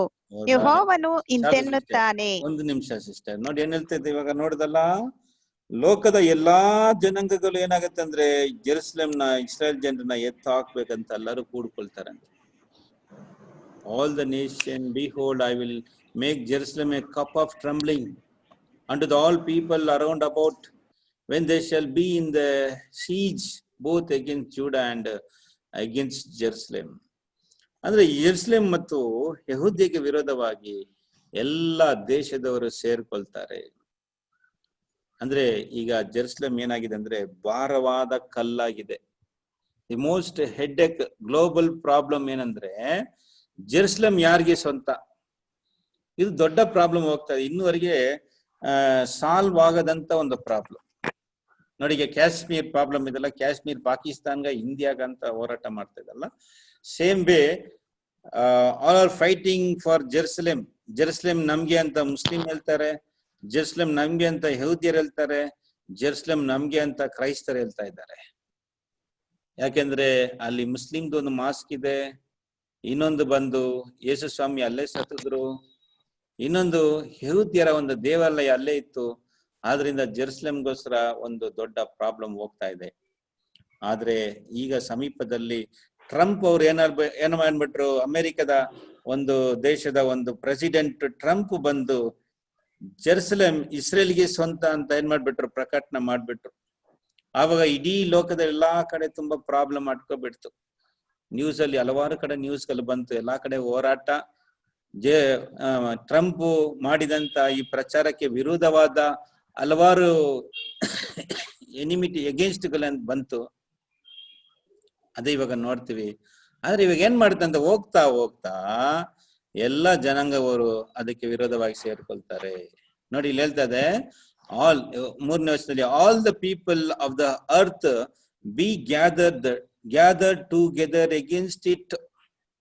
ಎಲ್ಲಾ ದೇಶ ನೋಡಿ ಯೋಚನೆ ಮಾಡಿ, ಏನಂದ್ರೆ ಕಂಪ್ಲೀಟ್ ಇಡೀ ಲೋಕದಲ್ಲಿ ನೋಡ್ತೀವಿ 193 ದೇಶಗಳಿದೆ ವರ್ಲ್ಡ್ ಅಲ್ಲಿ, ಅದಕ್ಕಿಂತ ಹೆಚ್ಚಿದೆ. ಆದ್ರಿಂದ ಆ ಎಲ್ಲಾ ದೇಶದವರು ಒಂದು ದೇಶಕ್ಕೆ ವಿರೋಧವಾಗಿ ಸೇರ್ಕೊಂಡ್ರೆ ಆ ದೇಶದ ಗತಿ ಏನು ಅಲ್ವಾ? ಅಂತ ಸಮಯದಲ್ಲಿ ದೇವರು ಬಂದವ್ರಿಗೆ ಏನ್ ಮಾಡ್ತಾರೆ, ಸಹಾಯ ಮಾಡ್ತಾರೆ. ಎಂತ ಅದ್ಭುತವಾದ ಸಹಾಯ ಅಂದ್ರೆ, ಈಗ ಕಂಟಿನ್ಯೂ ಮಾಡಿ ಸಿಸ್ಟರ್, 4ನೇ ವಚನ ಓದಿ, 4th verse. ಯೆಹೋವನು ಲೋಕದ ಸಕಲ ಓದಿ ಸಿಸ್ಟರ್. ಯಾವುದು brother? 4th verse, 12th chapter, 4th verse. ಯೆಹೋವನು ಇಂತೆನ್ನುತ್ತಾನೆ, ಆ ದಿನದಲ್ಲಿ ನಾನು ಎಲ್ಲಾ ಕುದುರೆಗಳಿಗೆ ತಬ್ಬಿಬ್ಬನ್ನು ಉಂಟು ಮಾಡುವೆನು, ಸಾವರರನ್ನು ಭ್ರಮೆಗೊಳಿಸುವೆನು, ಯಹೂದ ವಂಶವನ್ನು ಕಟಾಕ್ಷಿಸಿ ಜನಾಂಗಗಳ ಅಶ್ವಗಳನ್ನೆಲ್ಲ ಕುರುಡು ಮಾಡುವೆನು. ಆಗ ಯಹೂದ ಓಕೆ, ಸಾಕು ಸಿಸ್ಟರ್. ಈಗ ಯುದ್ಧ ಬಂದ್ಬಿಟ್ರೆ ಹೆಂಗೆ ಯಾರು ಜಯಿಸೋದು? Who will win?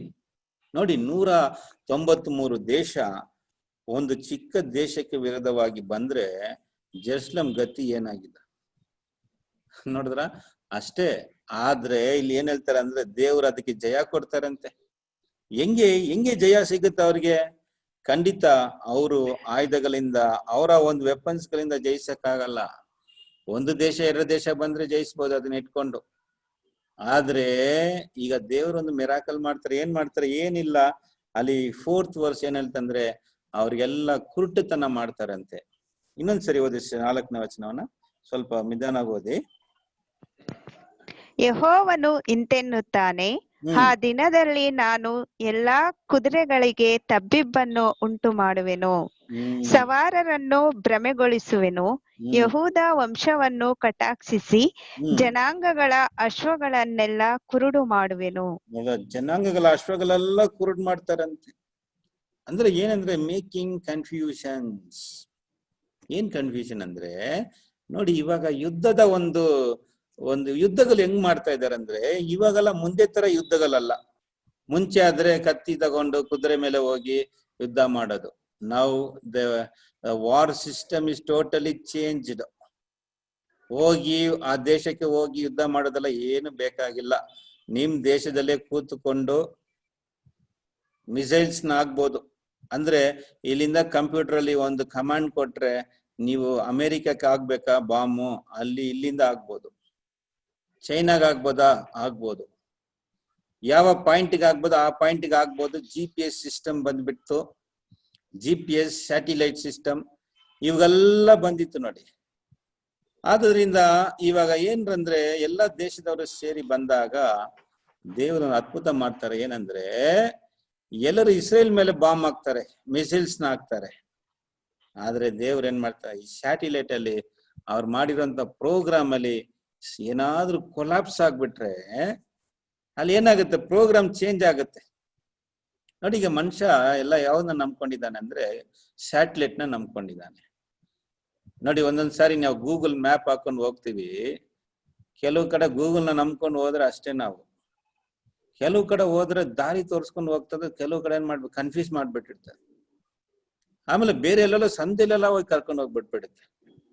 ನೀವೆಲ್ಲ ಎಕ್ಸ್ಪೀರಿಯನ್ಸ್ ಮಾಡಿದ್ದೀರಾ? ಆ ತರ ಆಗಿರ್ಬೇಕು. ನಮ್ಗೆ ಆಗಿದೆ. ಕೆಲವು ಕಡೆ ಈ ಮ್ಯಾಪ್ ನ ನೋಡ್ಕೊಂಡು ಹೋಗ್ತೀವಿ ಅಂದ್ರೆ GPS ಮುಖಾಂತರ ಅದಾಗುತ್ತೆ, ಕೆಲಸ ಆಗುತ್ತೆ. ಆದ್ರೆ ಇಟ್ ವಾಸ್ ನಾಟ್ 100% ಪರ್ಫೆಕ್ಟ್. ಅದೇ ತರ ಮನುಷ್ಯ ಸ್ಯಾಟಲೈಟ್ ನ ಬೇಸ್ ಮಾಡಿ ಈಗ ನೋಡಿ, ಈಗ ಎಷ್ಟು ಮಿಸೈಲ್ಸ್ ಗಳು ಇದೆ ಅಂದ್ರೆ ಲೋಕದಲ್ಲಿ ಎಲ್ಲ ದೇಶದವರ ಹತ್ರ. ನಮ್ಮ ಇಂಡಿಯಾದಲ್ಲಿ ಕೂಡ ಪವರ್ಫುಲ್ ಮಿಸೈಲ್ಸ್ ಇದೆ. ನಮ್ಮ ಇಂಡಿಯಾದಲ್ಲಿ ಬ್ರಹ್ಮೋಸ್ ಅನ್ನೋದೇ ತುಂಬಾ ಪವರ್ಫುಲ್ ಮಿಸೈಲ್ಸ್. ಸುಮಾರು 5,000 ಕಿಲೋಮೀಟರ್ ದೂರದಲ್ಲಿ ಏನಾಗುತ್ತೆ, ಬಾಂಬ್ ನ ಹಾಕೊಳ್ಳುವ ಶಕ್ತಿ ಇದೆ ಅದರಲ್ಲಿ. ಎಷ್ಟು ಮಟ್ಟಿಗೆ ಟ್ರಾವೆಲ್ ಮಾಡುತ್ತೆ ಅಂದ್ರೆ ಲೈಟ್ ಟ್ರಾವೆಲ್ ಮಾಡೋದಕ್ಕಿಂತ ಸುಮಾರು 14 ಟೈಮ್ ಫಾಸ್ಟ್ ಆಗಿ ಟ್ರಾವೆಲ್ ಮಾಡುತ್ತೆ. ಆದ್ರೆ ಇಲ್ಲಿಂದನೇ ನಾವು ಆಗ್ಬೋದು ಥ್ರೂ ಸ್ಯಾಟಲೈಟ್, GPS ಇದನ್ನೆಲ್ಲ ಇಟ್ಕೊಂಡು ಮಾಡ್ತಾರೆ. ಆದ್ರೆ ಇವಾಗ ಏನಾಗುತ್ತೆ ಅಂದ್ರೆ ದೇವರು ಸ್ಯಾಟಲೈಟ್ ಅಲ್ಲಿ ಏನಾದ್ರು ಕೊಲಾಪ್ಷನ್ ಆಗ್ಬಿಟ್ರೆ ಅಲ್ಲಿ ಕನ್ಫ್ಯೂಷನ್ ಆಗುತ್ತೆ. ಹೆಂಗಾಗತ್ತೆ ಅಂದ್ರೆ ಇವಾಗ ನೋಡಿ, ಈಗ ಚೈನಾ ಏನ್ ಮಾಡ್ತಾನೆ, ಇವಾಗ ಚೈನಾ ಬಂದು ಇಸ್ರೇಲ್ ಮೇಲೆ ಬಾಂಬ್ ಹಾಕಕ್ಕೆ ಹಾಕ್ತಾನೆ, ಮಿಸೈಲ್ಸ್ ನ ಹಾಕ್ತಾನೆ. ಆದ್ರೆ ಆ ಮಿಸೈಲ್ಸ್ ಚೈನಾ ಹಾಕಿರುವಂತ ಮಿಸೈಲ್ ಇಸ್ರೇಲ್ ಮೇಲೆ ಹೋಗಿ ಬೀಳಲ್ಲ, ಅದು ಹೋಗಿ ರಷ್ಯಾದ ಮೇಲೆ ಬಿಡುತ್ತದೆ. ಆಗ ರಷ್ಯಾದವನ್ ಏನ್ ಮಾಡ್ತಾನೆ, ಅವು ನನ್ ಜೊತೆಲಿ ಇದ್ಕೊಂಡು ನನ್ ಮೇಲೆ ನೀನ್ ಮಿಸೈಲ್ಸ್ ಹಾಕ್ಬಿಟ್ಟ ಅಂತ ಈಗ ರಷ್ಯಾಗೂ ಚೈನಾಗೂ ಯುದ್ಧ ಸ್ಟಾರ್ಟ್ ಆಗ್ಬಿಡುತ್ತೆ. ಅದೇ ತರ ಅಮೆರಿಕ ಆಗ್ತಾನೆ, ಅಮೆರಿಕ ಆಗ್ಬೇಕಾದ್ರೆ ಅದು ಹೋಗಿ ಬ್ರಿಟನ್ ಮೇಲೆ ಬೀಳುತ್ತೆ. ಬ್ರಿಟನ್ ಏನ್ ಮಾಡ್ತಾನೆ, ನನ್ ಮೇಲೆ ನೀನ್ ಆಗ್ಬಿಟ್ಟ ಅಂತ ಬ್ರಿಟನ್ಗೂ ಅಮೆರಿಕಾಗೂ ಜಗಳ. ಅದೇ ತರ ಅರಬ್ ದೇಶದವರು ಪಾಕಿಸ್ತಾನ್ಗೆ ಆಮೇಲೆ ಚೈನಾಗೂ ಈ ತರ ಅವ್ರವರಲ್ಲೇ ಜಗಳನ ಉಂಟು ಮಾಡ್ತಾರೆ ದೇವರು. ದ ಫೈಟ್ ವಿತ್ ಅವ್ರವ್ರಿಗೆ ಜಗಳ ಆಡ್ಕೊಂಡು ಅವ್ರವ್ರೆ ಓಡ್ಕೊಂಡು ಸತ್ತೋಗ್ತಾರೆ. ಅದೇ ಗಿದ್ಯೋನ್ ಟೈಮ್ ಈ ತರ ಯುದ್ಧ ನಡೆದಿದೆ ನೋಡಿ. ಯುದ್ಧ ಕಾಲದಲ್ಲಿ ಹೆಂಗೆ ಯುದ್ಧ ಮಾಡುದು ಅದೇ ತರ ಮಾಡ್ತೀನಿ ಅಂತ ಹೇಳಿದ್ರಲ್ಲ, ಇವಾಗ ಓದಿದ ವಚನ ಅಲ್ಲ, ದೇವ್ರು ಹೆಂಗೆ ಯುದ್ಧ ಮಾಡ್ತಾರಂದ್ರೆ ಆ ವಚನ ಇನ್ನೊಂದ್ಸರಿ ಓದಿ 14ನೇ ಅಧ್ಯಾಯದಲ್ಲಿ 2ನೇ ವಚನ ಓದಿ. ಸಗರಿ 14:2.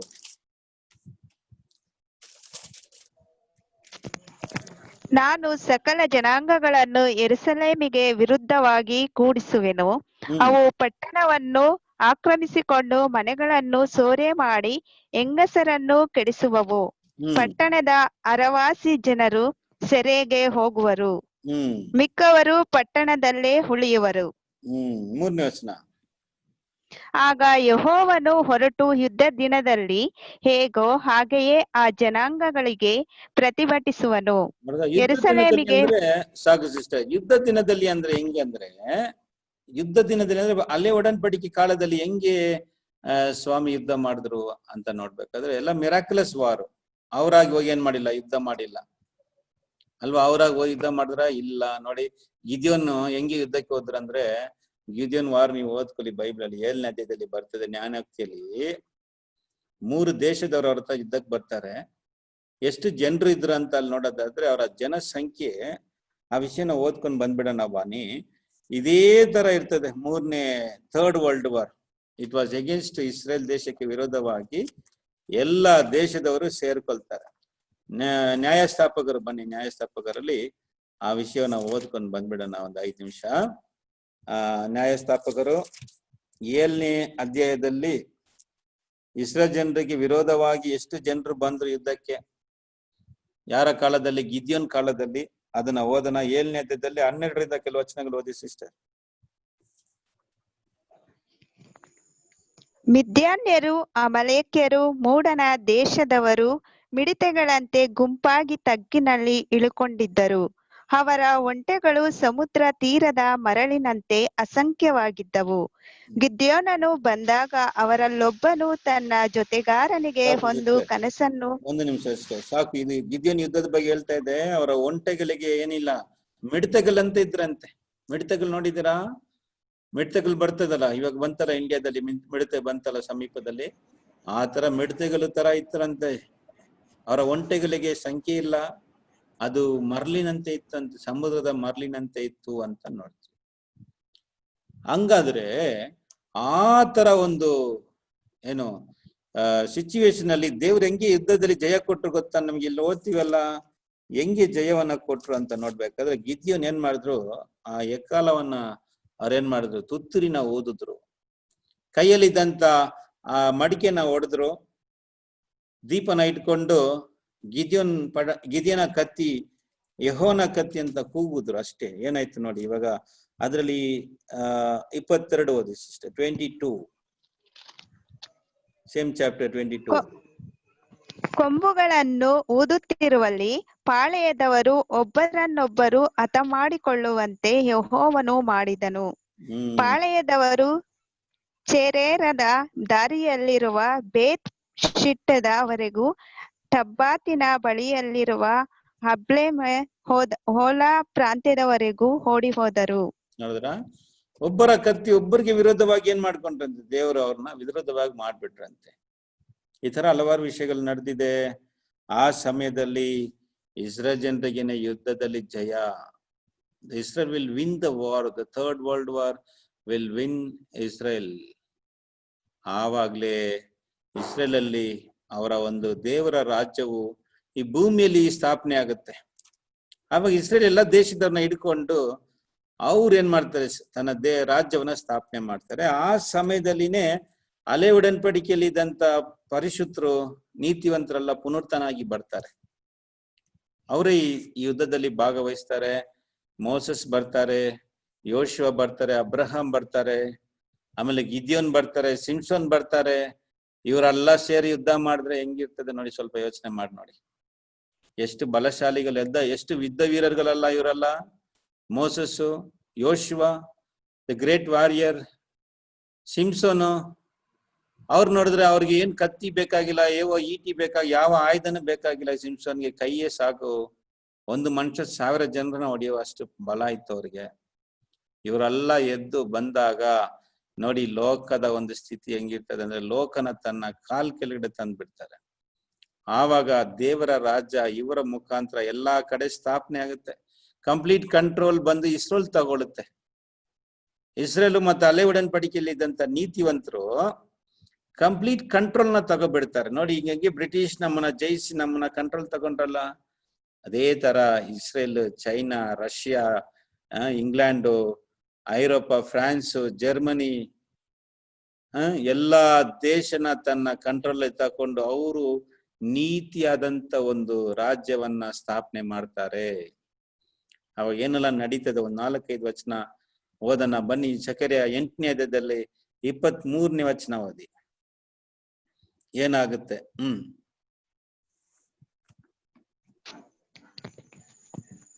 ಸೇನಾಧೀಶ್ವರ ಯೆಹೋವನು ಇಂತೆನ್ನುತ್ತಾನೆ, ಆ ಕಾಲದಲ್ಲಿ ಜನಾಂಗಗಳ ವಿವಿಧ ಭಾಷೆಗಳವರಾದ 10 ಜನರು ಯೆಹೂದ್ಯನೊಬ್ಬನ ಸೆರಗನ್ನು ಹಿಡಿದುಕೊಂಡು, ನಾವು ನಿಮ್ಮೊಂದಿಗೆ ಬರುವೆವು, ದೇವರು ನಿಮ್ಮ ಸಂಗಡ ಇದ್ದಾನೆಂಬ ಸುದ್ದಿಯು ನಮ್ಮ ಕಿವಿಗೆ ಬಿದ್ದಿದೆ ಎಂದು ಹೇಳುವರು.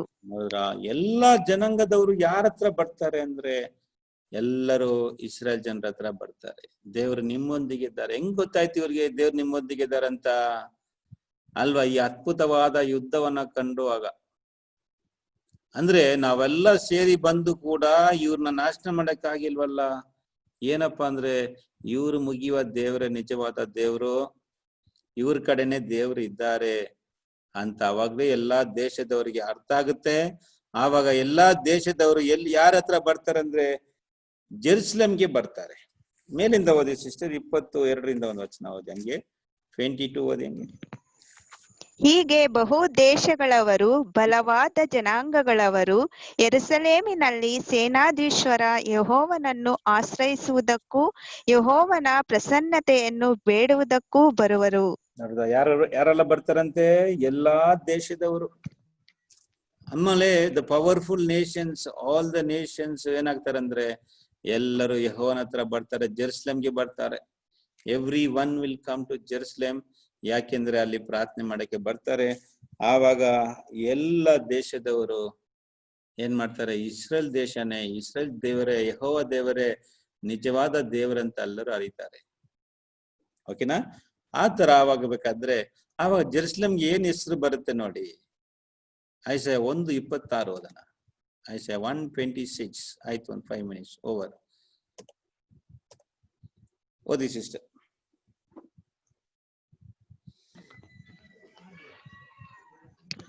ಪೂರ್ವದಲ್ಲಿ ನಿನಗಿದ್ದಂತ ನ್ಯಾಯಾಧಿಪತಿಗಳನ್ನು, ಮಂತ್ರಾಲೋಚಕರನ್ನು ಪುನಃ ಒದಗಿಸಿಕೊಡುವೆನು. ಆಮೇಲೆ ನೀನು ಧರ್ಮಪುರಿ ಎಂತಲೂ ಸುರತ ನಗರಿ ಎಂತಲೂ ಅನ್ನಿಸಿಕೊಳ್ಳುವಿ. ನೋಡಿದ್ರ ದೇವ್ರು ಏನ್ ಮಾಡ್ತಾರ ಅಂತ ನೋಡಿ, I will restore thy judges. ನೋಡಿದ್ರ ಜಡ್ಜಸ್ ಇದ್ರಲ್ಲ, ಸಿಮ್ಸೋನ್, ಫಾರಾಕ್, ಯೆಫ್ತಾ, ಜೋಶುವಾ, ಸ್ಯಾಮ್ಯುಯಲ್, ಇವರೆಲ್ಲ ಎಂತ ಜಡ್ಜಸ್? ನೀತಿಯಾದಂತ ಜಡ್ಜಸ್. ಡೇವಿಡ್, ಇವರೆಲ್ಲ ರೂಲ್ ಮಾಡಿದ್ರೆ ಹೆಂಗ್ ರೂಲ್ ಮಾಡ್ತಾರೆ?